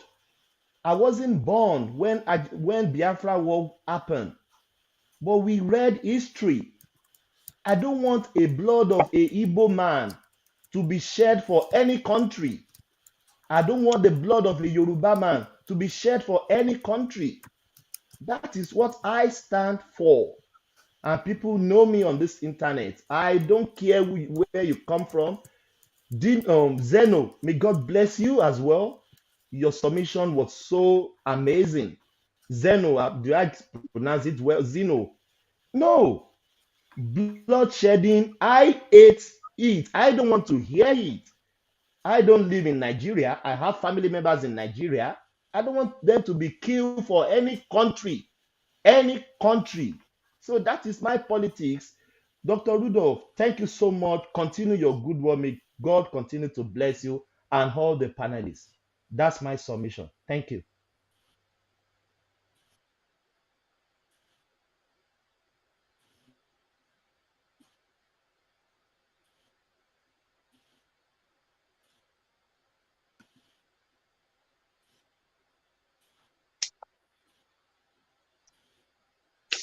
I don't know. Rudolph, we don't really hear you, have you? I've been now let me know the year. Rudolph, don't I know the sign year with am. CM Internet CM now. don't give am the virus. Yeah. Yeah. Rudolph. Thank And then you, Thomas. keep Thank you, it Thomas. waiting. We are still Welcome giving you. out across Thank the you. board. Dose, you didn't get a chance to talk to Dr. Franklyne. So did you watch, and what's your take? Well, I was cheering him up. Can you hear me? People like Okay. this. Hello, CM Virus. I'm not muted. Can you hear me? It's been their network. Okay. We can, Can yeah, you but hear he me? got your Okay, question. Don't okay. worry, he got No, your no, question. no. I was cheering him Yeah. on. I was cheering him on. If you saw Pascal Fed, that was me. I was cheering him on. I think the gentleman is extraordinary.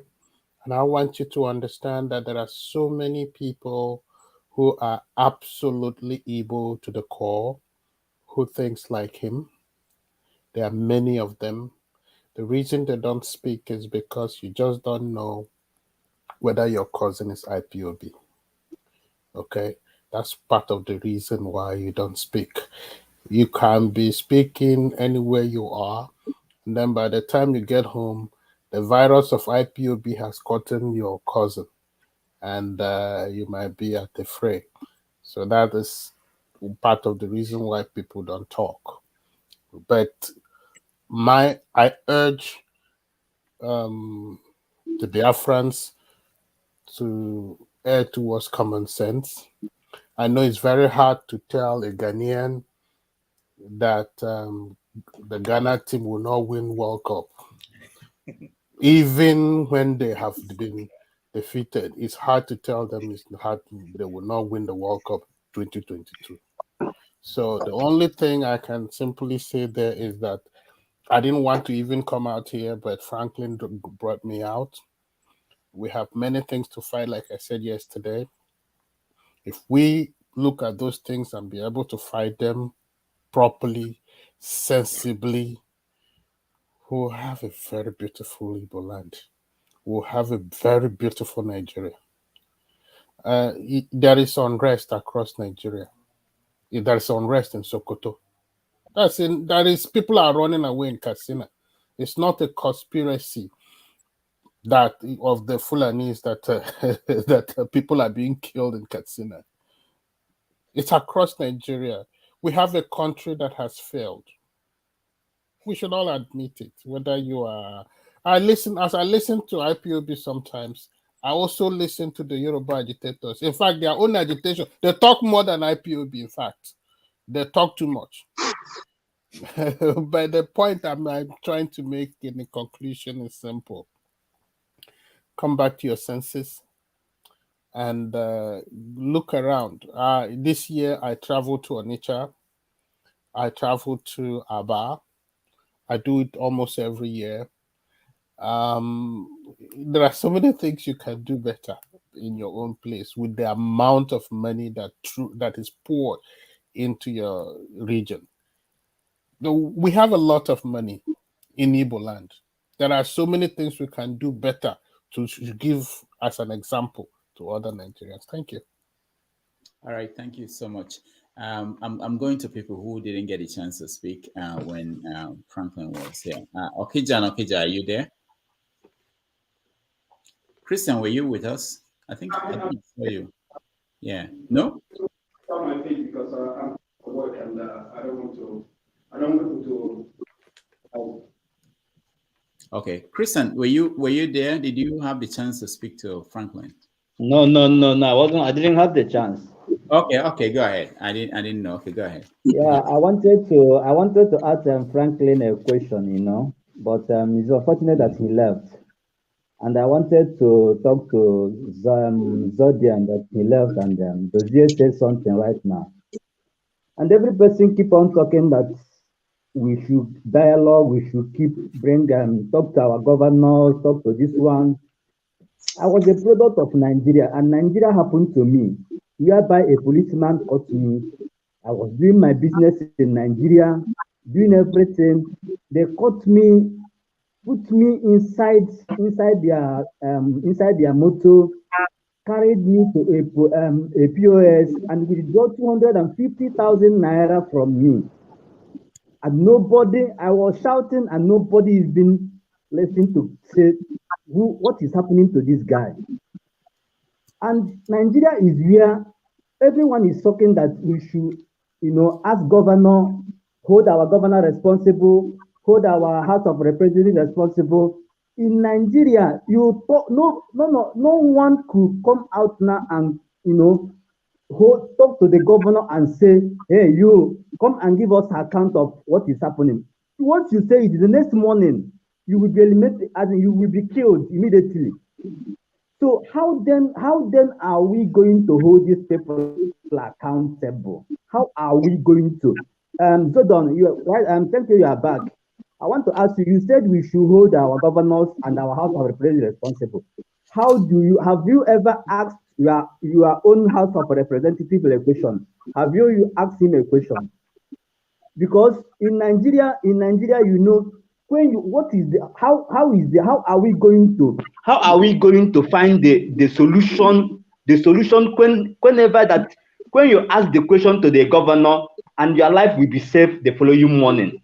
That is the question. That is the main thing we should be asking.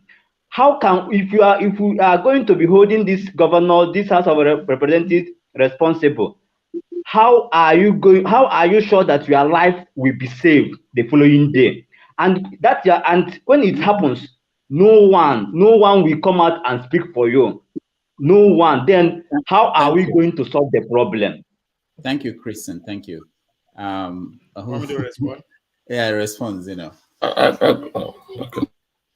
Raf, you wanted to? Okay, let me hear Zeno, then Raf, you can. Zeno, go ahead. I think he mentioned you. Okay. Yeah, no, he mentioned me too. That's why I was okay. Oh, I didn't know. Okay. Oh, Zeno, go ahead first. Go ahead, yeah. You are muted. Zeno, mute yourself. Okay.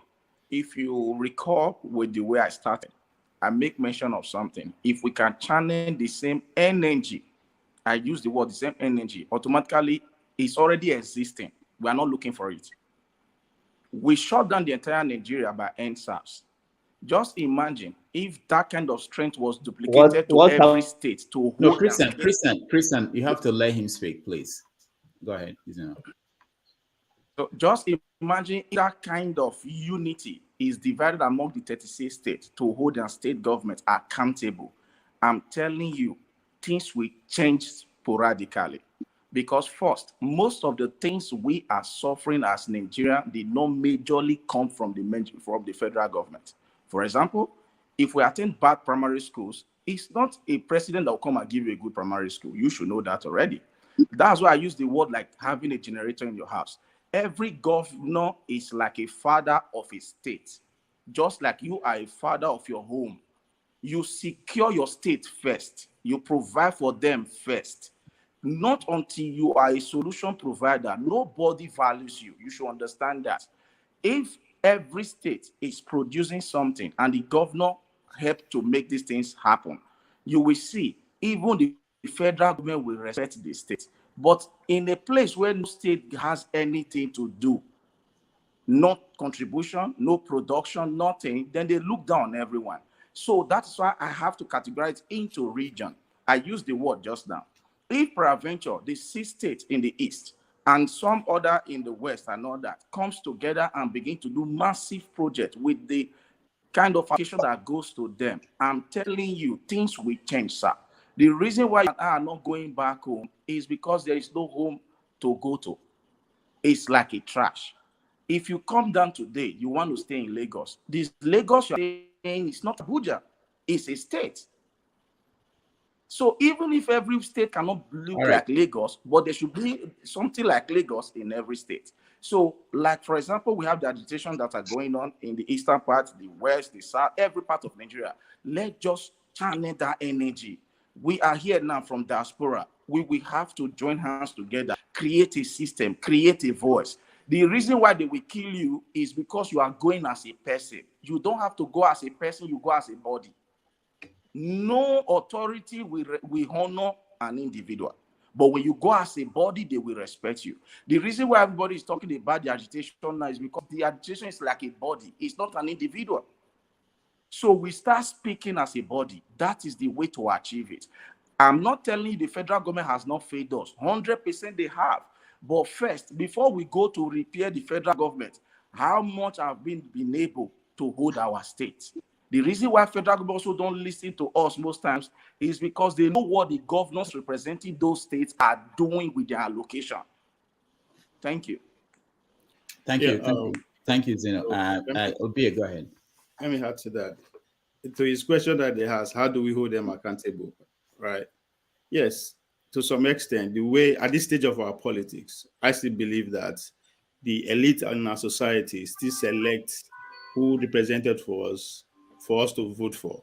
But that selection can only be valid when we go ahead and vote. Now, the question is, Nanda, how them till they mobilize us, till they give them vote in hundreds, thousands, and millions?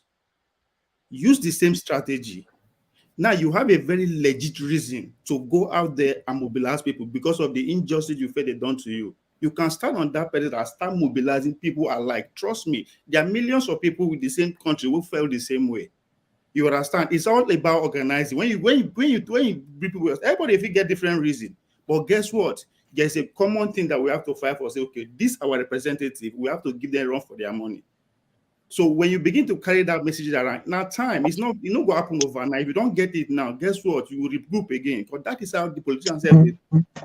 All they want is power. They have that in common. If anybody will lose now, guess what? They go regroup again. That's why it's easy for them to crisscross. So if we lose now, that doesn't mean we should give up. Let's regroup. Some people have the question that that know they work, I know they work. The question is you ask that. Some people say they ridicule Ojukwu, they introduce make it jump politics and they ridicule her. No.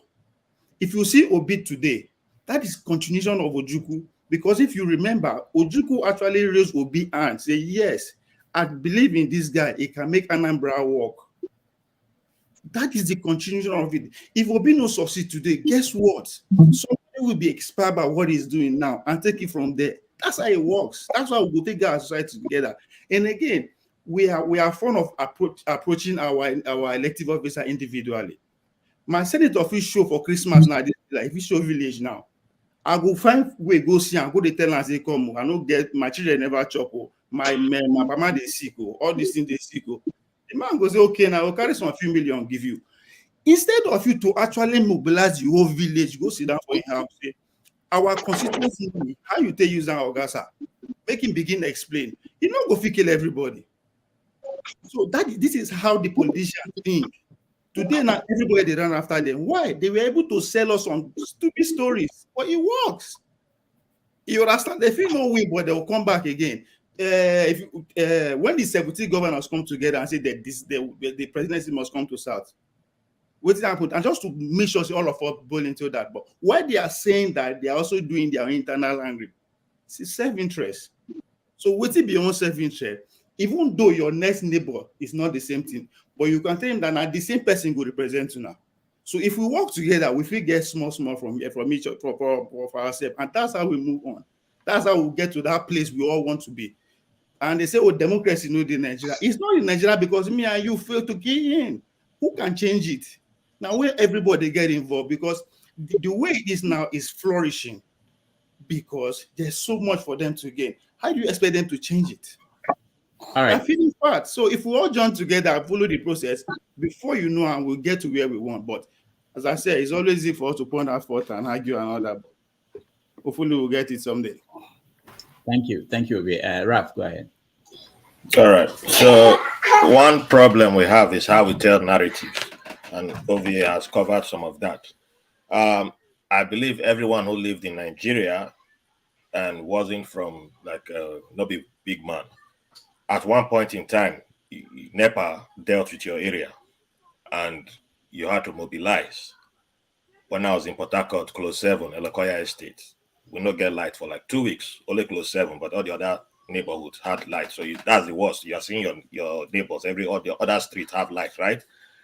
So you mobilize all the boys, or you talk to all your neighbors, and then you march to NEPA office. Is that holding NEPA accountable? Yes. It's not everything that has to look like only the way Oyibo do their thing that's called accountable.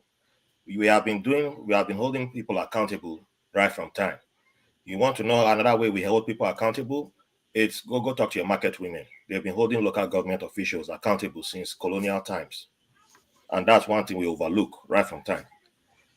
Every time they are hit with taxes, they protest when it's too high. They negotiate. They use their power. If you don't know, go look around. Go learn Nigeria's history. Without them, you won't have independence today. They were the first people to defeat the British. Now, I'll give another example. How many states have banned Okada recently? How many times have you seen Okada people coming out to protest? It is part of the holding of fighting. You're mobilizing. They come out and protest. Police was not there. They did not threaten gun. Even the end SARS, people died, right? But they've changed the way they came out with their SARS. We have this defeatist mentality that it must happen if you don't have an instant reaction. Anytime when we say hold government accountable, it must be like, oh, I asked Buhari to change something, so it didn't change immediately. So no, that's why a lot of nonsense gets away at local level. Our legislators, they get away with a lot of things because we start putting this narrative out there that you can't change government, you can't get anything, but a lot of people have been getting results. A lot of CSOs, these CSOs, they call them the NGOs. A lot of things get done, but we don't recognize it because it doesn't look pretty when we come out and talk. It doesn't look sexy on paper. We only want the sexiest things. We want the result that look big, big, big, big. So you, my guy, I don't know where you stayed in Nigeria. Me, I've been beaten by army. I've been beaten by police. That did not stop us from going to fight NEPA. And when you go to fight NEPA, don't they bring out police? And they gave us light. It didn't come out that day.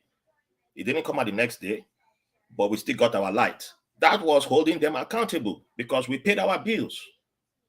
We paid our bills and we went out. But if you ask the person I was back then, did we hold them accountable? Was that we didn't even know that language. We didn't even understand that language. So this is something that is a more recent the English now. At least now we know that English. But you have to look back and start thinking that wait, even the police that beat you, that held you then, what did you the fact that you survived is also a form of protest. The fact that you walked out of the station and did you lie down and start greeting them? You probably protested against that. You don't even realize that you were protesting against the police. But we have a Stockholm syndrome that a lot of us live with, and we just say, the police beat me, so me, I will just, I just put my head down. No, you are not putting your head down. You are protesting against them at this moment right now because you're telling people that stuff happened, I survived it, and I'm fighting back against it. I'm telling you can still fight against it and survive. So we have to remember that people have been fighting before the country of Nigeria gained independence. Our market women who did not go to school, as in primary school, secondary school, they fought the British. They beat them. They held them accountable. You cannot just come and throw tax on us anyhow. And we just think because you have to go to university, then that's the only time you can hold people accountable. No. So remember your history. A lot of things, your answers you're looking for is there. And if we start remembering that, we can hold your local government chairman accountable. That's a lot of things that Dr. Franklyne was speaking about today made sense. And it resonates with me. We can hold your local government, you can hold your councillor, you can hold your state legislator, you can hold your governor. And if we start thinking of it in the right way, it won't look like it's some big miraculous thing that needs to happen. But everybody's always thinking about federal government. Everybody can't march to Abuja. It's more difficult, but you can catch your councillor. It's right there in front of you. Thank you. All right, thank you. Let me go to Okija. Okija, you're next. Good morning, everyone. You're far from we can't hear you very well. Can you hear me now? Okay. Yeah. You don't have yet anything to put. Okay, go ahead. I think his headset is connected. He has to put it on. Oh, it's not connected. Can you hear me? I think your headset is connected. You might need to put it on because you sound distant.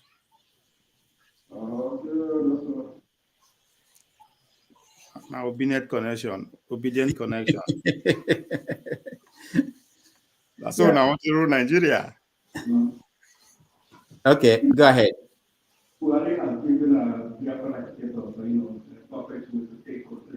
You sound like Tinubu.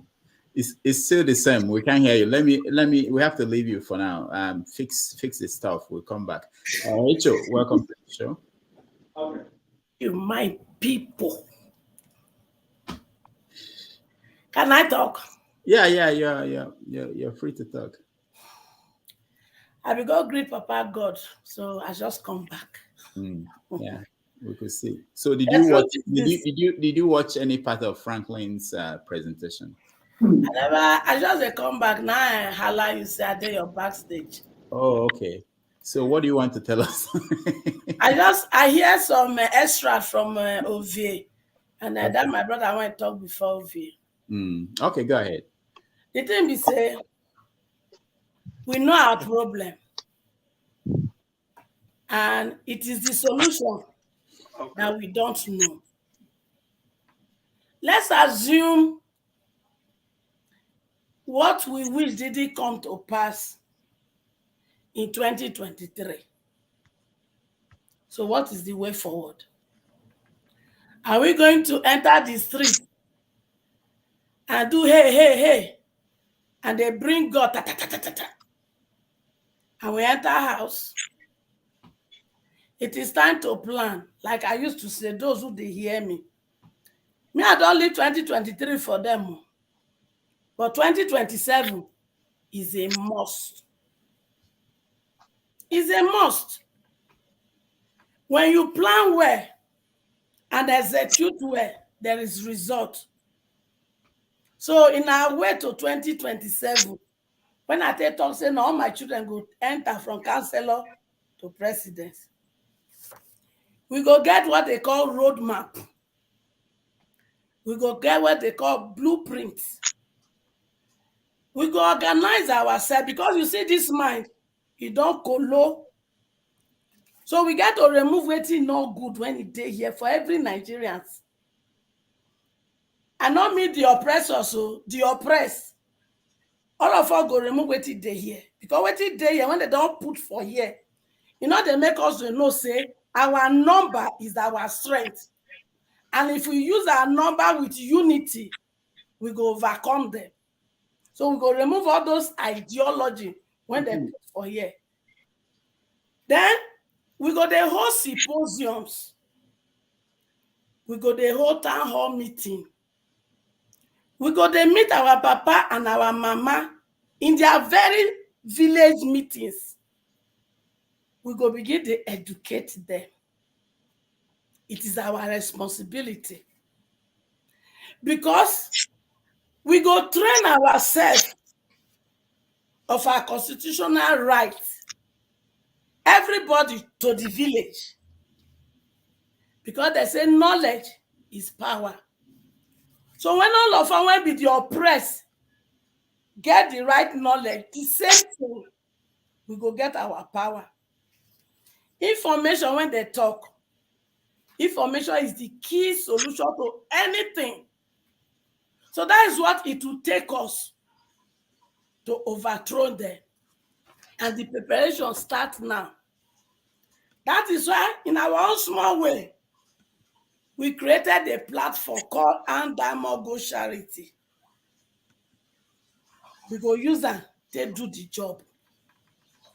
All of you now, when you're there for Western world, una go join me, oh, because we don't divide ourselves into the same political zone.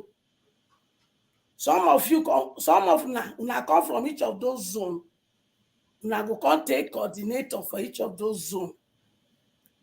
All of us come from state. So one person or two person go take state, your state. Then we'll come divide state into local government. All the coordinator of all these different fractions I'm talking will come from diaspora, while the assistant will be in Nigeria. We go do and quarter until we reach our different villages. So that the change when we they talk, we go transfer from region to state, state to local government to village.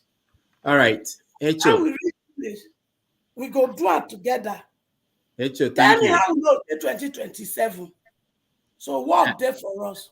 It will cost us our time, it will cost us our money, it will cost us our knowledge. Together, we go take over what we want. Thank you. Okay. Thank you, Rachel. The priest of peace, welcome to the show. Yeah, Okija is here. I fixed my stuff. Oh, Okija. Okay. Okija is here. So, priest, hold on. Thank you. Okay, priest, hold on. Okija, go ahead.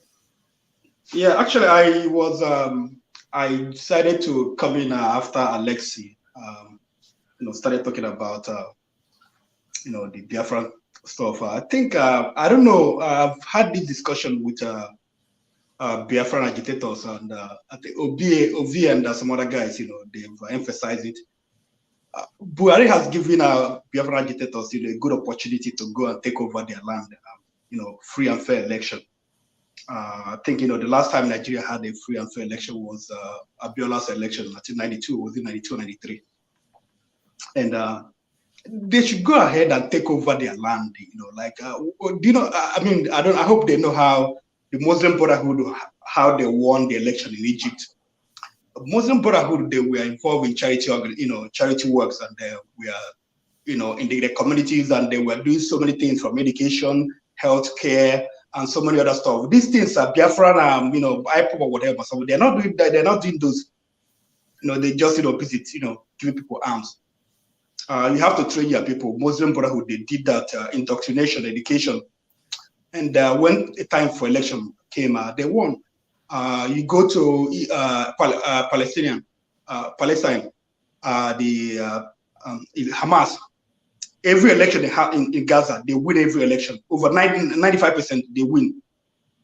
They are in the community. They do charity work. They're involved in everything from helping people with the police, Lego, everything. They're involved in it. Biafra, that's what they should do. Take over the land. Go local government and governorship, take over and start implementing projects. Just like people have said. You don't have economic. You have nothing. We have nothing in the east.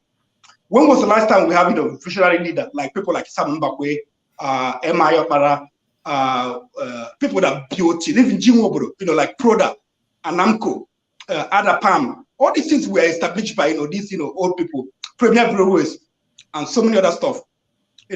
Farm settlement, Iwariam, some other places. They had, and these people were visionary and they built this, but since then, what have we built? Nothing. So why? Okay, you guys, you think you have an idea, you want a better country. I mean, we've seen what they're able to do, forcing people, intimidation. I mean, are we going to sacrifice, trading this in Nigeria for for something that was in Nigeria? You haven't shown any, capacity to lead, capacity to provide alternative. We're talking about marginalization. We go for marginalization. We go to just I think Ralph said something about Israel coming out from Egypt. Probably would be in another Nigeria for become Biafra and be in another Nigeria for 100 years before we even know what to do. So I think like I just said, they should just go out and take over and bring people who are visionary, people who have ideas, and do joint program. I think Proda was started by Anambra and Imo State or so. Then Adapam also was owned by Anambra and Imo. So things like that. Get into joint. Even if like I say Anambra State, maybe the money is not enough. Join with Imo State or Abia State. Create big projects in develop your area. Igbo people, there's marginalization in everywhere in Nigeria. Igbo people, in terms of infrastructure, they've gotten they got the brunt of it. But what have you done with resources given to you? If your state cannot do it alone, why not join with other states and build a better society? You are being marginalized, and then you are marginalizing people who are inside your communities, who are in your state. You take over their resources, use it to do whatever you want. And I know some of the governors that like Hakim and what's his name, Efulefu, what they did with their state resources, and yet we're complaining. How do we hold them accountable? Buhari has given you opportunity to hold them accountable, take over from them, build a political organization to take over the power from them, and then do the right thing. I mean, there are so many ways to get to, New York. You can fly, you can swim, whatever. You can walk, you can ride a bicycle, or whatever. So we have to decide how do we get to New York? Are we going to get to New York, by shooting or whatever? America, taught you, a lesson. There was Martin Luther King and there was Malcolm X. Malcolm X, he was a agitator, violent. But at the end of the day, he came out, he found out that Martin Luther King was achieving things and he was not achieving anything. And he decided, that this is the best way to do it, being non-violent and being having a superior idea, a superior argument. And at the end of the day, I mean, even though it took a lot of years, but since it was 1960 something, but these days, we are having the outcome of that in America, that Black people, they are being empowered, they're empowering the next generation. So we have to decide, they don't agree with me. They get angry with me when I say things like this. Some of them, they acknowledge, say, what you're saying is good. You want to, you have arms, you are shooting. How many? Can you shoot Nigerian government? Can you manufacture arms? Even the Biafra, Ojukwu Biafra was even better because they were able to manufacture, build some, convert armored vehicles. do so many things, but you can't even do it. You don't even have people who are intellectuals who can do these things, and you want to fight. You can't even feed yourself. You want to fight Nigeria. I don't know, but I mean, people who want to commit suicide, they should go ahead and commit suicide, but they should not include me. Thank you, guys. Okay, Ja. Does man make small case for Samuel Ekpa? Samuel Ekpa do have a foundation. I don't know if he get her now. When they used to cater for women from his state and all that. Does that count? He has what foundation? Yeah, he does have a foundation. I don't know what now. Yes, I know him for having a foundation. He always do some charity work back in his states. Yeah, it's good. He has a foundation, but now it's an opportunity. Let him, have candidates to run for office. Using with that foundation. Join it with that foundation. Have people run for office. Take over the state. That resources you will get from federal government, use it to empower people more, to educate people more, so that at the end of the day, by the time you know it, within let's say 20 years, 50 years, Biafra land, the area called Biafra or the 5 Igbo state, they'll be powerful so that they'll be able to negotiate. They can be able to build arms if that's what they want to do. If they want to get out of Nigeria, they have things, to fight with. What are you going to fight with now? All right. Orca-made guns. Okay, hold on. I want to say just one. No, Zeno, listen now. Look at the people. I hope you can see everybody on the screen. There are people who have not said anything. Do you think it's fair for you to? I mean, I'm leaving, so I just want to let you know. I know. People throw that at me. I'm leaving now. So I don't pull out like that. So I want to let everybody know how to pull out. It's already 4 a.m. here. Okay. Where are you? Where is 4 a.m.? Where are you, Zeno? Zeno, where are you? Malaysia. Oh, okay. I'm in Malaysia. Okay, I didn't know. We should have pity on so you. I don't just want to leave like that, so I should not look rude. So I want to take permission to leave. All right, thank you, Zeno. We appreciate you. Okay. All right. Okay. Thank you very much. I'll come to you, Priest. Let me hear from Eddie. Eddie, it looks like Eddie wants to say something. Eddie, go ahead.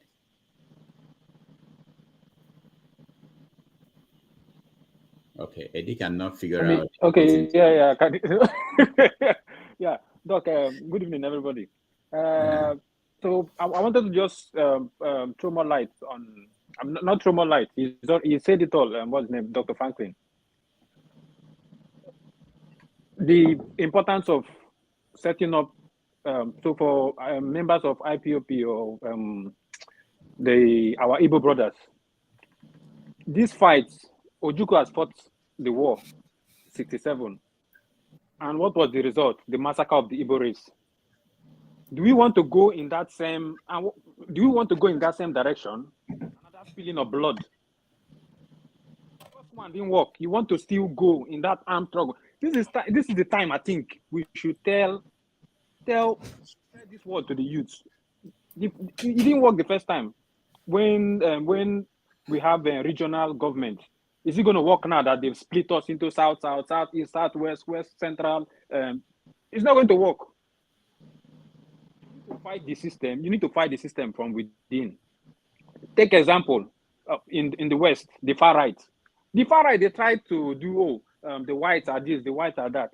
They see it wasn't working because this is not 1930s or the 1940s when white supremacists were at their peak or thereabout. Things have changed now. So what they do, they start forming political alliances, forming political parties in France, in Eastern Europe, and now they're winning, even in of recent in Israel also. They're in parliament. So in Italy as well. If they say migrants, they're going to stop migrants. They're going to stop migrants. The other day, they stopped the ship from bringing grown-up men, only children. All right, Eddie, thank you. Let me welcome the priest of peace. Go ahead. All right, thank you. I heard what Okija said. Okija said something. Eddie is still talking, though. No, don't worry. I've muted Eddie. Go ahead, the priest. Okay, Eddie. so thank you so much. First of all, I want to thank HO. HO, ma, I want to thank you because when you speak like a mother, and you have a passion, you know, that is so powerful. And the last time you spoke, when you call out Simon Ekpa, I was so happy that you called him out. I was so happy that you called him out. I heard what Okija said. You see, I want us to understand the difference between the indigenous people of Biafra that is led by Mazen Nnamdi Kanu and the activities of the quote unquote the nomenclature he used, autopilot IPOB. Let's have that distinction. IPOB led by Mazen Nnamdi Kanu has a human face. And I am aware and I am sure most of us here on this platform have heard, if you have not heard, you have seen on the newspapers, how IPOB has been helping people back home, charity-wise. How they have been going about paying and bringing people out from the dungeon of the police, the prisons, and everything. They have lawyers that are going all around the whole places, standing for these people. Who is doing it? IPOB led by Mazen Nnamdi Kanu. Let us distinguish these two. Because the fact that this man was taken into custody, and it is the work of the government because they knew the impact of what he is doing. And let us not forget one thing. He is asking for what? Referendum. I mean, referendum can mean many things. It's either referendum to bring in new constitution. Because whatever thing we are saying, whatever thing we are passing across on this platform, on every platform, if the system is not good, if you like from here till the next 100 years, go and do every political maneuver you want to do, it is not going to work. Because the system is not good. We need to change that system. And how can we do that? I've been saying something all along. Say, look, the momentum, both P2B people, PDP people, obedient people, APC people, everybody, the momentum we have in this political dispensation now that want to usher in something, in quotes, beautiful. If all this momentum is, triggered towards asking for a referendum, a new constitution, people's constitution that will usher in people, somebody like P2B, we know his antecedent, we know what he has done. Usher in somebody like him, or maybe somebody like Kwankwaso.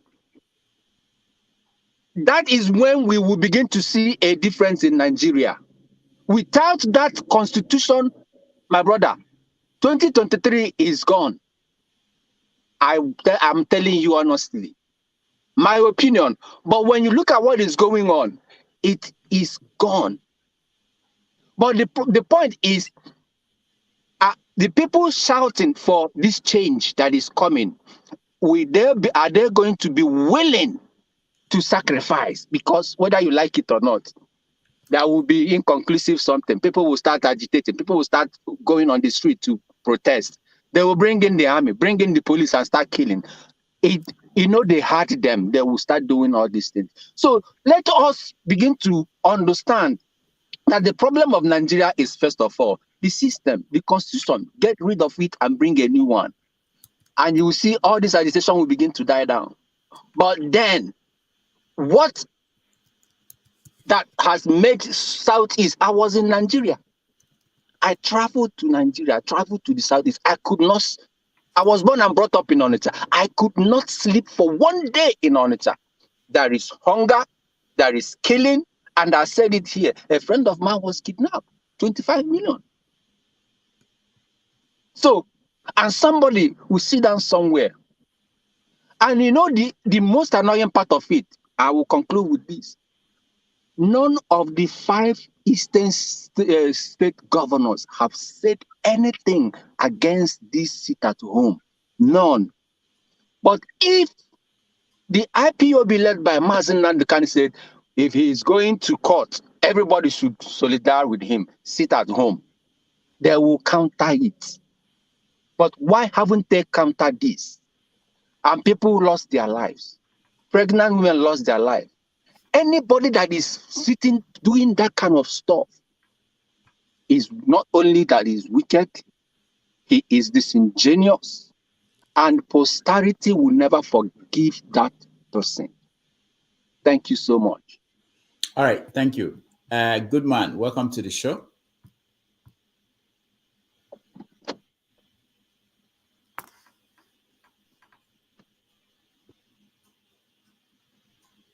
Thank you very much. Can you hear me? Yeah, we can hear you. Thank you, Mr. Rudolph. My own, I just want to ask you a question.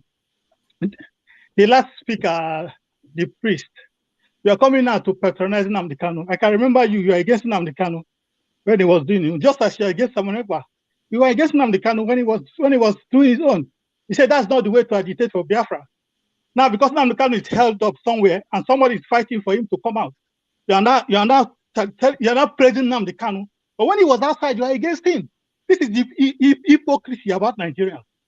Are you asking me a question? I'm talking. Let me finish after you talk. Look, now and again, you people sometimes, this Nigerian media, they come in the city, they come to Onitsha town, come to Aba town, come to Enugu town. Where they do their killing, they use their media to spread it and say it's a Biafra dictator that is in the state. But do you know that the people living in interior village in this places? I am from Enugu State, and somebody just sent me, my sister said not to come. And I said, he showed me video of Fulani, what Fulani did to them, and he showed me video when this ESN, people were causing Samuel Ekpa, causing ESN. Why the people in the interior village are praying for them? See, this is two different things. You, the elite, and abroad, causing them. The people in the village are praying for them. You see the two different. Look, me personally, I will cherish that person that put his life between bullet and me. That's the person I will pray for. So not to come here. My sister just sent me a video where Fulani, and it showed me a video where the police and the army are attacking those boys that came to protect them. They have gone battle. This is what it is. People are here talking. People in the interior village are praying for this guy. People are coming here talking because you don't know. My sister, I said when I told her Nigeria is finished, he said, my brother, don't come. What he said the Fulani and the Muslim don't want them to rest.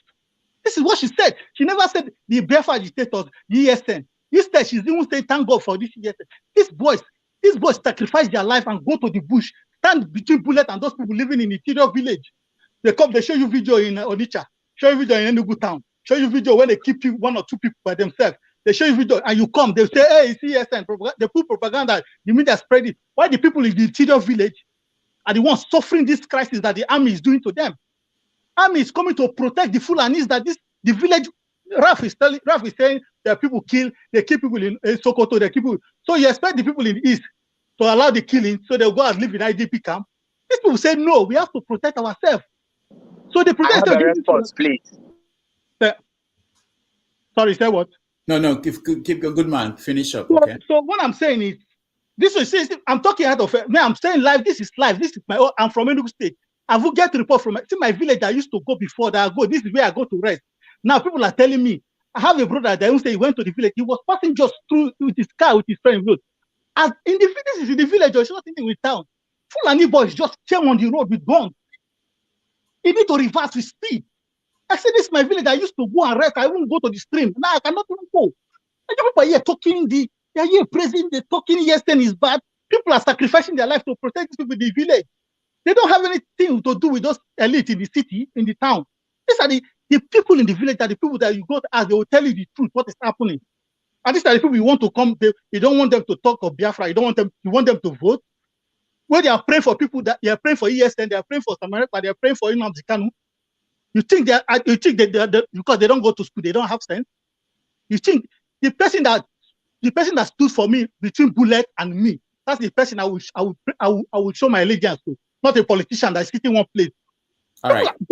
So that's what I just came on just to clarify this thing, because this is my living witness. I have video they sent to me in my own village. Fulani and he pushed him and not let him to rest. All right. My village, you don't have mosque in my village. We only have church. So what are they doing there? And you are here coming to preach all this. Samarokwa is bad. Nnamdi Kanu is bad. Now you are praising someone. You are cursing Samarokwa, praising Nnamdi Kanu before you are cursing Nnamdi Kanu. Thank you. That's Good what I man. come to say. Good man. Thank you. We have less than 7 minutes to go. So Can I just make a little response? Let me go to HO first. HO, just 1 minute. 1 minute. No, 1 minute response. Please, no, you first. HO, 1 minute. My brother, Mr. Goodman, we feel your pain. If I say I don't feel the pain, it's a lie. But what is happening in your village is also happening in other places. We may not understand, some people may not understand Nnamdi Kanu approach. Neither me that challenged Ekpa was saying what he's doing is wrong. But what I say is this: if our people have to stay at home for 5 days, there should be provision for food. Because I know some people, they only eat when they go out 1 day at a time. Then there are some women who are pregnant. So there should be provision for medical emergency. So with all that is happening, fighting ourselves will not solve the problem. But we have to understand ourselves and know that it is the battle between the elite and those of us who are Mekunu. But those of us who are Mekunu, instead of teaming together, we are fighting each other. Let's unite and think and plan and agree together and tackle this thing. Because hoodlums, the elite are using some of us against us. They pay them some money and they turn themselves on no government. All right. Thank you. Let's Thank you, think HO. and work together and solve this problem. Thank you. HO, thank you so much. The priest of peace. 1 minute. Okay, good man. I felt your anger. But at the back of my house, some people went and burned down few houses in the village. That thing that is happening in your places is happening at my own backyard. I felt you, but I want you to understand one thing. I've never been against Mazen Nnamdi Kanu for anything. I met him first in California in 2014. That was the first time I met him. And I listened to what they said he's coming. And I said, let me go. I've been hearing this man talk. Let me go see this guy, who this man is. And I met him, and there is this aura that goes with this guy. When you listen to him, if you follow him, you will know where he's coming from. The people that you are talking about in the bush, he sent those people to that bush to go and protect your sisters, your people there in Enugu State that is also prone and Abakaliki because of herdsmen. But those ones that are inside the city destroying markets, he didn't send them. He did not send them. He will always tell you that ESN is inside the bush protecting our farmland so that hunger will not kill us. But they have tried so much to do what? To jeopardize that. But they are keeping up. They are keeping up and they are fighting to protect the bushes. They are not in the towns like you are seeing now. So anybody that is inside the town causing problem for our people is an agent of the government. Take it from me. All right. Thank you. Thank you. I'm going around now because we're rounding up. Ike, do you have something to contribute? Unmute yourself, Ike. Thank you. Can I respond, please? No. We can't do back and forth now. We're rounding up. Go ahead, Ike.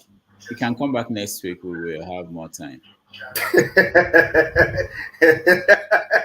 Why are you laughing, Ike? I'm serious. You put in 5 hours yesterday. I will take my leave. Thank you so much for your time, man. Thank you. I'll take my leave. Okay, thank you. Uh, the only thing I want to contribute before we round up is, please let us call for peace in Nigeria. Let us call for peaceful coexistence in Nigeria, where everybody will be free of suspecting one another of being an enemy or an agent or a spy or a saboteur in the mix of his people. You know, um, there is something that Frankly said that I picked. You know, our grandfathers and fathers and uncles and cousins who fought this civil war. Most of them are no more living with us. To their blessed memory, most of us are children, descendants of the people who fought the civil war. And I think that the world today is becoming a global village where we're beginning to people dialogue. Technology has brought us so close to each other and made us families. As we are talking here, we are family. Maybe we have never met in person, but it's like we're having a meeting. This is what it's just like. It's just like committee of friends that are seeing each other together. But probably we might see here every day, but we might never in life meet ourselves. This is what the world has become today. So, and listen, let us remember that there are a lot of Yorubas who has married an Igbo man, Igbo woman. There is a lot of Igbo man who has married a Yoruba woman, the Shekiri, Bini. We are mixed. We have become mixed nation, just as you find it in America. You people who live in the US, you understand what I'm saying. So, I mean, I wish for a better Nigeria. There is nothing that keeps me late. Like sometimes Dr. Damage will ask, what keeps you late at night? There's nothing that keeps me late at night more than how can my children go to Nigeria without any molestation, without going to the embassy to report that they are in Nigeria, that this is where they are going, this is where they are going to be, this is how many days, this is how many weeks they're going to stay in Nigeria. I mean, this is the country I'm looking for. And that's what keeps me late at night. So I am just begging all of us, we that have seen, every side of the world, that are living in outside world, that are part of Nigeria, that are still Nigerian. Because if I say I'm a Dutch citizen today, when they want to say it is a Dutch Nigeria, you say you're American, you're a black American, or Nigerian American, or Ghanaian American. Your first nation first. So what am I trying to say? This 2023 election is an ample opportunity. There is something that at the end of the day, even though that if Peter Obi did not win this election, but Peter Obi had changed the landscape of Nigerian politics. All right. This is one thing that you cannot take away from what is going on in Nigeria today. Character that we can trust. And it is trust that have destroyed Nigeria. We don't trust ourselves. Even your neighbor, even your brother. Because sometimes we that are living outside Nigeria, you give your friend money to do something for you in Nigeria instead of your family member. This is true. All right. Thank you, Ike. We have to leave it there. Eddie, you're next. 1 minute.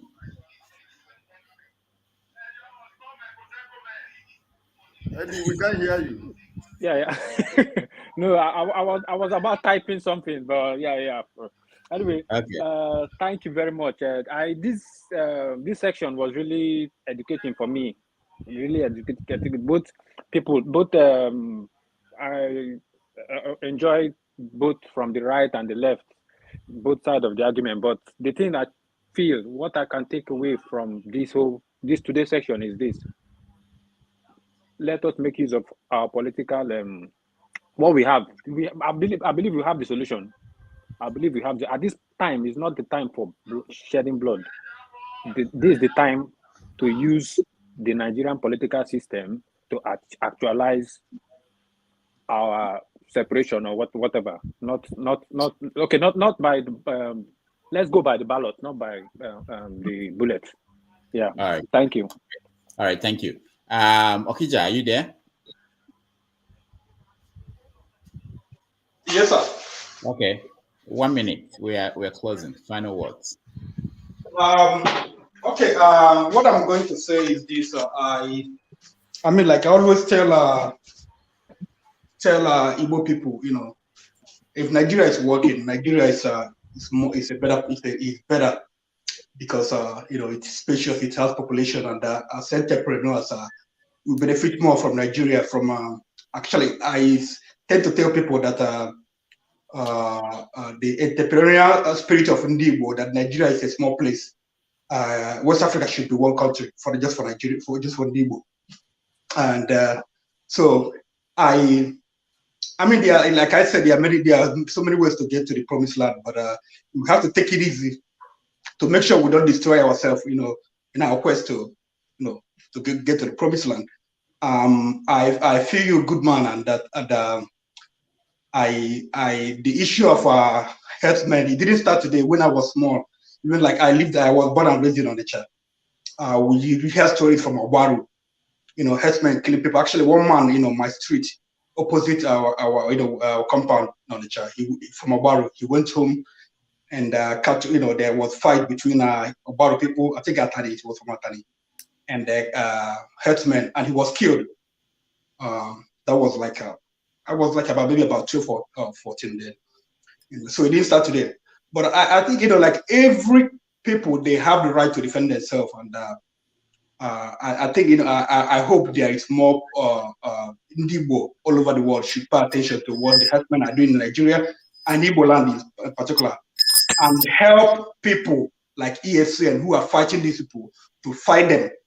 We can't let them take over our land. We can't let them kill our people. We should help people like ESN who are fighting. So that's what I have to say. Thank you. All right, thank you. Lexi.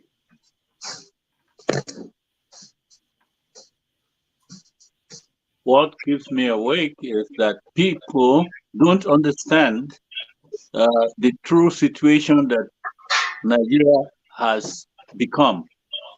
I go along with Ovie in most of his presentations, but the solution is where we go apart.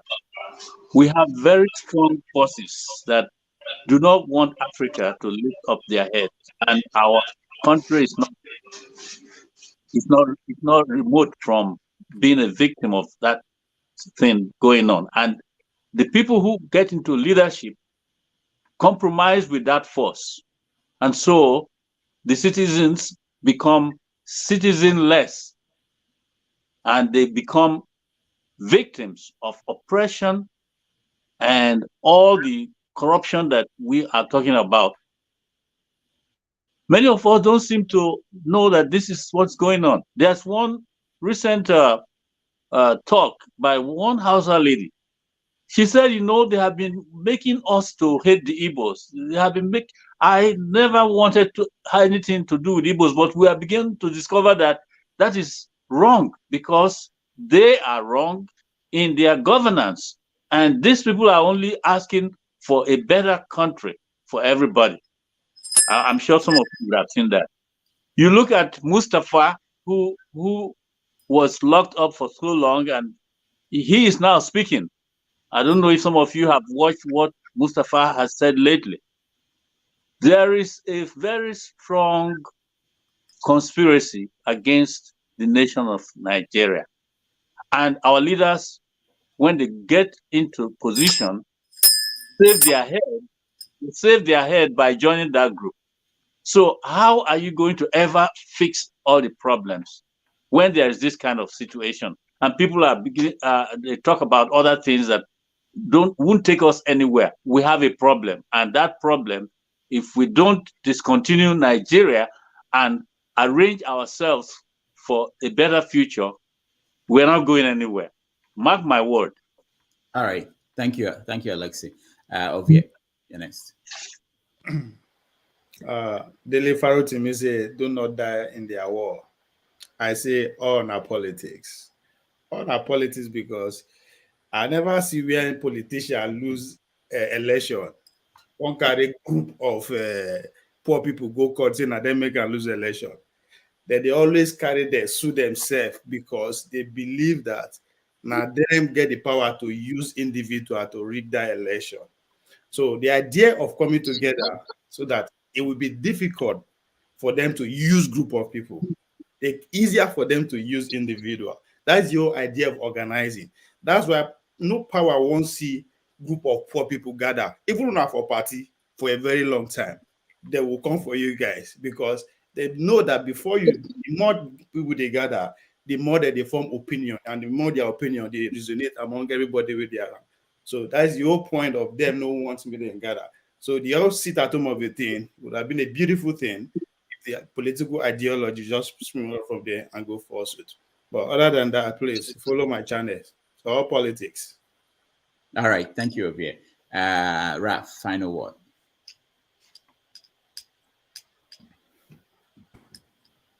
All right, thank you again for having me, and I hope everyone watching will like and share this video with your friends, families. Even if you have secret family, share it with them. You know, all sharing is sharing. And yeah, and support Dr. Damages as always. Even if you say you won't watch the video anymore, still send him money before you stop watching. So Dr. Franklyne said everything that needed to be said, and I just wish people would listen for the sake of listening and not for the sake of argument. If you do that, you will learn that he was actually on your side and he wasn't coming here to fight you. But too many of us, we just, we miss the point. So that's what I will leave you all with. And I'm rooting for Morocco. We are in the semifinals, African team finally, and we are one step. We're beating all the colonizers one by one. One more to go, and we'll be in the final. So see me on Thursday when I'm rooting for Morocco, and I will start releasing episodes again from January. So I'm not podcasting right now. Thank you again. All right, thank you. Thank you, Eddie, for joining us. Ovie, thank you so much for being here. White Level, thank you so much. Okija, thank you. H.O., thank you. Goodman, thank you. And Alexi, thank you. And all the people that watch us at home, I appreciate your time. I didn't say my final word. Oh, I thought we started with you. No, okay. At least good man, he temper don't come down. So madam, but me, for me personally, all this thing I talk about politics, this politics is man-made, you understand me? What I care for is humanity, and there's no way Jesus Christ did not come to die for politics. Jesus Christ did not come to die for country. Jesus Christ came to die for humanity. So when you see people dying, he said, Franklyne just came here and he said nothing. Because Franklyne came here and said people want to overthrow Germany, and the government took action. But as government taking action against the Fulani people, this is what we'll be asking ourselves. He said, Franklyne did not say anything because our government never did it. I'm here for humanity. People are dying. They are being killed. People are being killed every day. They are here talking about politics. No country in this world that they will be killing their citizens like this. They will be talking of politics. Nowhere in this world, nowhere. I've never seen in that country where they will be killing their citizens. And you are telling Franklyne, he said nothing. Because humanity is depleting in Nigeria. They are talking of Franklyne. What did he say? He gave us insights about Germany. But as government don't over this Fulani people killing people, they have gone. So he said nothing. For me, he said nothing because he didn't say anything concerning humanity. He's talking about politics. Politics is man-made. Politics are man-made. Every prophet that came to this world, they came to die for human being, not country, not humanity. So we think of humanity first before we think of anything. Every other thing is secondary. But humanity is first. Thank you. All right, good man. Thank you so much. I don't want to extend this conversation, but I appreciate your time. And those that watched at home and those that made comments, we all appreciate your comments. I read most of them, if not all. I really thank you for the time. And next week, we are going to bring some new guests, entertaining and interesting people to the show. So I hope to see you next week. Thank you.